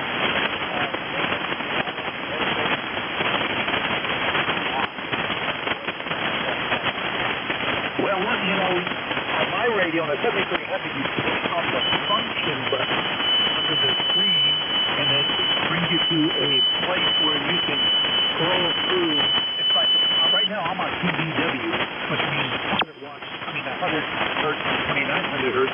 If I hit it again, it'll cycle through different frequency ranges.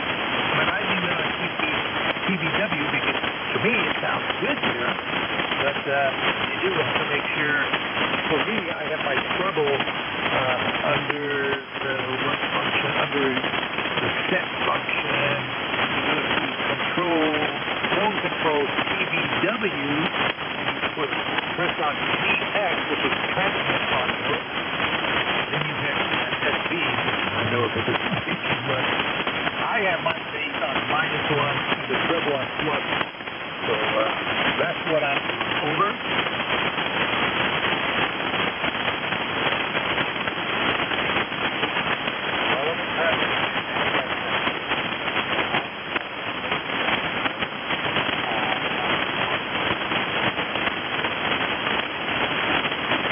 And you are on TBW wide?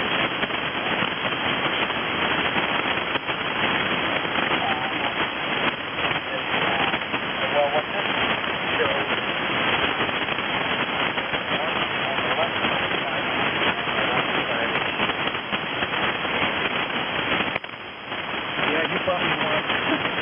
there's 2 places you can get your TBW wide bandwidth. One is under the set function, and one is under the function button. If you push the function button, it'll pop up, and you can press the TBW, and it'll cycle through a wide, left, and then narrow. And whatever it shows right now, that's what the default that you're using at the moment. But if you go to the set menu and you go into, you'll see a TBW wide, and if you that allows you to change. If you don't want 100 to 2900, you can change the bottom frequency, the load, so it's less or more than 100. But now you really want it to be centered at 100 to 2900. Over.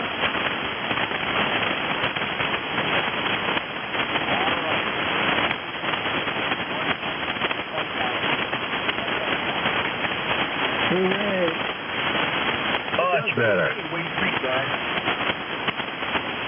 we go. I think it sounded better. I think now you need to get a little more momentum in it.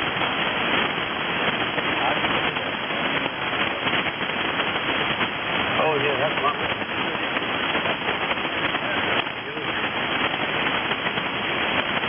You're getting there, Tim. Much a little better. bit more, and I will record it and play this back to you.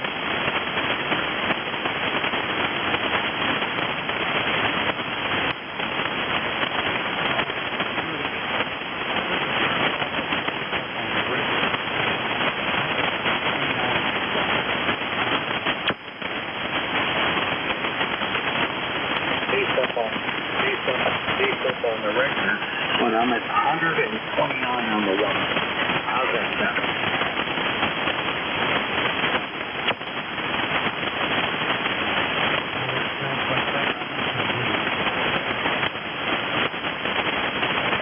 Don't touch anything. I think you should lock it down. Save it on the limit.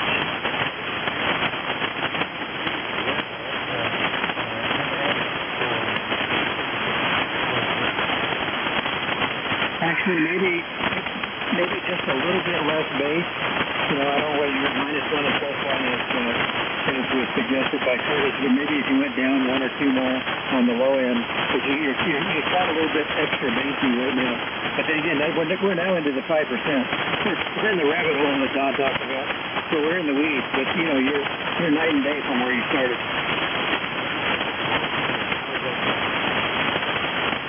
I like that a lot. What's everybody else think?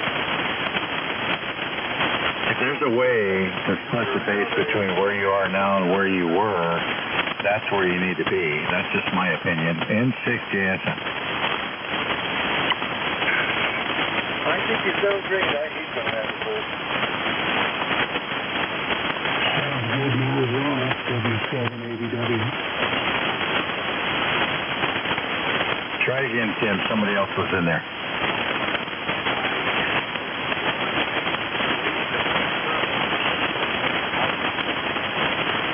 I think you're in the 1% now.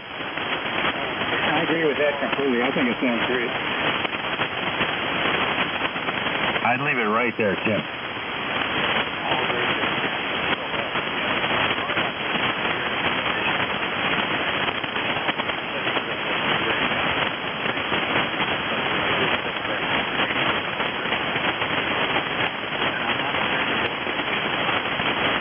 Okay, very good, Tim. Let's get Jeff in there because he's been so patient not to interrupt. KJ7ZFY, go ahead, Jeff. You took a little bit of this is the problem here. I think we're doing really good, and you still need a couple of changes, and we could do this all night. But anyway, I think it's fine for right now. Leave it go, but I still think you're going to have to hold up the front end, maybe turn the mic up a little bit. Because on the slope here where I am, I'm really not seeing you should have a lot more punch on your signal. But as far as the fidelity and everything, it sounded pretty good. Over.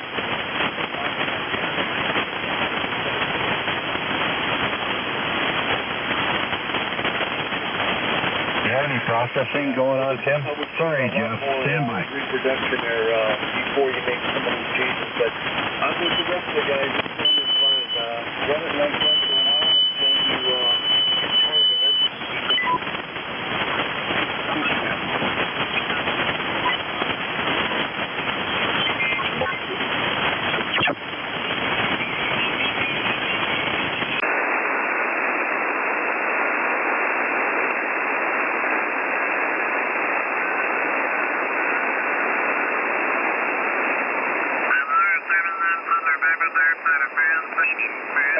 November Delta.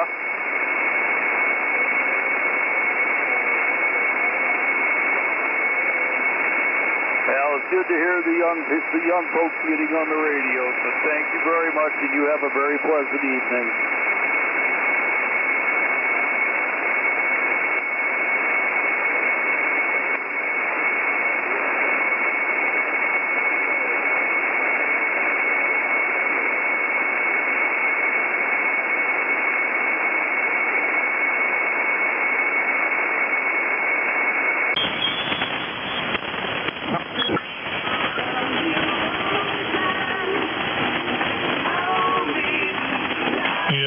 Was a Radio Shack right next to the game center, you know, where everybody used to hang out. When I was 15 years old, I used to hang out there, play games against other people, you know. It's really convenient.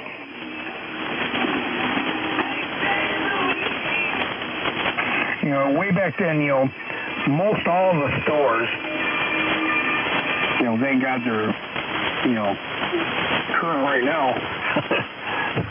And I will not lose any sleep over it. But way back in the day, yeah, most of the stores had their own compactor system. You know, they did not want anybody dumpster diving or anything like that. So 30, 40 years later, the places, you know, malls are just kind of, you know, falling apart. And yeah, I don't feel sorry for them now. Yeah, we don't even have a mall here. I witnessed it being built when I was a kid and watched them tear it down when I was an adult. Isn't that something? Roger. Yeah, I think ours was built in the early 70s, and now it's a ghost town, and the city wants them to tear, you know, portions of it down because it's, you know, got mold and building issues, leaks, and yeah, you know the rest. So, yeah. Our mall's still kicking. Wow. Well, enjoy it while you can, while it lasts. Well, I've been there a long time. They're constantly getting new stores in there. Music never They got a really nice arcade in there.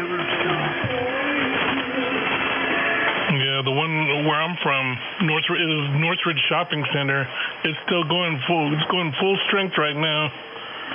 The Radio Shack is gone, but the mall itself, it's going head on, 100%. You know, 100% business over there. I can't believe it. Are the troops over there? If you type Northridge Shopping Center Salinas on YouTube, you'll see it's really active.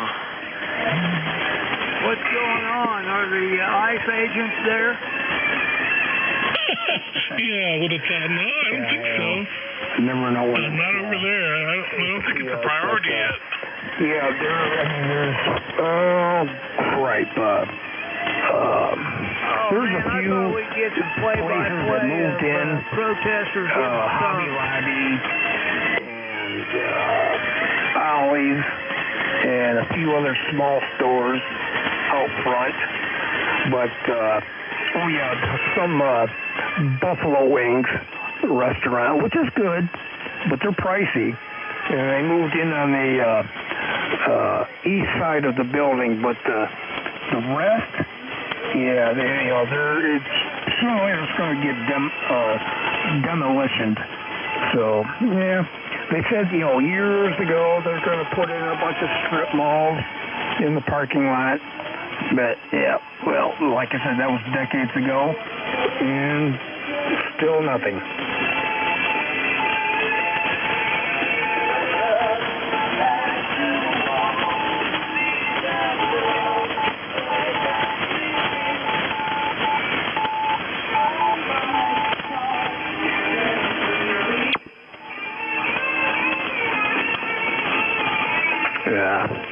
Anyway, with the background music, it's like you're walking into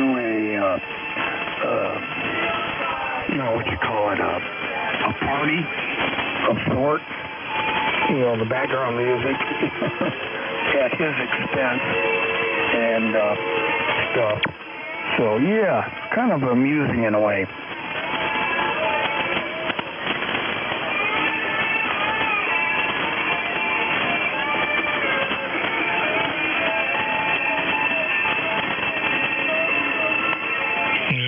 shut her down. We'll catch you guys later. Whiskey for Quebec.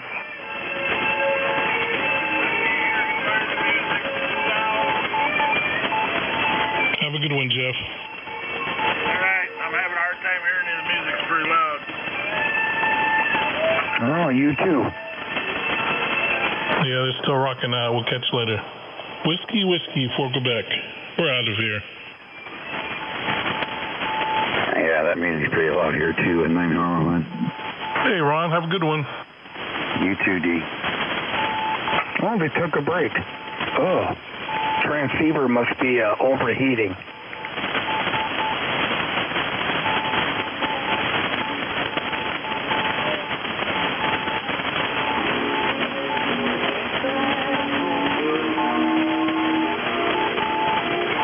All day long, CW music, slow scan. I know. It's all BS.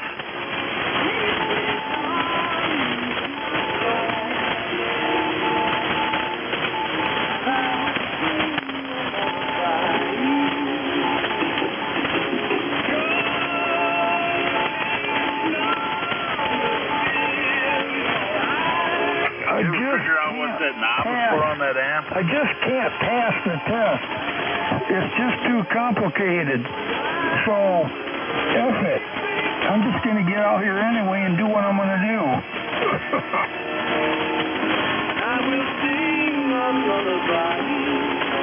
Hey, Ron?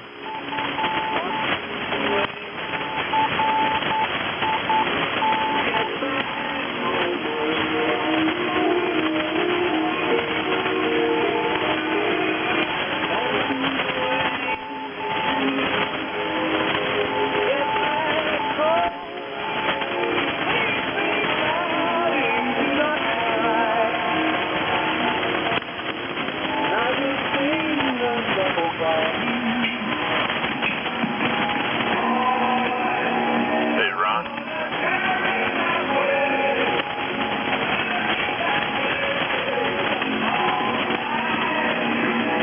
Holy cow.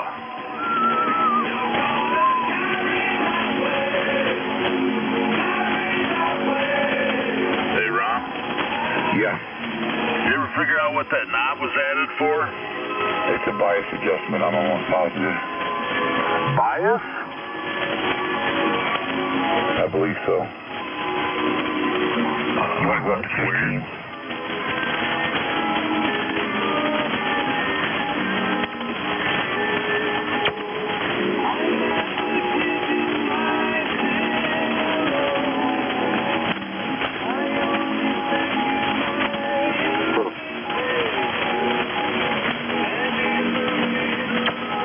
Well, at least the music sounds a little better tonight.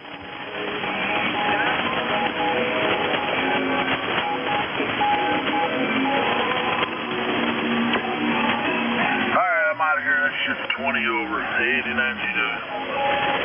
Go to 7215.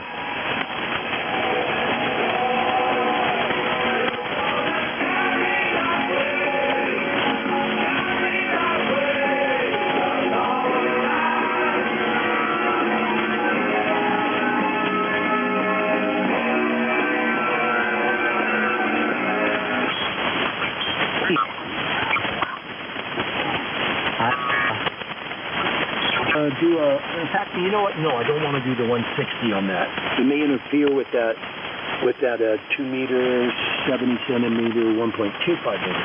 I was thinking maybe the max optimized.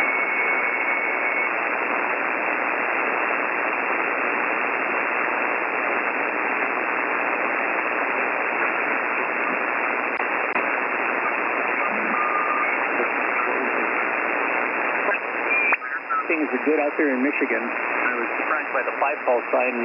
Where'd you get licensed? Okay, yeah, most of my relatives live north of there, up in the Dallas area, and I grew up in Baytown, Texas. I don't know if you know where that is, but I moved up here when I was 12, and I'm thankful I did. Go ahead. Yes, there's 19 miles southeast of Houston.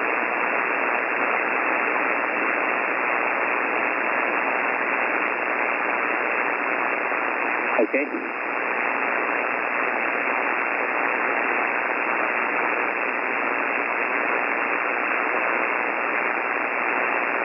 Yeah, and the signal's better. You went from a 5.7 to a 5.9 plus 10.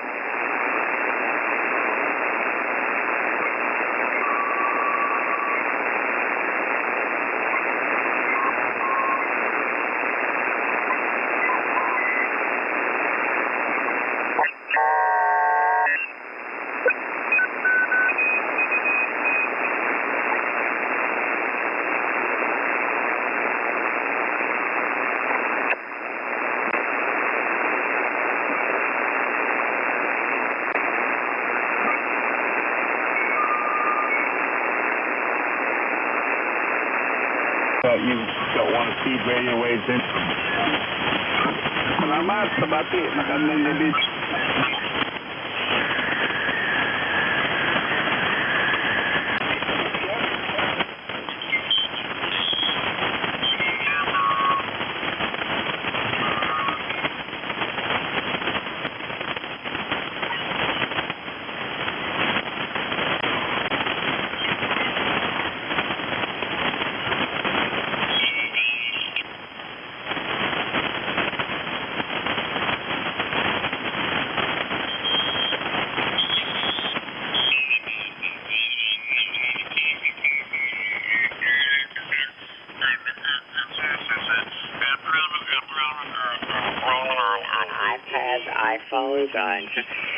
You go to the doctor's office, sit in the doctor. People have their nose in this damn thing, and they're listening to whatever news broadcast is, and they're biased by it. They can no longer think on their own feet. I had a doctor's appointment this morning, and everybody in that office had their nose planted. I mean, it's just a form of information, entertainment, I guess. Shut it up. I want to be quiet. Try to kick off to none of these frequencies. I don't want to get off this one. What'd you say, Joe? I've got enough frequencies asked me to leave that frequency, so I don't want to get kicked off this one. Ain't nothing but a thing. But I tell you what, if you want to become an expat and you want to leave your country because you're against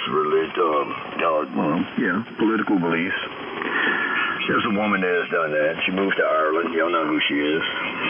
Go on and get now. That's all I got to say. Go on and get. No, I don't want to be expat.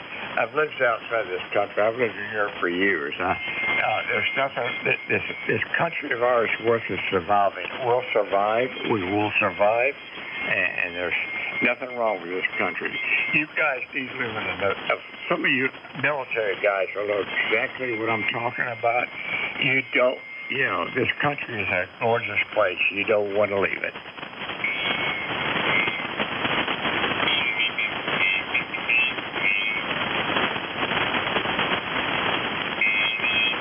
So, Darryl, you built that line launcher, that ball launcher? You made that? Yes, sir. Sure did. What's the fuel? What is it? Compressed air, or what is it? I put one of them rubber, my mind is blank. Where you air tire up there, I put one of those in the bottom end down there. All you got to do is hook it up to the air hose and charge it up. Okay. All right. So that big part there, that's just the reservoir. Roger.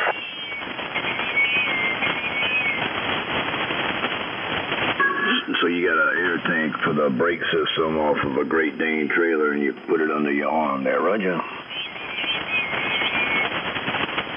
Well, I got it on a pistol grip, and I'm going to put a sight on it one of these days where I can aim it like a rifle or something. And so I can get it where I want it, put it up in between a branch somewhere. But you can hold it like a pistol and aim with it. Yeah, I saw that on the picture. Yeah, that's pretty cool. Oh, Mike sent it to you too? Yep, he forwarded it this way. Cool, okay, good deal. Yeah, farted to Jeff up there in Nebraska. He said, dang, that looks cool. Looks like fun. So I think he likes it too. Well, when I put my antenna up out here, all I had was a string and a weight and a fishing rod, and I never could get it where I wanted it. It kept failing and messing up and messing up. And I finally got a neighbor to come over here with a bow and arrow, and he got it halfway where I wanted it, not exactly. But I said, I'm going to make me one of them. I was at Randy's, and he showed me how his worked. And I said, dadgummit, I want to build me one of them rascals. And I did. How far up is your antenna? I've got it on the tree out front, which is across the road, actually. It crosses a dirt road on somebody else's land, but it's a persimmon tree. And I've got it up, it's about 35 feet in there, maybe 40. It goes across my yard, over my house, and into the backyard. I got a great big old sweet gum tree back there. And it's about the same height off the ground in the back, but the ground is lower back there, so it's kind of angles down a little bit in the back. You're making decent Texas. Look at a 5.9, a good 5.9. Is this Jeff? Roger that. Yeah, people tell me, I told them I was going to get a little bit higher when I had a chance. They said, no, don't touch it. You're doing great. So I've been leaving it alone. Leave it alone, bud. You're coming in solid here. Keep it up. It's good to hear from you. It's absolutely good to hear from you. Good to hear you too, Jeff. Glad you made it in. Hello, Mr. Jim, down here in Old Spring, Texas. This is Kilo Echo 5 Delta Lima Mike, KE5DLM. Big Mike in Shreveport, Louisiana. Over. Roger that, Mike. I'm copying about a 5.6 or 5.7. You're coming in okay. Roger.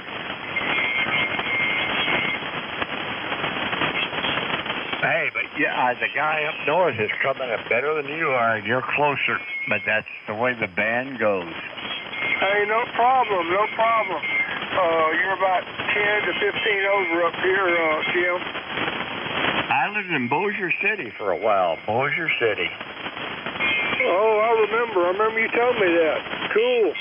At least you know the surroundings a little bit. Hey, I was 6 or 7 years old. I don't know how old I was. I'm in a military Air Force brat, Strategic Air Command brat. So no matter where I was, I don't remember. Roger. Yeah, but you've been back through here, though, since then. Roger that. The house I lived on is no longer there. It's a freeway. Roger. It'll look a lot different when you come back through here. Places change so much when you're gone.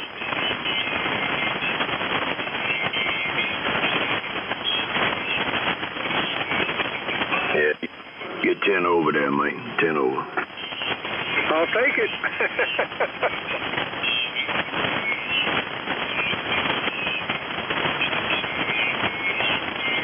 No, I don't know how I stumbled on this frequency again, but I guess I've been here before.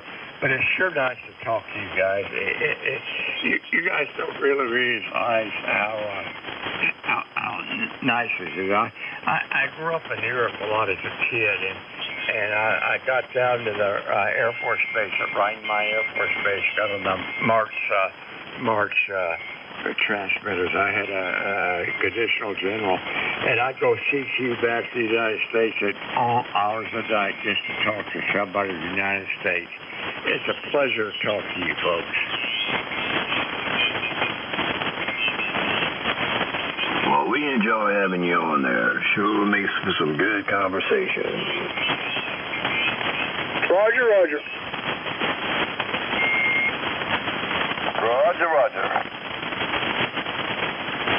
Strategic Air Force Base, Bossier, South Dakota, the home of the Air Force. Congratulations, you guys. We need you. Stand by or proud of you. Home with B-52s.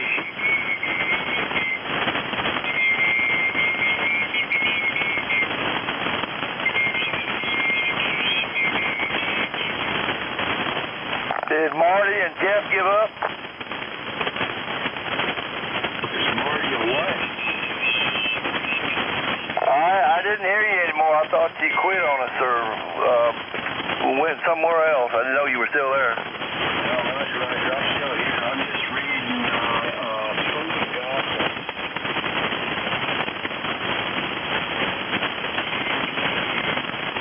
Good deal. Man, I'll be glad when we get a really good clear night where we can really hammer a good black chew. Oh, we catch them far and few between, but we do catch them.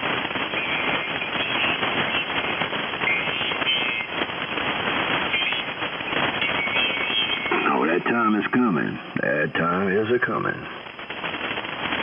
It'd be nice sitting here listening to all this static and garbage, just kind of like fingernails on a chalkboard trying to listen. I don't know, we just got to get used to it, I guess, Daryl.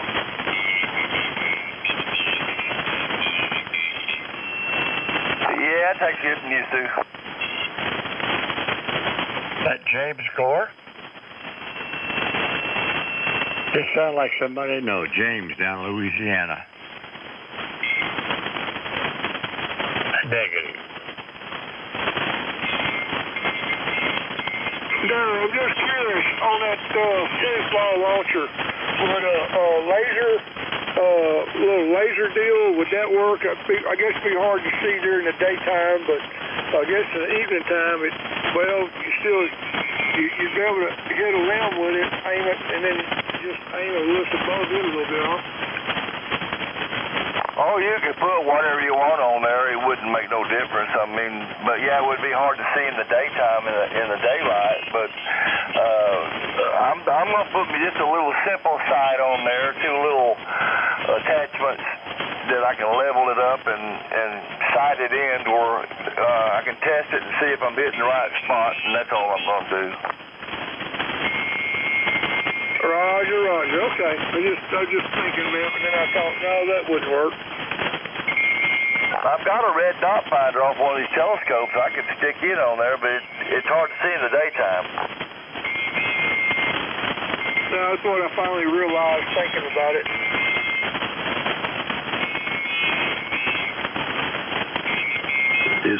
Just put a couple of clothespins on it.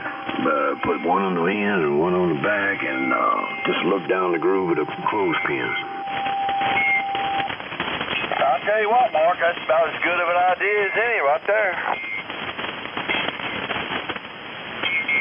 Yeah, you can cut them out of sheet metal or something like that, and just, glue them on there, double-sided sticky tape, something.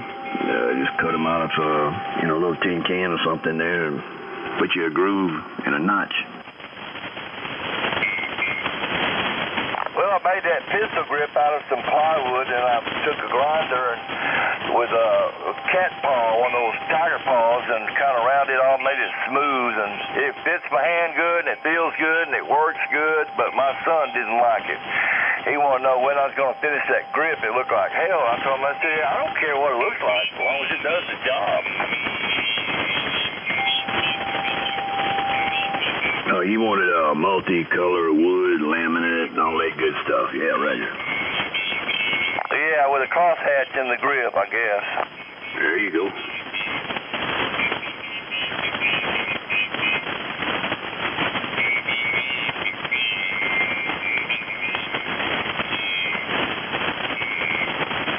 Well, I know you played around with it a little bit, sighted in. Does it have the same accuracy every time, or it goes off different ways, No, it's pretty doggone accurate. I mean, especially if you got more air in there than you need. I was aiming at a spot up on this tree out here, just practicing with it, and I was hitting it dead on every time. And, it would go up there and just knock the snot hitting it with an axe. He was hitting it with full force. But then again, I was putting more air pressure in there than I needed. And what's the discharge valve? What type of valve is it? You know those little spray nozzles you get for your shop that you put on the end of your air hose where you want to blow out an air filter or something? I took one of those, I cut some of it off and made it fit up inside between those two pieces of wood and glued it and screwed it in and whatever I had to do to get it to stay stationary in there and bent that little lever around to make a trigger out of it. Oh, yeah, I got you. You know them air tanks that you use to inflate a tire, like for a truck tire? You know, you just got that ball valve, and you just crack that ball valve. Some of them pumpkin cannons there, they got them big ball valves like that, and that's what they use. Yeah, I could have made it easier and quicker with a ball valve. You're right there, but it just looked like it would be cool if I used that sprinkler valve, and I like the idea of it, so I did it that way. But the other way would have been just fine too. Well, the ball valve, I believe you'd have a little accuracy problem there cranking on that valve. You know, it's kind of like push button valve. In the marine industry, they got air valve, air transfer, control air transfer valves where you push a button, and kind of like an air brake valve on a truck. You know, you mash the button. Yeah, well, this one releases instantly. If you pull that trigger back, be ready for it to kick because it will release it all at once. It don't play around. But that sprinkler valve has got an air chamber on both sides of that valve. And when you pressure up that tank, the air pressure remains the same on both sides, so it stays closed. And when you pull that trigger, it releases the pressure on one side of the valve. It makes it lower pressure, so then it throws that darn valve out of the way. It works great. Roger that.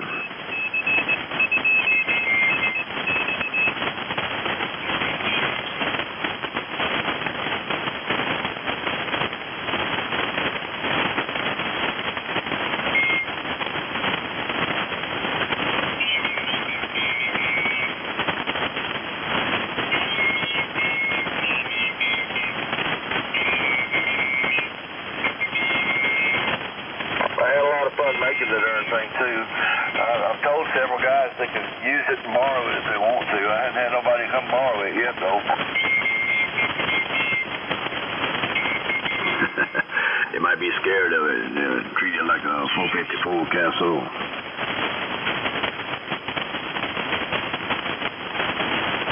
My dog loves it. I get out there and play with the dog. I take the string off and put that tennis ball in there. I split it. I got 22 copper pennies in it for weight. And even with those pennies in there, when I launch that thing at 65 pounds straight up in the air, it just appears. And all of a sudden, about a minute later, you'll hear it coming down. And that dog will go nuts trying to catch that darn ball. Yeah, I got one of them ball crazy dogs over here too. I call her Ball Girl. She lives for the ball, let me tell you. You got one of them little arm throwing things. And the grandkids had a ball launcher, spring loaded, pull the spring back, pull the trigger and spit the ball out. She could be 18 feet away, 20 feet away. And I pointed at her, and she just gets in that stance, and you see her, she just starts freaking out. I mean, squealing and barking. And you pull that trigger, she'll line drive, catch it in the mouth. Yeah, when they're nuts for a ball to catch, they'll go for it. That dog of ours, if I even act like I'm gonna pick up this tennis ball launcher, she'll start barking and jumping up and down and go to the door and ready to go out and go play.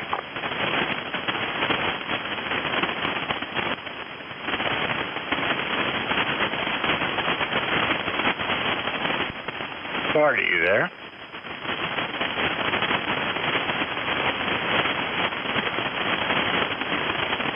He was on at Marty.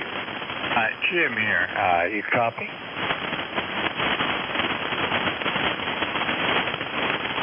Yeah, Marty, you getting a call? Hi. You know, I'm kind of a new guy here, but you're sound an interesting question. What's your background, by the way? Mine? Yeah, Marine, maritime, engineer, mechanic. Mechanical? Yes, sir. Been a motorhead all my life. I retired as chief engineer. Well, I kind of gathered that. I've only been on here a few times, and I've just kind of listened to you, and you're very, very knowledgeable in that area. And I was just kind of curious what your background was. Oh, yeah. Yeah. Let's see. Nothing got thrown away when I was a kid. If we had a Big Ben clock that quit working and my mom acted like she was going to throw it away, I wouldn't let her. It got dismantled, got figured out what makes it work. It didn't matter what it was. I was taking it apart and figuring it out. You and I grew up in the same wagon, by the way. Yeah, if you put us in a boot, shake it around, and dump it out on the floor, you might not be able to tell the difference. Yours might have been a little bit more technical than mine, but yeah. If I wanted something, I built it. My father and I built the boats that we rode on. Yeah, my father was a self-made electrician, welder, naval architect, captain. He taught me well. Did you grow up with the boats? Did you go out of the boats?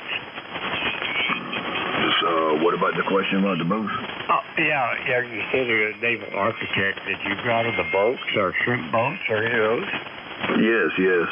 My father was, he was a fisherman. I'm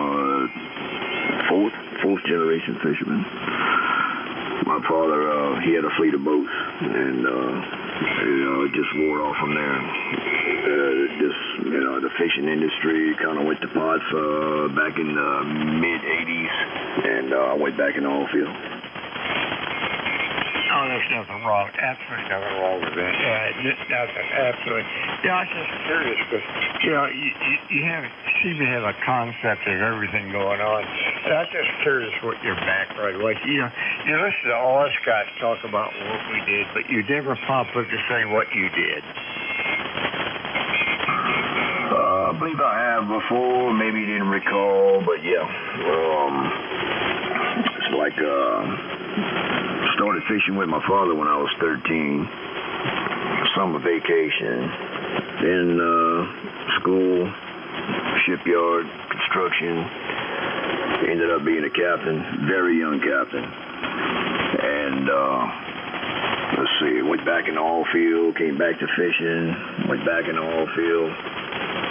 Stayed out, worked on floater drilling rigs, land rigs, offshore rigs. Every offshore rig that's made of the type of rig that's made of, mechanic and engineered on those also.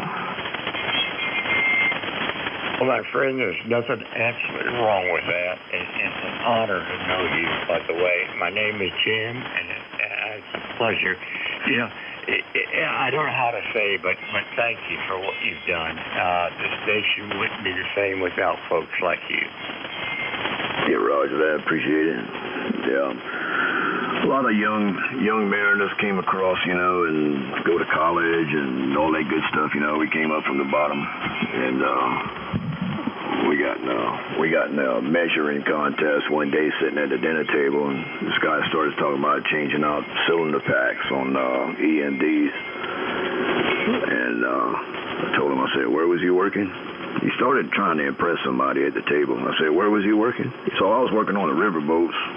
We had to change cylinder packs and heads and stuff while we was on the way. I said, that's cool. I said, when you're on the way to Africa and you got 14-foot seas and you got to do it with the boat rocking and you got engine parts hanging by, chain falls overhead, I said, go try that out one day and give me a holler back and see what you like about it. That's absolutely fantastic. That's the problem with this country we live in. We really forget. where our roots come from. And Marty, it's absolutely fantastic listening to you. Well, there's not enough hours in the night for me to discuss all that, but yeah, there's a lot of interesting stories from tragedies to success. You got friends of yours that die in your hands all the way to super duper success. It's been an up and down career. Another night we might do that over a few cool drinks, if you don't mind. KJ5, KJ. Marty's name is Jim, and I'm more than happy to sit down and listen to those stories. Roger that. Yeah, I'd have to. There's hardly anywhere I go that somebody doesn't. Like when you work on a ship or a boats like I did, you don't talk about it. And then when people talk about it, it stirs up a memory. So somebody will start talking about something, and you'll say, yeah, I did this or I did that. You don't really talk about it, but when people interject and spark your memory, you usually got a story to go along with it. But yeah, it's been an interesting maritime career, let me tell you.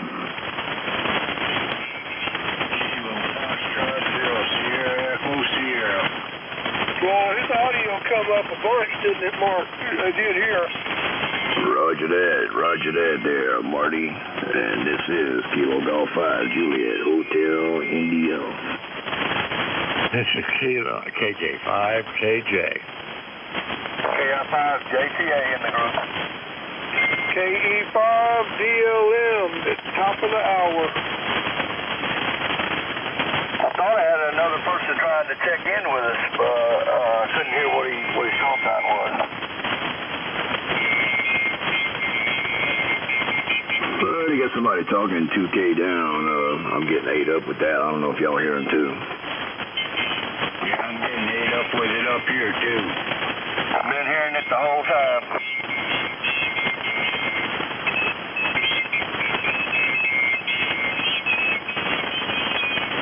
Yeah, check that out. We even got a Morse code ID.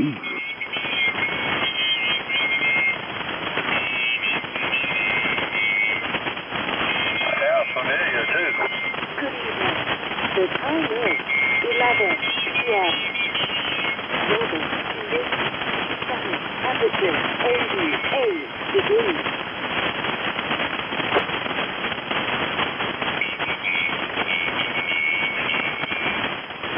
And we moved out. On the lookout a little bit. Let me finish.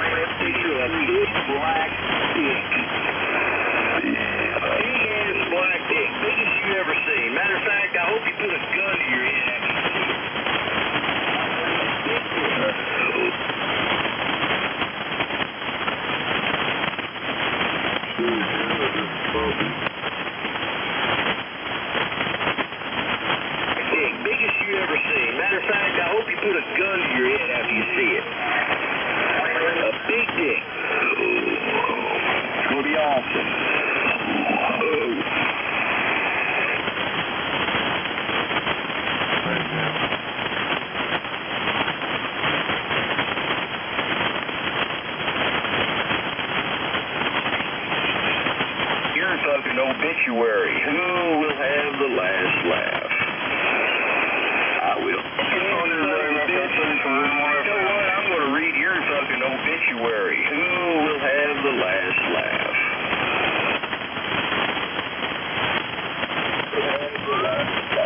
Who will have the last laugh?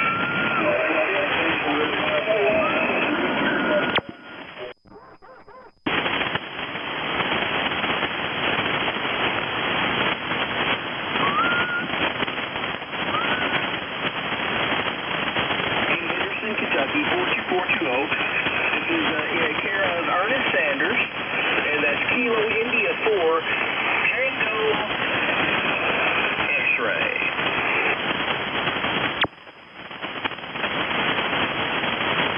And that's Kilo India 4, Tango X-ray. Tango Hotel X-ray.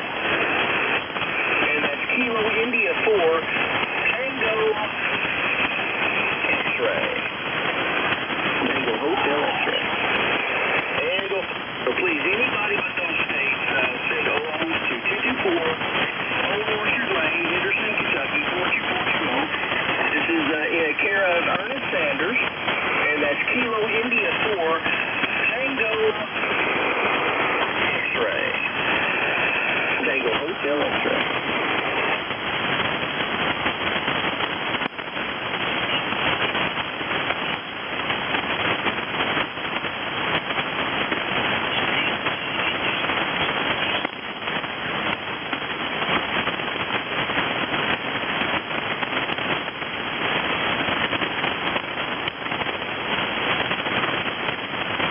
Send me now. Please come now.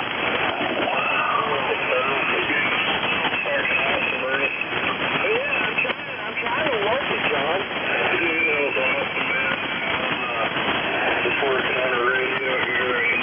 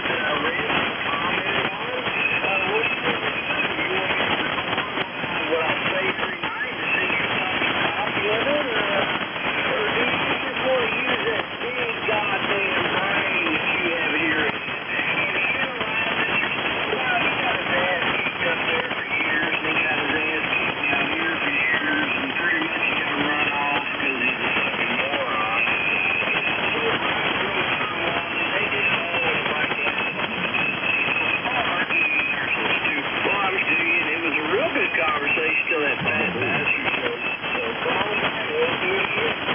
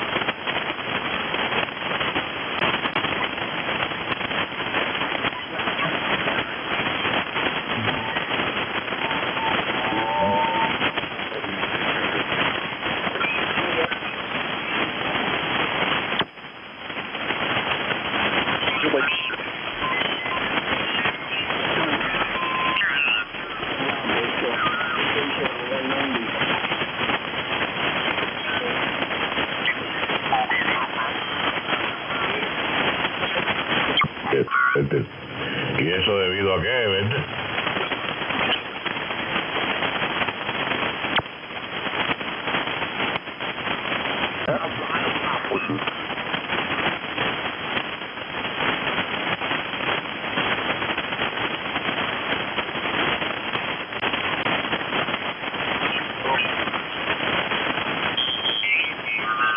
lady saved you. No, I'm serious. Oh, man, that's terrible. And still did it. Yeah, and still did, even after the cop talked to her. I explained to her, I looked the number up, there's no such number. It don't exist. Try to call it back, it says it's disconnected. Or don't exist, or not in service, or something like that. I turn my phone off a lot now because it just constantly goes off. And I got, this scam, and it's just scam. A lot of times nobody's there, so I just turned the damn thing off. I solved that problem. I turned it off. If I need it, I turn it back on. That's the way me,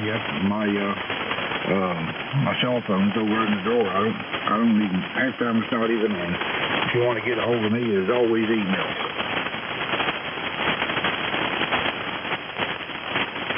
I don't want people even to get a hold of me. I even got the VA send me email. They don't call no more. They send me an email. Tell me I got an appointment. That's it. Yeah, that's about the size. I don't even they ask me about setting up accounts and stuff with them. I'm just plain stupid as I ain't got no computer. They talked about the cell phone as I use a flip phone. Yeah, they're coming back. I know. I mean, I seem like I got through life pretty good back in the 70s and the 80s without having any of this crap. Yep. I mean, I do have a regular house phone. I can't even have that no more because the phone service out here got so piss poor and it didn't work anymore. Well, I've got mine from Spectrum. Yeah, that's voice. Voice over internet protocol.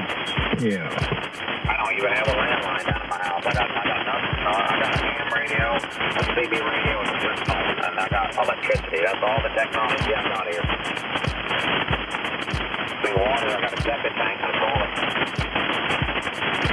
Refrigerator, microwave, stove.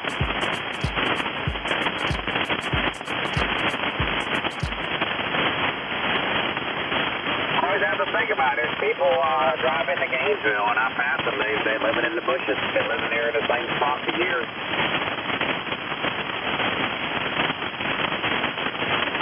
I don't see how people can live outdoors in Florida. Yeah, they do it all the time. How can they live like that? Not getting a bath every night, insects eating them up, hot, sweaty, and that. How can they do it? Well, the thing is, a lot of them are just too damn lazy to get a job. Look at how many of those people. I bet if you go through and interview those people, I bet you most of them are on government assistance. In America, they got all kinds of great programs where you can just literally be up a sack of crap and do nothing, and somehow, they will give you a place to sleep in, and a place where there's running water so you can clean up and have a toilet. I mean, even going to jail. I mean, come on. Yeah, the only country in the world that pays you to be a bum.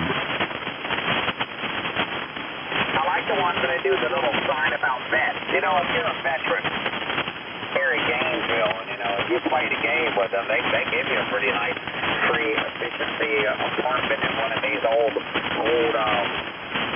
renovated hotels that the government pays the bill on. I go by one of them all the time, and some of the people that live there so long, they got like plants out front. They got a place where they sit out in front and kind of sit there. And the thing is there's no, I guess there's no smoking, there's no this, no that. There's just like being living in the barracks again. And they got rules, and they just live there. They're just existing.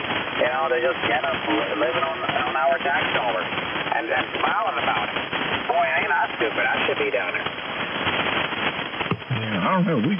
When I was in the military, we could smoke in the barracks. They didn't have any problem. They had what you call a butt can. You better use it then. Yeah, we did too. But eventually, while I was in the second time, there was, if you wanted to smoke on the boat, you had to go out on the deck to smoke. You couldn't smoke inside the boat anymore.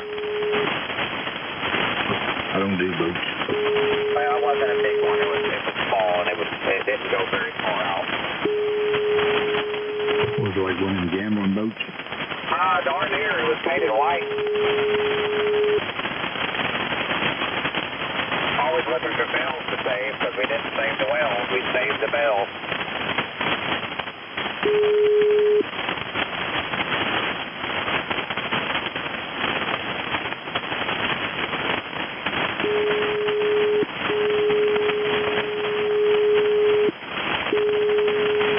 I'm going to get out of here. Have a good night. KHX. All right, there, Skipper. We'll catch you later, man. Have a good night. All right, catch you later. What time is it, David? You got a clock out there?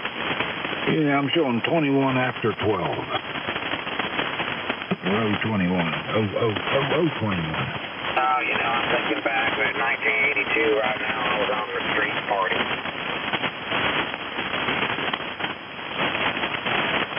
Friday night, ain't it? Yeah, 82. Hell, I was married thinking it was going to work. I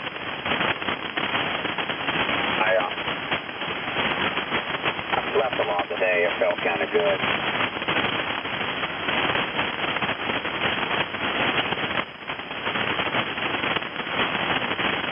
I can sleep for about 2 hours and I got to get up.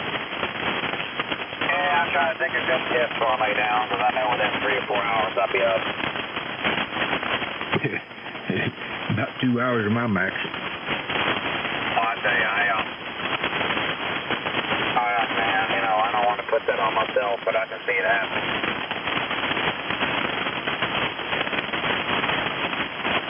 It ain't to the point I got to wear some depends to go to bed in.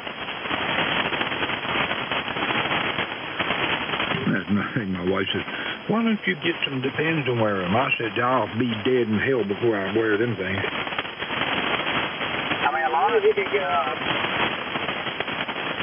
at least, you know, make it out to the porch. You know, lean way over so you don't piss on yourself. You know, you can still, you know, get it out and get a good flow. I think we still need to do that, you know. Well, I don't do that. I don't go out there and lean way over there. I lean backwards and do it. The hell, I've got enough. I just hang it on the banister there. Oh, yeah. Well, you know, I never was blessed to be a Dwight Anaconda.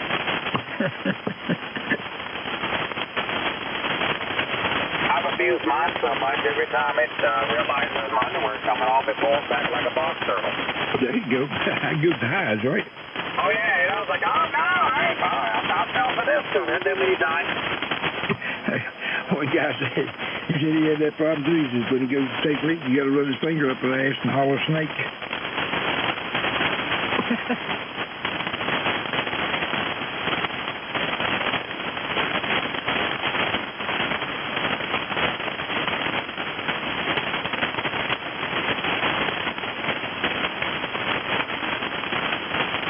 It's getting quieter over here. Let's see this meter fall back.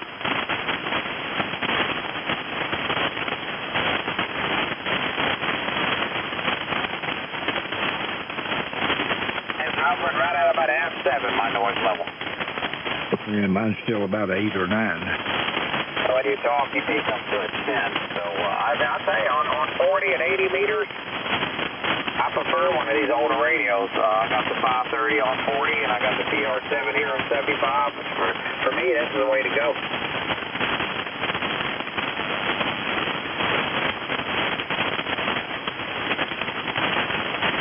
I like these control radios. I can hook something else up over here that's, you know, got the barn door wide open. And it's got a heck of a receiver, but it just picks up a whole lot more stuff.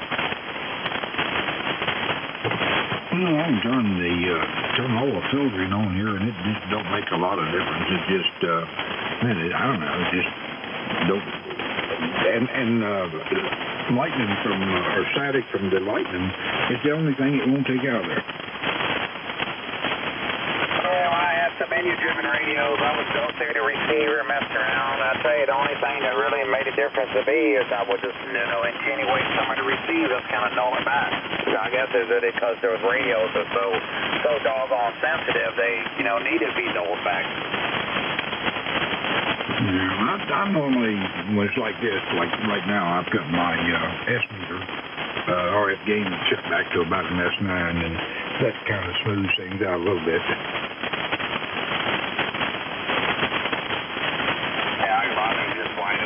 Probably the TR7 ain't nearly as sensitive as some of these new radios out here, but you know, with the signals hammering in here, and I'm not going to sit here and try to talk to somebody here on 75 or any band that's got a really light signal. I mean, I'm not a competitive operator. I talk to people who I can hear. Yeah, right. I mean, if the band's in bad shape and one of my friends out there and it's just really crummy, I try to do it on the wave or the high five and stuff, and if I can hear him, I can, I'm okay with that, but I'm not gonna sit here and struggle.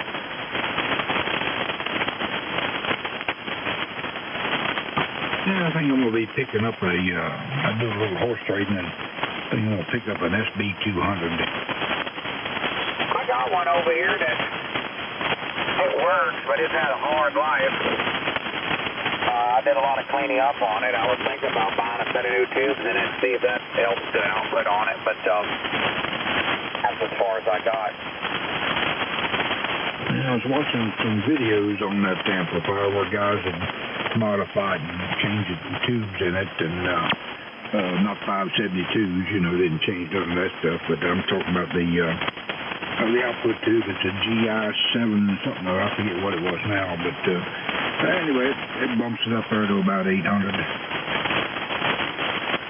What kind of shape is that 200 in, do you know? That looks to be pretty good shape. I went all out, found a new faceplate to put on this one. It looks nice. It's got a green faceplate, black cabinet. And that's one thing I wished it didn't have was that green on there. I wish the hell that mine, the one I'm looking at, was black. The cabinet's black, but the faceplate is green. Is that what you're talking about, the cabinet? No, the whole thing is green. Yeah, what do you want to make black? The whole thing or just the cabinet? Yeah, I'm going to do it. If I do it, I'm going to do the whole thing. And somebody makes a nice overlay. And the problem is we get the overlay to stick like it should.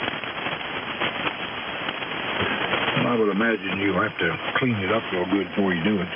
Now, I did another overlay on that AL1500, and that come out nice. On that AL1500. How did that faceplate get so worn out that it needed one? Well, I didn't. I just didn't like the looks of it. Okay, and I didn't know if it was well used or something. Oh, no, it's in good shape now. No, Hank got that. He got that back up and took it back to Ohio with him. Now you're going to be amplifier rich there. You need to get rid of an amplifier or two now. I've been thinking very seriously about getting rid of all of the damn stuff and going solid state. How much for the the L7 deck? Oh, I don't know. I have no idea even what they're going for. It varies, the biggest thing is, like anything, if it don't work, you need pieces to make it work. For me and you both know the value of it goes way down. Oh yeah, no, it works. In fact, it's got some fairly new tubes in it. But you ain't got a power supply to go with it. No. That's at least, and to me in reality, I ain't gonna call it half the amplifier. That's at least a third of the amplifier in the value. Well, like I said, I'm not worried about selling it either. I sell very little stuff. Not like me, you're a hoarder. Yeah, still got the damn wife I married 50 years ago. Not for long, maybe. For a survivor.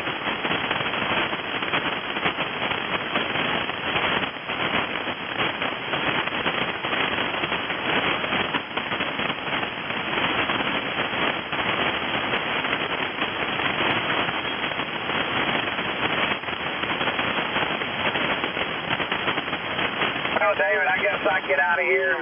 I usually try to get on 45 on these free days in the morning, but I won't tomorrow morning because I'm going to try to get up, leave the house, and I got to drive all the way off to Green Cove.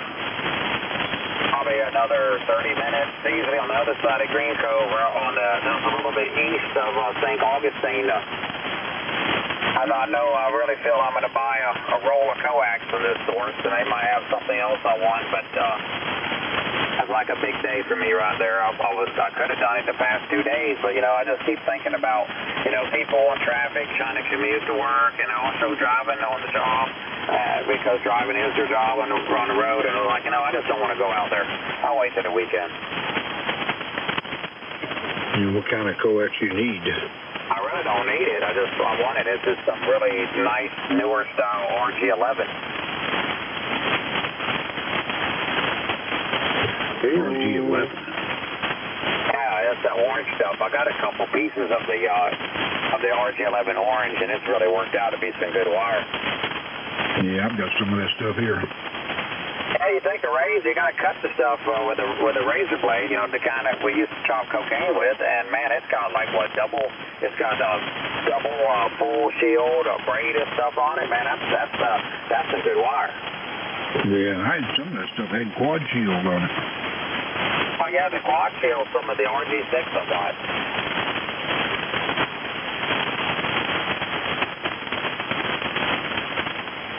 I couldn't see any difference in it. Well, I've used all kinds of wire. Pretty much, I just make it work. What you using RG6 on? That's what I'm using right now. I'm using Siamese RG6, so it's 2 pieces of RG6. They're supposed to go on a satellite dish molded together. And I used the 2 center conductors as a balanced bead, so I got the shields tied together and grounded out to the chassis of the tuner. When I go out at the back of the tuner, I got 1 center conductor on one side, 1 on the other, just like ladder lines. And I run out to a fence post outside, and underneath the antenna, and at that fence post, I convert back in the ladder line. So I do a lot of synthetic stuff here. Oh, okay. Now, the RG11 is a bit better, as per if you're really trying to make something rock solid. So I got a couple of things I like to do, and I see that RG11, and I said I'd just rather use that and be done with it. I've run RG11 on mobile installations, like for example, a steel whip there. I've put RG11 on that too. Oh yeah, when I was running my ground plane over there, at first I started out here to shack with just a random length of RG8 just to get out the shack, and then I converted to old barrel connector. And as the RG11 runs on the ground at the base of the tower, and at the base of the tower I convert back into RG8. Works fine. Yeah, I just adjusted my frequency a little bit, come down to you there. You were drifting downwards. Yeah, I probably bumped it or moved it like that. But, that RG11, it's got the characteristics of the RG11 is better than that LMR 400. Yeah, I didn't do that much study on it. We just run out of coax, and I put that 75 ohm on that whipper, and actually the SDR was better than what it was with the Mini 8. There you go, Well, I just did that with, when I cut the stuff open with you, I said, man, look at this thing. It's got double full shield and double braid. LMR 400 ain't got that. You take some of that RG6 or 11. Well, 11 would be a little heavy, but take that RG6 there and use it for a radio there for a dipole. I mean, hell, that stuff would be strong. That's what I made some double bazooka style antennas out of, just RG6. I mean, I made a 4-way loop one time out of RG6. So I was like, I just use this stuff. I did it and, hooked it all up and tuned it up, worked fine. Yeah. You like me, I experiment. I had some of y'all who telling me, that RG11 ain't no good for 400 watts. I come over to my house and watch me fire up the 3-1000 and dump the power into it. Oh, yeah. That's all right. Ain't nothing wrong with it. I'm running the Clipperton L right now, and it's almost hitting the KW. So there you go. The RG6 is working fine. Yeah, where it would not work fine, and that would be for any coax. Let's say I was trying to tune up an antenna that's a bit too short, and the tuner would tune it. Well, somewhere along the line, I'll be getting some heat, and it's going to probably be in the coax.